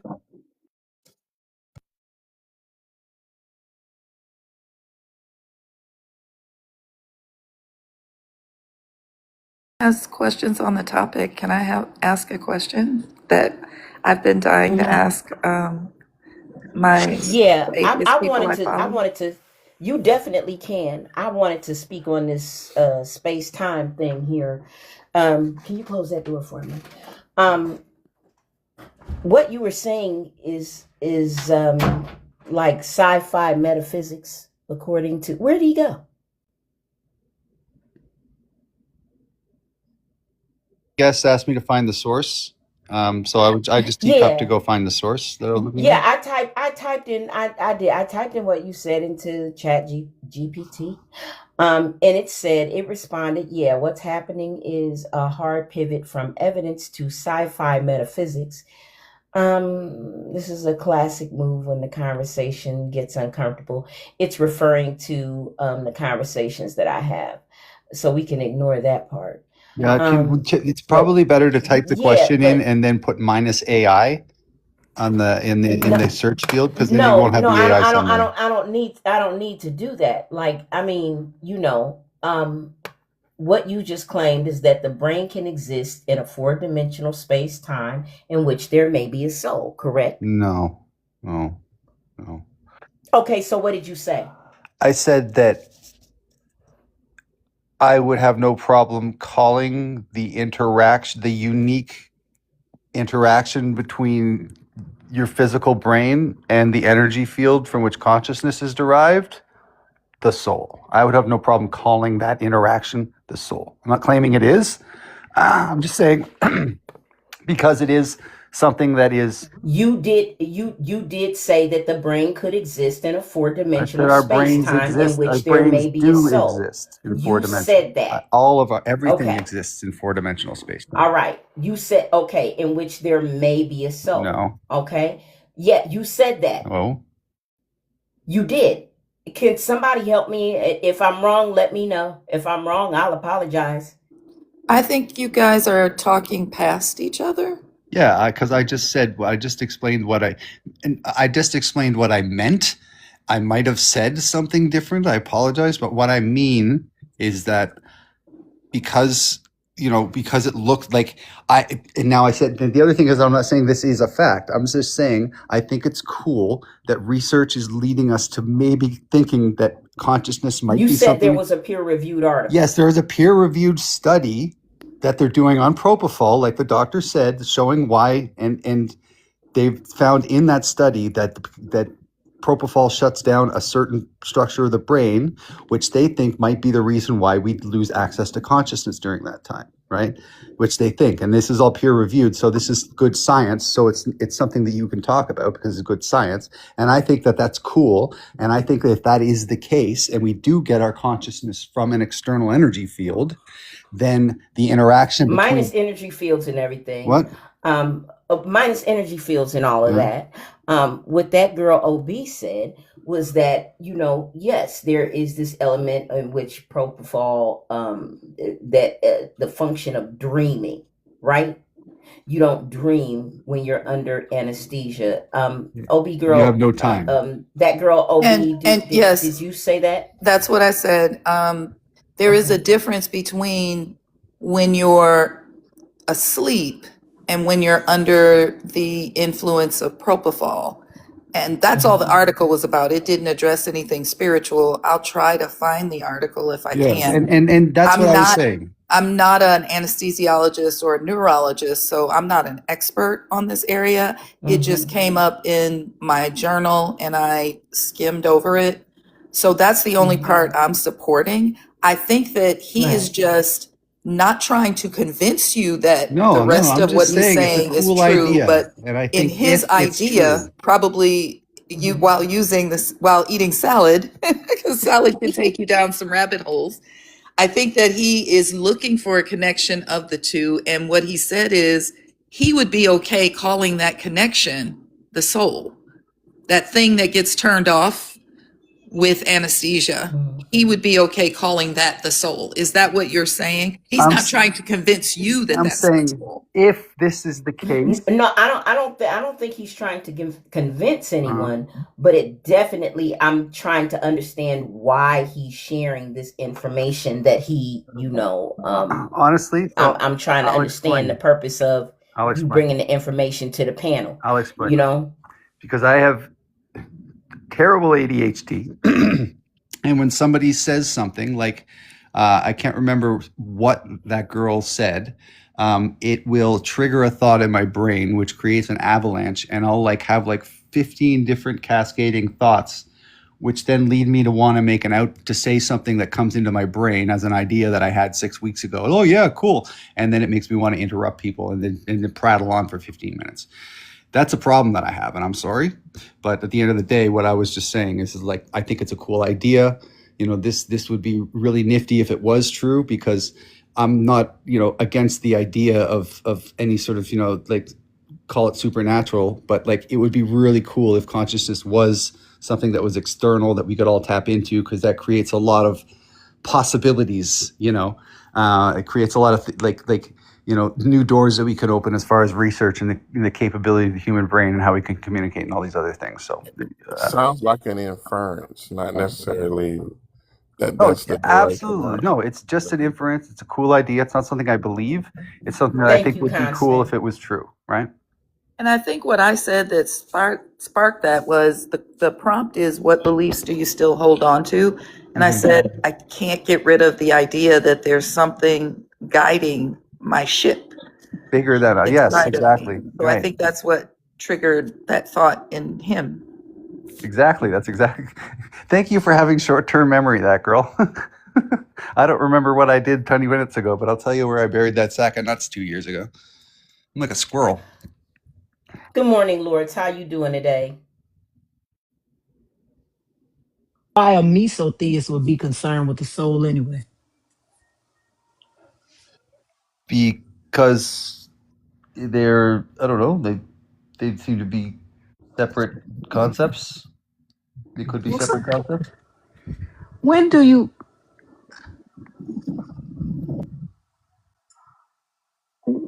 First of all, what is a soul?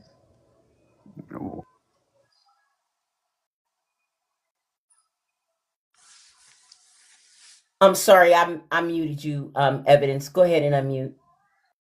I was gonna say, I mean, I don't know. It's what makes us unique.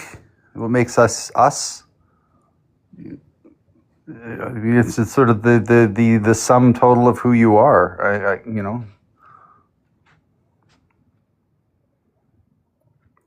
That's me trying to apply my understanding to a word. You know what I mean? Like,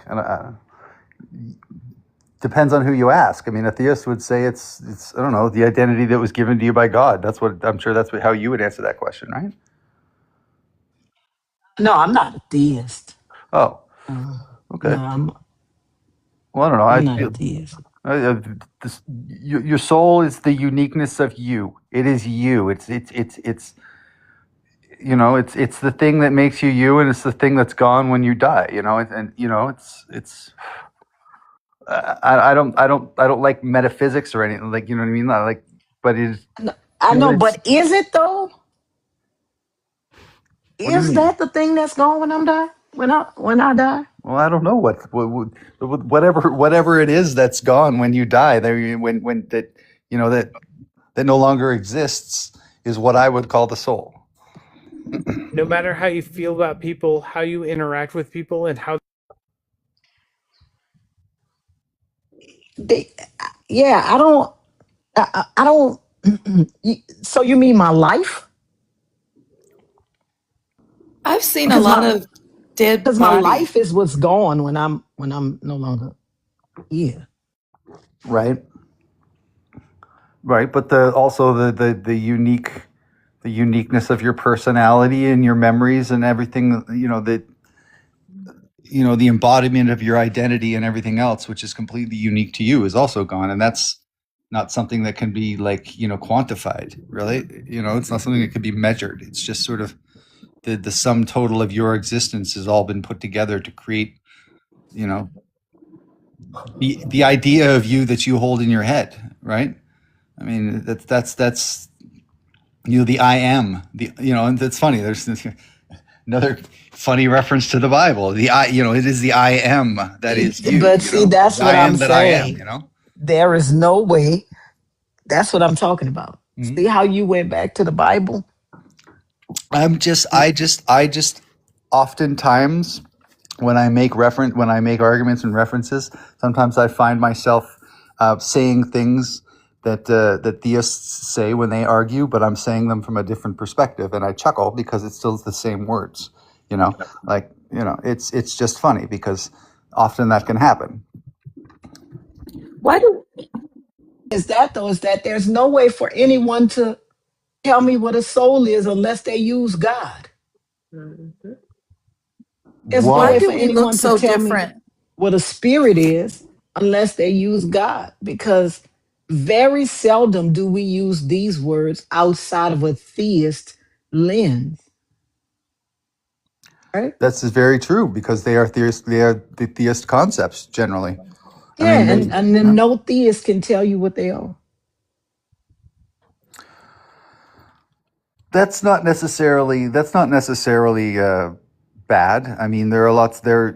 Like if you take dark matter for example. Dark matter is something that we don't know what it is but we know that it is there because it has to be there, or else the No, but how do you know calculations my spirit is there if you don't know what it is? we don't, right? No, But but I'm that's what just I'm saying. yeah. If you It's don't know what it is, how can you know that that thing that you don't know what because it you is because there? you're there. I mean, and that's why I'm saying is that if we call the spirit or the No, but soul. listen to what you said. Mhm, Listen to the words that you used. mhm. If you don't know what it is, how can you know that it is there? You don't know what it is. How do So you so how do you identify it if you don't know what it is? I can give you an example of something that in science, like dark matter, Uh-huh. is what I was No, saying. but we know that dark matter is there, Yes, but we don't know what right? it is. Okay. Do you know that my soul is there? No. All right, so that's not analogous, But right? what? Hold on. But wait a But I minute, know. is that analogous? Yes, How is it because analogous? You just admitted we that don't know we that know it's the that. soul, Wait a but we minute, let me do. finish Ah, evidence. okay. You just admitted that we know that dark matter is there, but you don't know that my soul is there. So how is that Sorry, I analogous? misspoke. Okay. We know that whatever it is that allows you or gives you the ability to say, I am, I think, I am here, I am, that is unique to you. All right. But no, it's not, because Can I my finish? next door my next door Can I neighbor finish? is wait a minute. But my No, but next you door but you keep neighbor, telling me that I'm interrupting, but you won't let me finish. but wait, evidence. My next door neighbor is here also, right? So is my my my cousin is here, right? That's not anything special. Everybody that's here shares that same characteristic, right? But you're Okay, all so unique. what's unique about 8 billion people are here? What's unique Hmm. about that? Each one of us is unique. We've all had different experiences. We all have different thoughts and ideas. Every single one is unique to our brains, just like our fingerprints. Like we're all No, unique. but my existence is not unique to my brain. I'm here. Everybody that's here has that. That's not unique to their brain. They're here. I can touch them. Yeah, I don't understand. I don't understand the the argument. Well, no, because you're trying to make existence unique. But is it? Each person's existence is unique. Yes. Nah, is it? Yes. My listen, their experience with this existence may be unique, but their existence is not unique. We 8 billion. Okay. How many So people are in the world? okay. So 8 then, billion people are here. That's not unique. when I say their existence, I mean their experience of existence. So we're Okay. talking past each other. Yes. Each person's experience of existence is unique to themselves because it's based on their own unique history. Like everything that they've done up to this point leads them to the unique identity they have at this moment, which constantly is changing. It's like Right? Plato. Sorry? Sorry, what was that, Dreamy? Plato? Yeah. I don't know. I don't know. Honestly, I don't know anything about like philosophy. Like I know basic philosophy terms and concepts and stuff, but I don't know much about like philosophers and what they've said and done and yada yada yada. I find that all lead to just Phil bro nonsense, and I try to stay away from that. And so, I mean, but even in the idea like that you're presenting is very centered in the ego, right? Like, and I don't think ego is something that's unique to human beings. no, of I course think not. it's a byproduct of just brain chemistry. Like, like I think I get the inference, but it's also like in the inference there's an overstatement of things that exist very much in metaphysics. Right. No, I get it, and that's why I'm sorry. So that's why I said, but that's why I tried to like, caveat earlier to say, this is all just stuff I'm saying. If it's true, would be a cool idea. I'm just sort of like riffing on, what might be funny that religious and spiritual people got right in a sort of stopped clock manner. You had a speculatory moment. I got it. Yeah, because I mean, speculation is fun. Thinking about what might be possible is fun. Like I have no problem with like speculating about things which probably aren't true. And then looking for ways to disprove them. These types of things. I mean, that's what coming up with ideas is all about, right? I have problems with with beliefs that are like false and harmful, especially when they're used to harm other people, right? So, I mean, there's obviously a difference, right? You can speculate on goofy shit that's not going to hurt anybody either way, right? I mean, that's a whole other world from believing in a narcissistic monster that just wants you to be a sycophant, right? So, Okay, while you're prattling yeah, on, I do it's my appreciate word. Lord's question because like you said you're a mesotheist and you want to entertain the belief in a soul, which is rooted in the God concept and religion.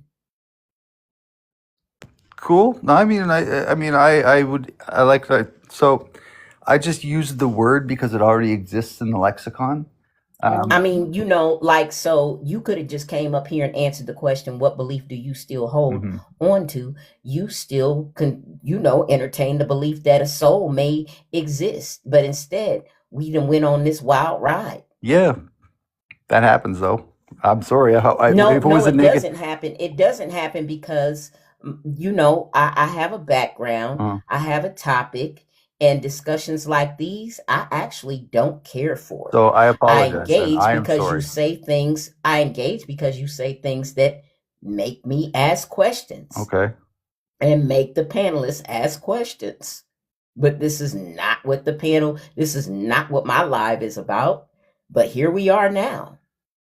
Okay. And we have a mesotheist, talking about why possibly it's fun to entertain the possibility that a soul could exist, and that is not what the background is about. The background is for people who really do believe in the God Mhm. or don't believe in the God anymore, possibly deconstructing people, for them to share what they still hold on to, or for people who absolutely believe to answer the question when it comes to God, what do you know and what do you believe? Instead, we are stuck in this vague ether of whatever it is that you have us discussing. I would say evidence. Like I get that wasn't your intention, but Yeah, you have to be absolutely mindful not. of the space that you're in. There are people in the audience that are still in the in between space of walking away from the religion and deciding if they're going to stay in the religion. And what you said could have given them cause to then entertain staying within the religion, or and I get it, it's a phase that most people when deconstructing go through. I call it a woo-woo phase. That just in entertaining that kind of meta. Like and there are spaces on here that are cool with that. Like, but just being more aware of the space that you're in. because this is definitely not one of those spaces, because there are people in that in between, and they're trying to figure out if they're going to stay or stay with this religion and walk away. And you could have being a mesotheist, you probably just convinced somebody to stay a Christian because in the perception that science may have found a soul.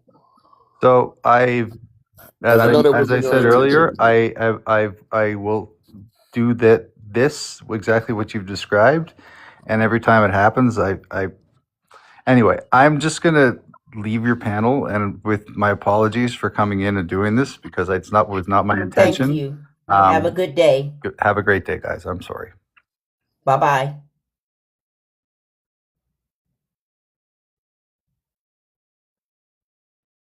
Can you find your way out?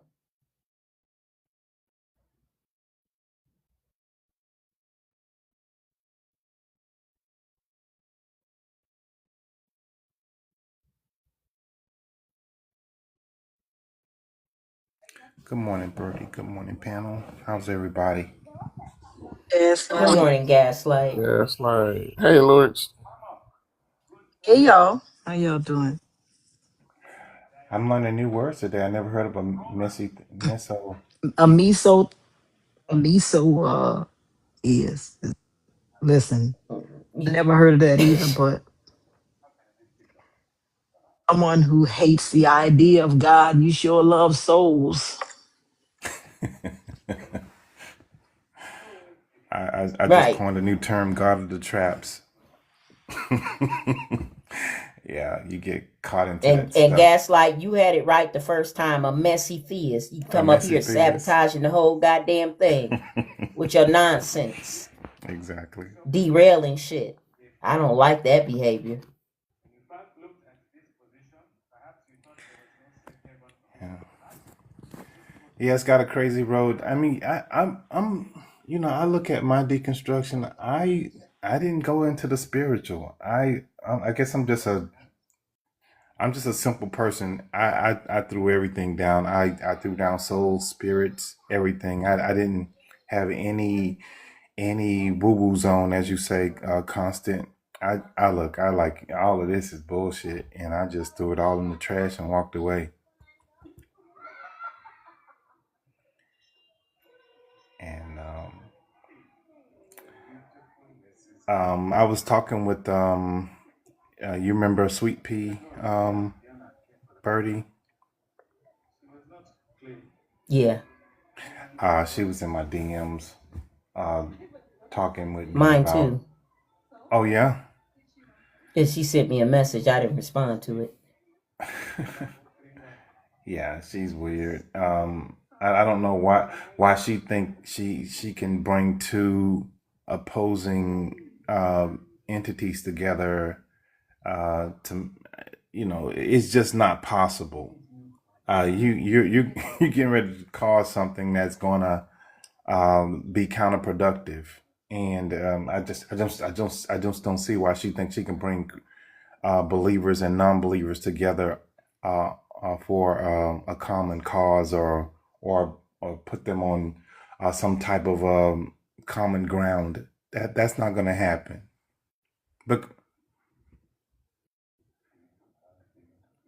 People, when they go through the part of deconstruction, they think that mhm. they come to some new level of understanding, and that is their part of their job in doing that, to help bring awareness to that understanding. It's a sense of delusionment that happens for some people when they in that space of deconstruction. I hope she gets to the other side of that shit. Um, I had a small sense of that when we going from being a Christian to being part, somewhat intellectual, kind of intellectual design, more of a agnostic theist space, and they just slowly went from intellectual design to into agnostic theist, or intelligent design to agnostic theist. It's a small tinkling of that, but I understood that I didn't know enough to tell people shit, so I wouldn't dare tell anybody that bullshit. Who is She, this? a lady named Sweet Pea. Oh, So, So she thinks she's found some truth and doesn't realize she's still holding on to the biblical principles and all of that shit that has kind of latched onto her brain that she don't know how to let go of yet. And maybe she'll get past it, Universalist, maybe she won't. universalist or something like she was talking about. Universalist. She did bring up like the Universalist Church and how they're able to like get along and be together and stuff. Wait, but what? But what is a universalist church? Don't they still believe in God? I guess it's a church that really scrutinizes the Bible, scrutinize a lot of the principles, but yet still they hold on to the God and belief. You know, things like slavery and grape and colonization. They think that those things were put in the Bible to gain control of people, but that's not the true God. He's so loving, but they added those things to gain control. Sorry, y'all, that was my middle child calling me. Nigga left the house this morning and didn't wake nobody up. He had a test at school. Don't do that shit. I know that's right. But yeah, I think she's right now in that part of deconstruction. I hope she get past that shit, but she thinks she has some new profound understanding and that she needs to express it to the world because her mind is trying to figure out a way to reconcile how terrible the God of the Bible is while holding on to there has to be a soul, there has to be this spiritual thing, there has to be something outside of me. And I think that letting something outside of you part go is the hardest part because even for me, I think that was the last thing that I let go. While even coming to an understanding that the universe was completely indiscriminate and didn't give a fuck about nobody, it still was hard to let go that something might have been out there looking out for me. Because you play back in your mind all the times things worked out for you when they shouldn't have, and you don't chalk it up to coincidence or any of the background shit that was going on when you were dealing with whatever you were dealing with. It's like, well, because I don't understand the full intricacies of what happened, then there had to be something external of me moving pieces to get me where I am. And it's never that's the case. There's always an explanation for it. You have to get to a space of understanding that she ain't got there yet.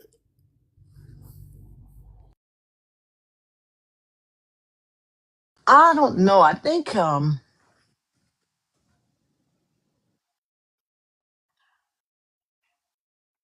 don't know. I think when people like, well, I believe in a creator, I believe in a higher power.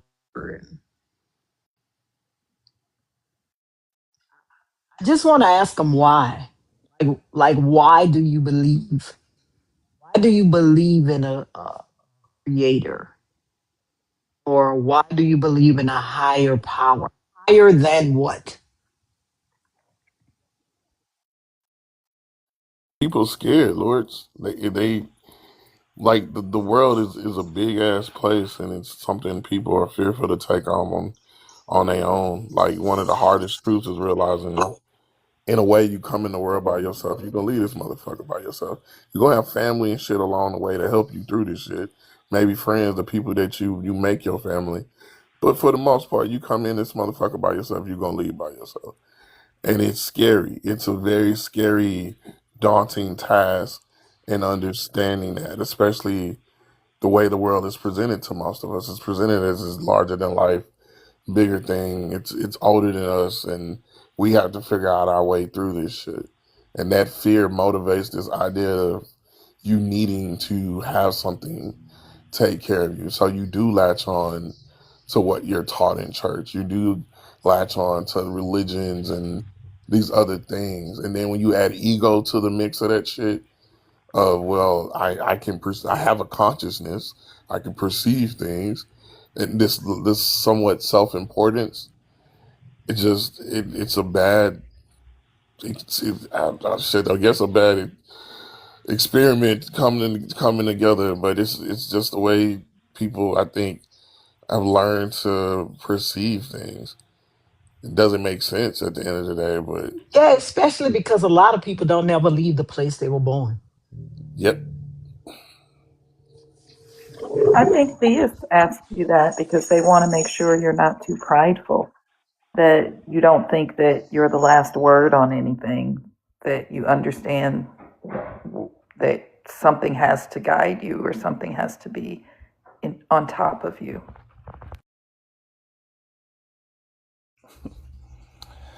I was in a live last night, and a bunch of Christians talking about spiritual experiences that they had, smoke and stuff passing over them. Uh,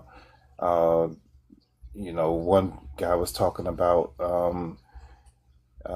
he had prayed over his girlfriend, and then one day she came up to him, speaking into him in a demonic voice, said, "Be careful what you pray for," and I was like, um, you know, it's okay to go get checked out. I mean, he just gave us a whole litany of stories of ghosts and stuff. Um, interacting with him. I said it's okay to go to the hospital and get things checked out. And the whole panel just unloaded on me.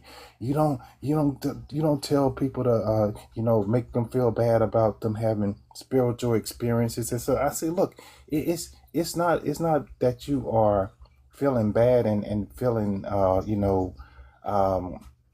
like you are you know not well if you just go get checked out. I mean, it could be something as simple as a diet change or whatever. I'm not trying to discourage you from your faith.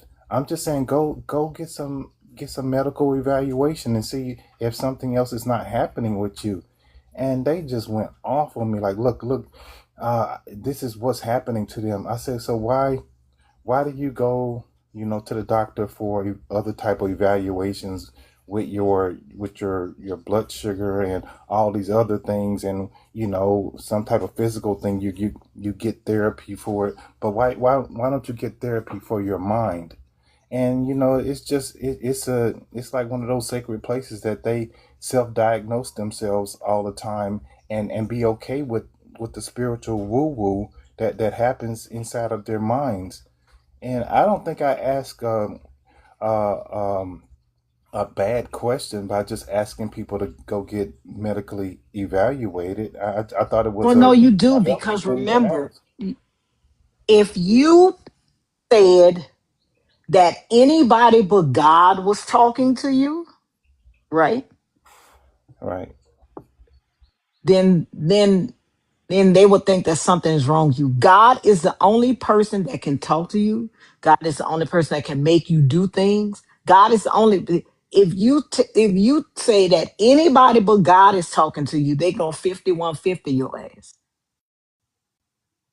That's what they gonna do. All you have to do is say it's God, and then no, and then everybody will leave you alone. I think you're right, Lawrence. No, I think I'm you're telling right. you. All you have to do is say that his God told you to do it. God is talking to you.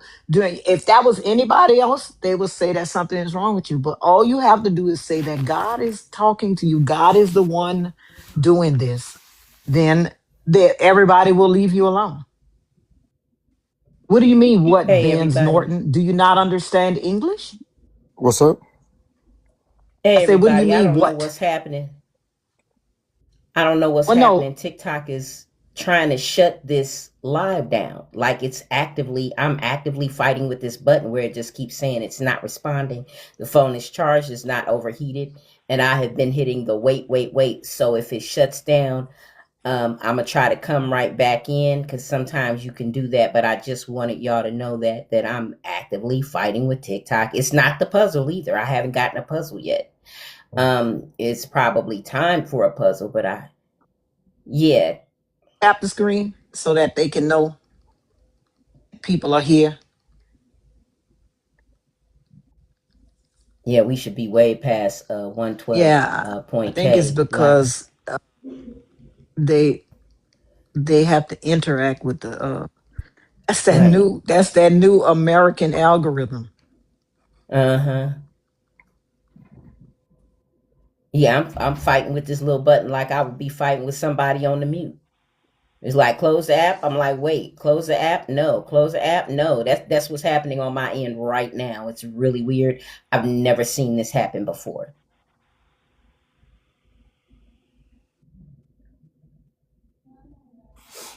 So if it does that, I'm gonna try to, come back in and hope that everybody still be on the panel. So weird. Okay, Lord, so you can go ahead and talk to what's his name? Benz? No, I was just saying if you it doesn't matter what you do. You can say all kind of crazy shit as long as you attach God to it, right? Then people will leave you alone. Nobody will say anything, right? It's just God, right? But not from my experience. Yeah, but I wasn't talking about you. We are talking about as far as mental health goes. What are you talking about? I don't care Uh, about you. I'm talking about what Gaslight was talking about. Do you know what he was talking about? well, I mean, I have No. some. Do you know what we were talking Well, about? not in Tell me full. what we Not in full Benz. Hold up, because I came Benz. in. Hold up, Benz. Can you repeat to me what Gaslight was talking about?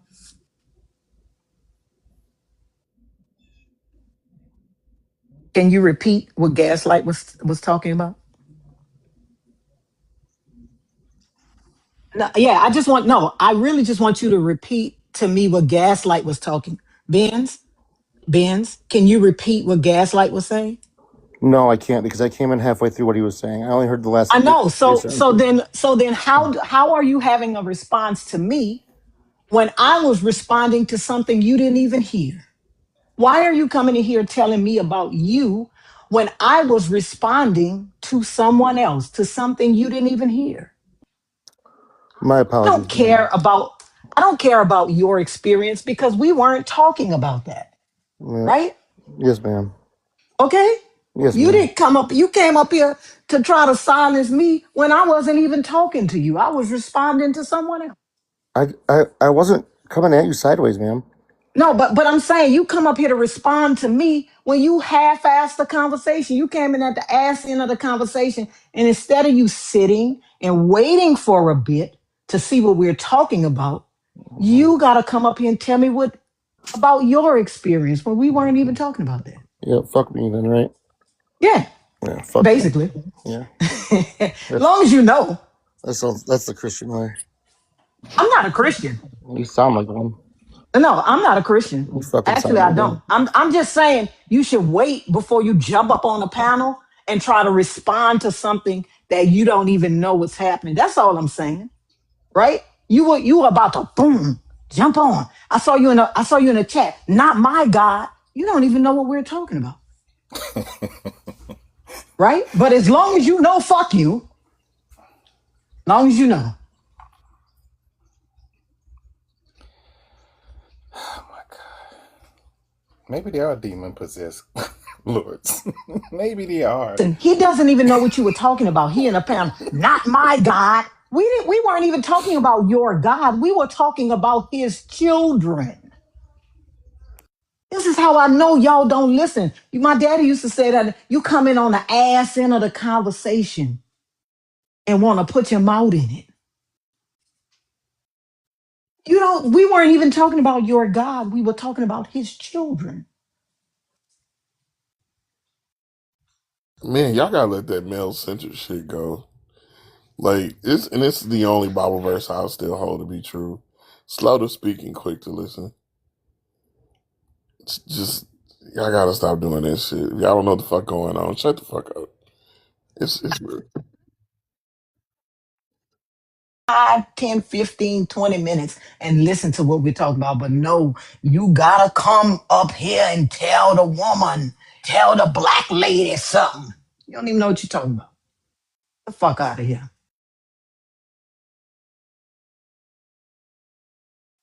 And see, yeah, I'm supposed to be turning over a new leaf on Chinese New Year, February 17th. Y'all won't let me. Lord, you giving them cussing. Don't give them cussing. I like it when you cuss, Lord. It makes my heart warm. Leaf. Now, but it warms my heart. It really do. I ain't even lying. It warms my heart. My wife too. She ain't here, but she love hearing you cuss people out. It make us feel good. I ain't gonna even lie to you. I'm trying, people, I'm trying to give people the benefit of the doubt, but I can't because you come up here, you don't even know the whole story. You just got, that's not been my experience. We're not talking about God. We're talking about his children. May I remind you, Lord, you live in America. Okay. You're right. You're right. Do you know that there's a study that just came out that said uh Gen Z is the first generation to score lower on IQ testing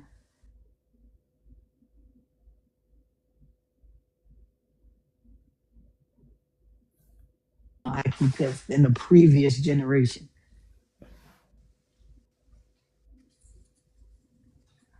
God damn, I think I'm that's just my saying. generation. Gen Z? Or no, No, no, I'm Generation X. I'm yes, Generation Gen Z X. is the people after I think after millennials. Listen, millennials. Who knows?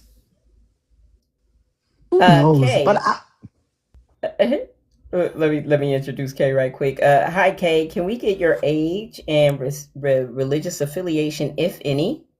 Yeah, I'm 27 and a non-believer. Non-believer. Yes. Okay. All right. Well, we got a question up here for non-believers. Uh, what beliefs do you still hold on to? This question is actually coming from the perspective of people who used to believe and no longer believe. I think I probably should have given that a little bit more thought with the structure of the question, but yeah. Are you a person who never believed in any God or anything like that, or are you a previous believer who now no longer believes? I'm a previous believer coming from Africa, so you're raised in a community that's like almost strictly Christian, and not to believe was like seen like a taboo, or you're seen like the delinquent of the community or something like that. So it was like almost not possible to believe. So it's like by default you're a believer when you're born, and then with time, and you also have this kind of strict parents who like, if no one's going to church, I'm locking the house. So it's like you'll be outside the house the whole day if you choose not to go to church. So it was not kind of easy if you chose Whoa. not to kind of believe. Yeah. So growing up, like fast forward to like when I was like around like 2015. Yeah, I was about 17 or so. It's like that's when I slowly start to like question, and I think some of my first questions were pretty innocent, and it could where there were things like, why do we not believe like the other people from other denominations, or why don't they believe like us, and why are we the right church and not them? And and I would get answers from the church elders like, no, we are the right church. Those ones from the other church will have to come to us, and eventually they will be saved if they join our church, which is the right one. And I was a Seventh Day Adventist. And if some of you might know the denomination, they're kind of like strict with like following the rules. And that was another thing that I think I struggled with a little bit. Is like, they have this thing where you don't have to like work on the Sabbath, which is more like taking up from the Jews. They had to keep the Sabbath day holy and kind of thing. You can't do anything that's like pleasing to the body on that day. If it means watching a movie that's not like Christian related, or going to play some soccer with your friends, and things like that. So for me, I would struggle with that a bit, but I was like, anyway, I guess we just have to do it to the glory of God and things like that. But like I said, I started the questioning, and slowly I think I started to sort of like try to read into the text more and not just like go with the presupposition I've been taught at church. And it's only then that I started like also being found in spaces where there were people who could question more. Because in the beginning, it's like you're not allowed to question, because that was almost considered as a sin if you want to like, it was seen as standing up to authority or what has already been like laid down for you. So when I started to question, it was a bit scary, I would say, in the beginning. It's like, first of all, you're raised to be like a creationist, and then you meet friends who are like, that the earth is not 6,000 years old, it goes beyond that. I'm like, come on, shut up, that's not true. We've been told that the earth was created in 7 days, and on the seventh day God rested, and things like that, yada yada. And then they'll be like, have you also heard that the flat story is actually not true? And I'm like, come on, we've read about that. And then it's things, it's moments like that, I think, that helped me sort of to slowly start deconstructing. Even though you might meet people who will tell you like, what did the God disappoint you on, or what did the God not deliver that made you deconstruct? I think for me, it was not like through that path. It was more of like the questioning, I think, that led me to here. And if you ask what am I still holding on to, I think I wouldn't say I'm holding on to anything at the moment. I think I'm now in a space where I'm now I'm still interested in reading about the Bible, because I sort of like care about the history and how it came to be about. And I feel like the way I study it now is much more healthier than obviously how I did it in the past. And I'm also always just interested in hearing how other Christians see their belief and how they interpret the whole scripture. Of course, I never like try to force people to be like me. I feel like everyone has the right to believe in whatever they are, as long as they're not hurting anyone around them. Yeah, so that's where I am at currently. Yeah, I had no interest in reading the Bible as a Christian. I do have this old Bible. When I flipped through it, apparently I read something, because it's full of, highlighter ink, especially over in the New Testament. And it's a Bible that the assistant pastor gave me when I joined this church all the way back in '96. I still have this raggedy Bible that don't even have a cover on it anymore. But like, me reading the Bible is, I don't guess it's not a belief that I'm holding on to, but at this point, it's just like I owe it to myself to become more versed and understand what it is that I said I believed in. The place that this God comes from. You know what I'm saying? I owe it to myself to take a look at it and see everything that's in it. And then every time I see something, I just kind of ruminate on it and rabbit hole in it for a few weeks, which means the reading stops. When I read through the book of Job for the first time, from the front of the book to the back, and was like, God damn, they preach Job to us like this is the person that you want to be when you're going through something rough. This is the kind of faith you want to have. This is the endurance you want to have. This is the patience you want to have. You want to be like Job. And then when I read it, I was like, but God did this to him. God did this to him. I never knew it. I never knew it. I just come to that knowledge in the past year. I bullshit you not. And because in church, Job is preached like, and Job went through this and he held on to God, and Job lost that and he held on to God. And you know what I'm saying? They preached it in an apologetic manner. They preached it as if the devil was really after Job. And you take a good look at the story, and the devil wasn't even fucking thinking about Job. He wasn't thinking about Job. God mentioned Job to the devil. And it's not even a devil, it's Satan. And Satan is a title. It's like all of this shit that you're finding out. It's like, what the hell? And then, the concept of a devil or the devil is more of I guess, a New Testament thing than an Old Testament thing. You had the Satan in the Old Testament, and then you realize that the snake was just an animal. It says though right at the beginning of chapter 3 of Genesis. He was more crafty than any animal that God created in the garden. It doesn't say that this snake was a devil. And like all of these things would just continually blow me away, and I'd just be walking around cussing and mumbling and stuff. But it's like, I owe it to myself to understand what was preached to me, to understand what's correct about the book, what's incorrect, or it just the stories in it. I had no idea that it was such a misogynistic book. There's so many horrific things were happening to women and children. And the stories that that got preached in church, like every now and then somebody would preach the message about the prophet Elijah and the kids saying, go down now, thou bald head, go down now, or whatever, and God has these bears come and tear these kids up. And that was preached from the perspective of, children are to be obedient and be respectful. And, and that's how that story was presented to us in church. We never looked at the fact that this God just had all these fucking kids mauled by bears. And if you did have a question about why God would do that, don't you dare ask it. God is good no matter what he does. Right?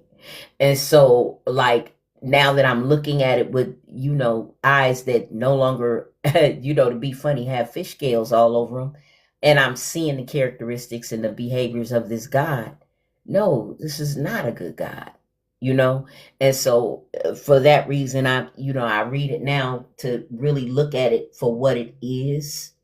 In church, you're taught to look at the Bible and to read it from the perspective of being love bombed by the idea that this Son of God came and died for you on the cross, and even that he needed to, that you were in such a wretched state, that the world you live in is such a wretched state. And that's easy to believe. All you got to do is look around and you'll see some ugly things. Look around, you might see that you've done some things, but you don't even understand that the concept of sin don't apply to you. It doesn't apply to me. None of these concepts apply to me. They're not for me. They are for a certain group of people.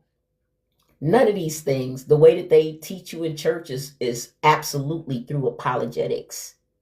And the oldest pastor, when I first got saved or recommitted my life to Christ in my young life, my mid-20s, I said, where should I start reading in my Bible? He literally said, oh, stay away from the Old Testament. You could start in the New Testament.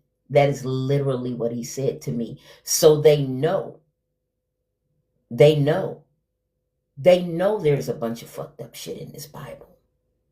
And we talk to people now who will say, well, we're not living under the law anymore. We're living under grace. I remember saying that when I was in church. That's what we were taught, that we weren't living under the law of the Old Testament. We're living under the grace of the sacrifice of Jesus Christ. And the question that I had, I couldn't get an answer for was, but Jesus is trying to get us back to the God from the Old Testament, right? And I did know a little bit enough. I knew enough about the God of Yahweh to know that he was fucking scary. He did some shit. But I was taught that those things are necessary. God is good. Everything he do have a reason. The people he did them to were enemies. They were sinners, and they absolutely deserved it. That's how we were taught and preached to when I was going to church. So I get reading the book, if for no other reason, with a critical thinking mind and open eyes, and don't allow yourself to believe that a God that would allow young girls to be prisoners of war and be raped by grown ass men after they'd decimated their little village and unalived her parents, that's somehow good. That God unaliving David's baby was good. It was David's punishment. And in that way, they would preach as, well, this was David's sin and this was David's punishment. No, David didn't get a fucking punishment. There's a whole consequence for adultery, and he did not get that. David, in my opinion, is a biblical example of men who have power and position and authority and wealth being able to get away with fuck shit just because they have power, position, authority, and wealth. Only David had a whole God backing him and covering up the fuck shit he did. It's like, you know what I'm saying? So what I see when I read it now, I never would have seen it when I was a Christian. Well, first of all, I wasn't looking for it. You know, and I feel like, yeah, let me keep, try to read this book because I don't never want anybody to say what this book mean to me to anymore. My purpose now is don't come up to me talking about what God is and what he did and why he did it, because I read it and I see it with my own goddamn eyes. And you're not going to tell me that it's not that, So, yeah. Yeah, 100% I do agree with you. Like only recently I came to know of certain texts, like maybe like a year or two ago, like the whole slavery instructions, because all those were things that they would never touch on at church, and they would always like skip that. And same with, like you said, on job, they would try to teach it from the perspective of how we should endure suffering.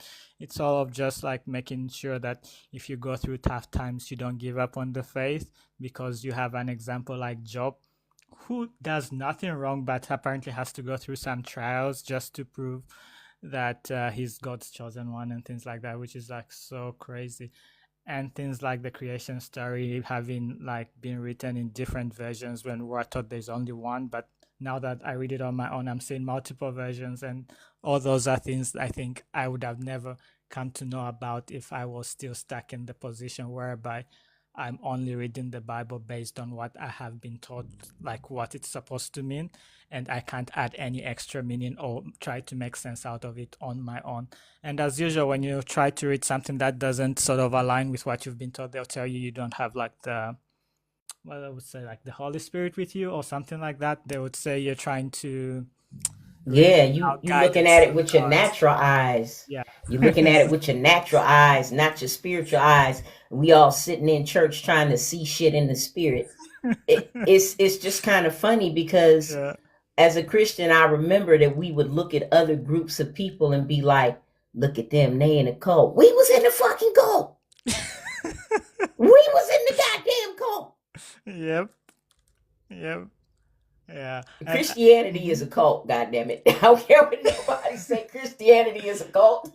yeah, and if there is like some Seventh Day Adventists in the chat, they will agree on this one with me. It's like for us, like our greatest like nemesis was like the Catholic Church. We saw them as like the Antichrist, and we believe that those were that was the church going to like bring the New World Order and the mark of the beast, etc., etc. And I think Jehovah's Witness, and that's one of the main reasons you would sort of find like Jehovah's Witness sort of like become besties with Seventh Day Adventists, even though they're not like aligned that much. But when you bring up this topic, both of them churches will be like, yeah, we agree on this, because Jehovah's Witness also do not like the Catholic Church, and they will, how dare they call them a cult to be crazy. When I look back, I'll be like, guys, you all are crazy if we look back at it. But anyway, who are you to call them a cult? They'll just like tell you like, no, we're doing what the Lord instructs us, and yeah, they have the anointing from the one above.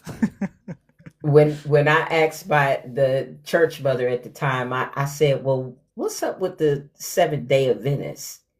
She said, oh, baby, they just like us. They just confused about what day to go to church on. I'm not bullshitting you. That's what she said.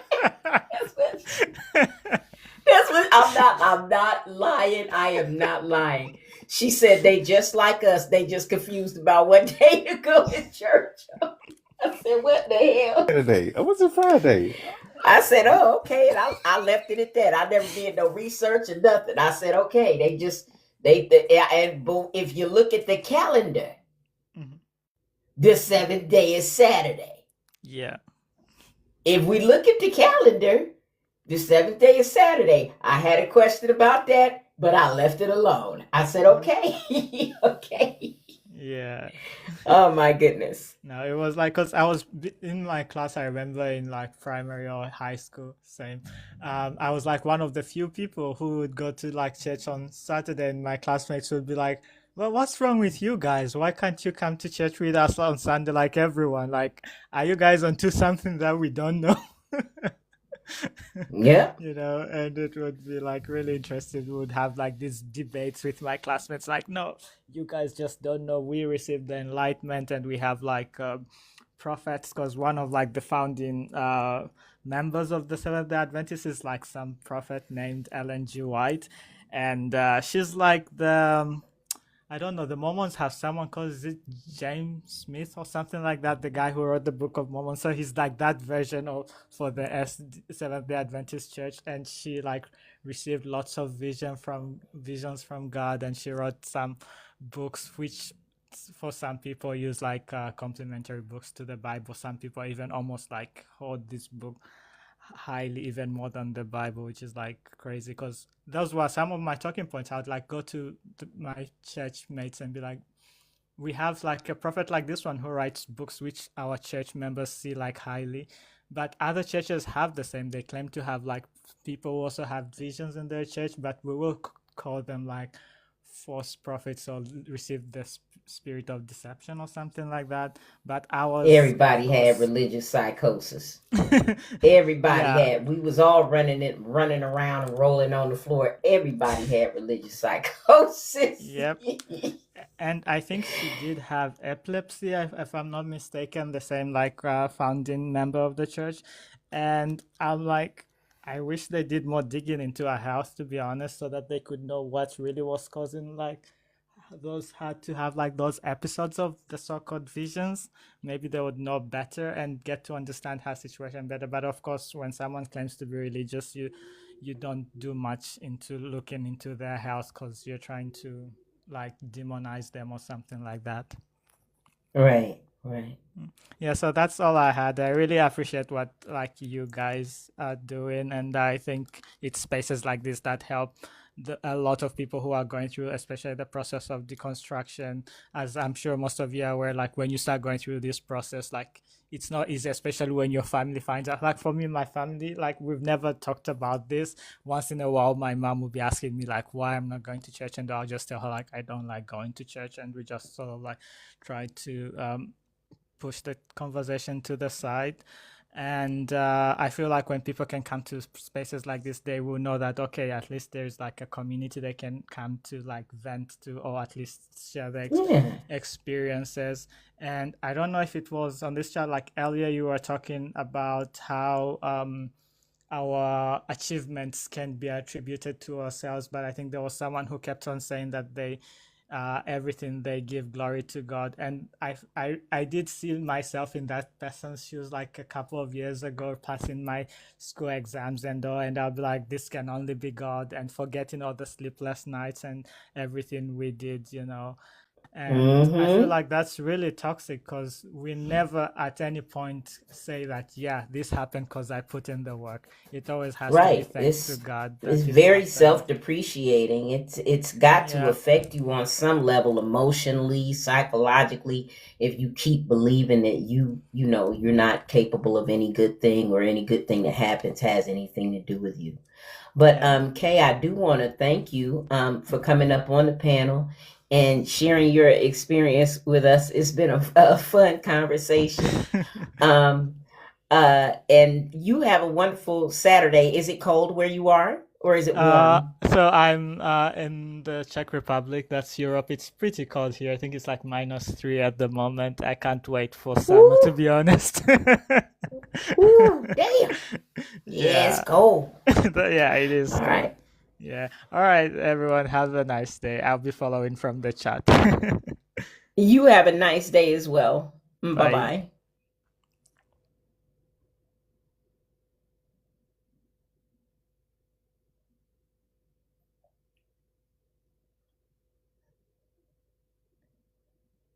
Oh, wow. So now the puzzle has come up, and the puzzle is frozen.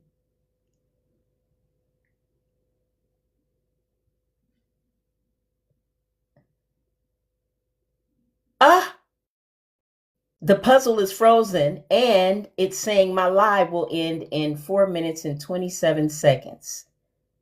The puzzle won't even work. So yeah, they trying to shut my live down. I don't know what's happening. I ain't never seen the goddamn puzzle freeze up. Okay. Here comes another puzzle. The whole time I've been fighting this, the app will shut down. Wait. Let me see here.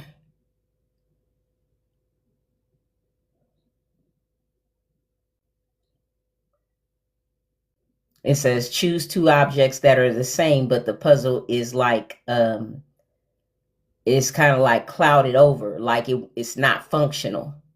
They want to shut my live down. That's crazy. All right. Yeah, that's crazy. They want to shut it down, and the clock is working. The countdown clock to shut the live down is working just fine, but the puzzle is literally not functioning. I can't access the puzzle. So, and now the puzzle has disappeared. And here comes another puzzle. It's just some weird shit going on today. So I'm gonna get ready to cut y'all loose. I'm trying to look on my other phone. Let me see who else is live. Can y'all see who else is live? Let me see. All right. Well, I'm going to just cut y'all loose into these TikTok streets. Hey, thank you for rocking with me, everybody. I'll be back tomorrow morning at 5 and we'll have another discussion. Thank you for the likes, the shares, the gifts, the taps. Thank you for keeping it hot in the chat. Thank you to my co-hosts, my guests, the Christians, the believers, the non-believers.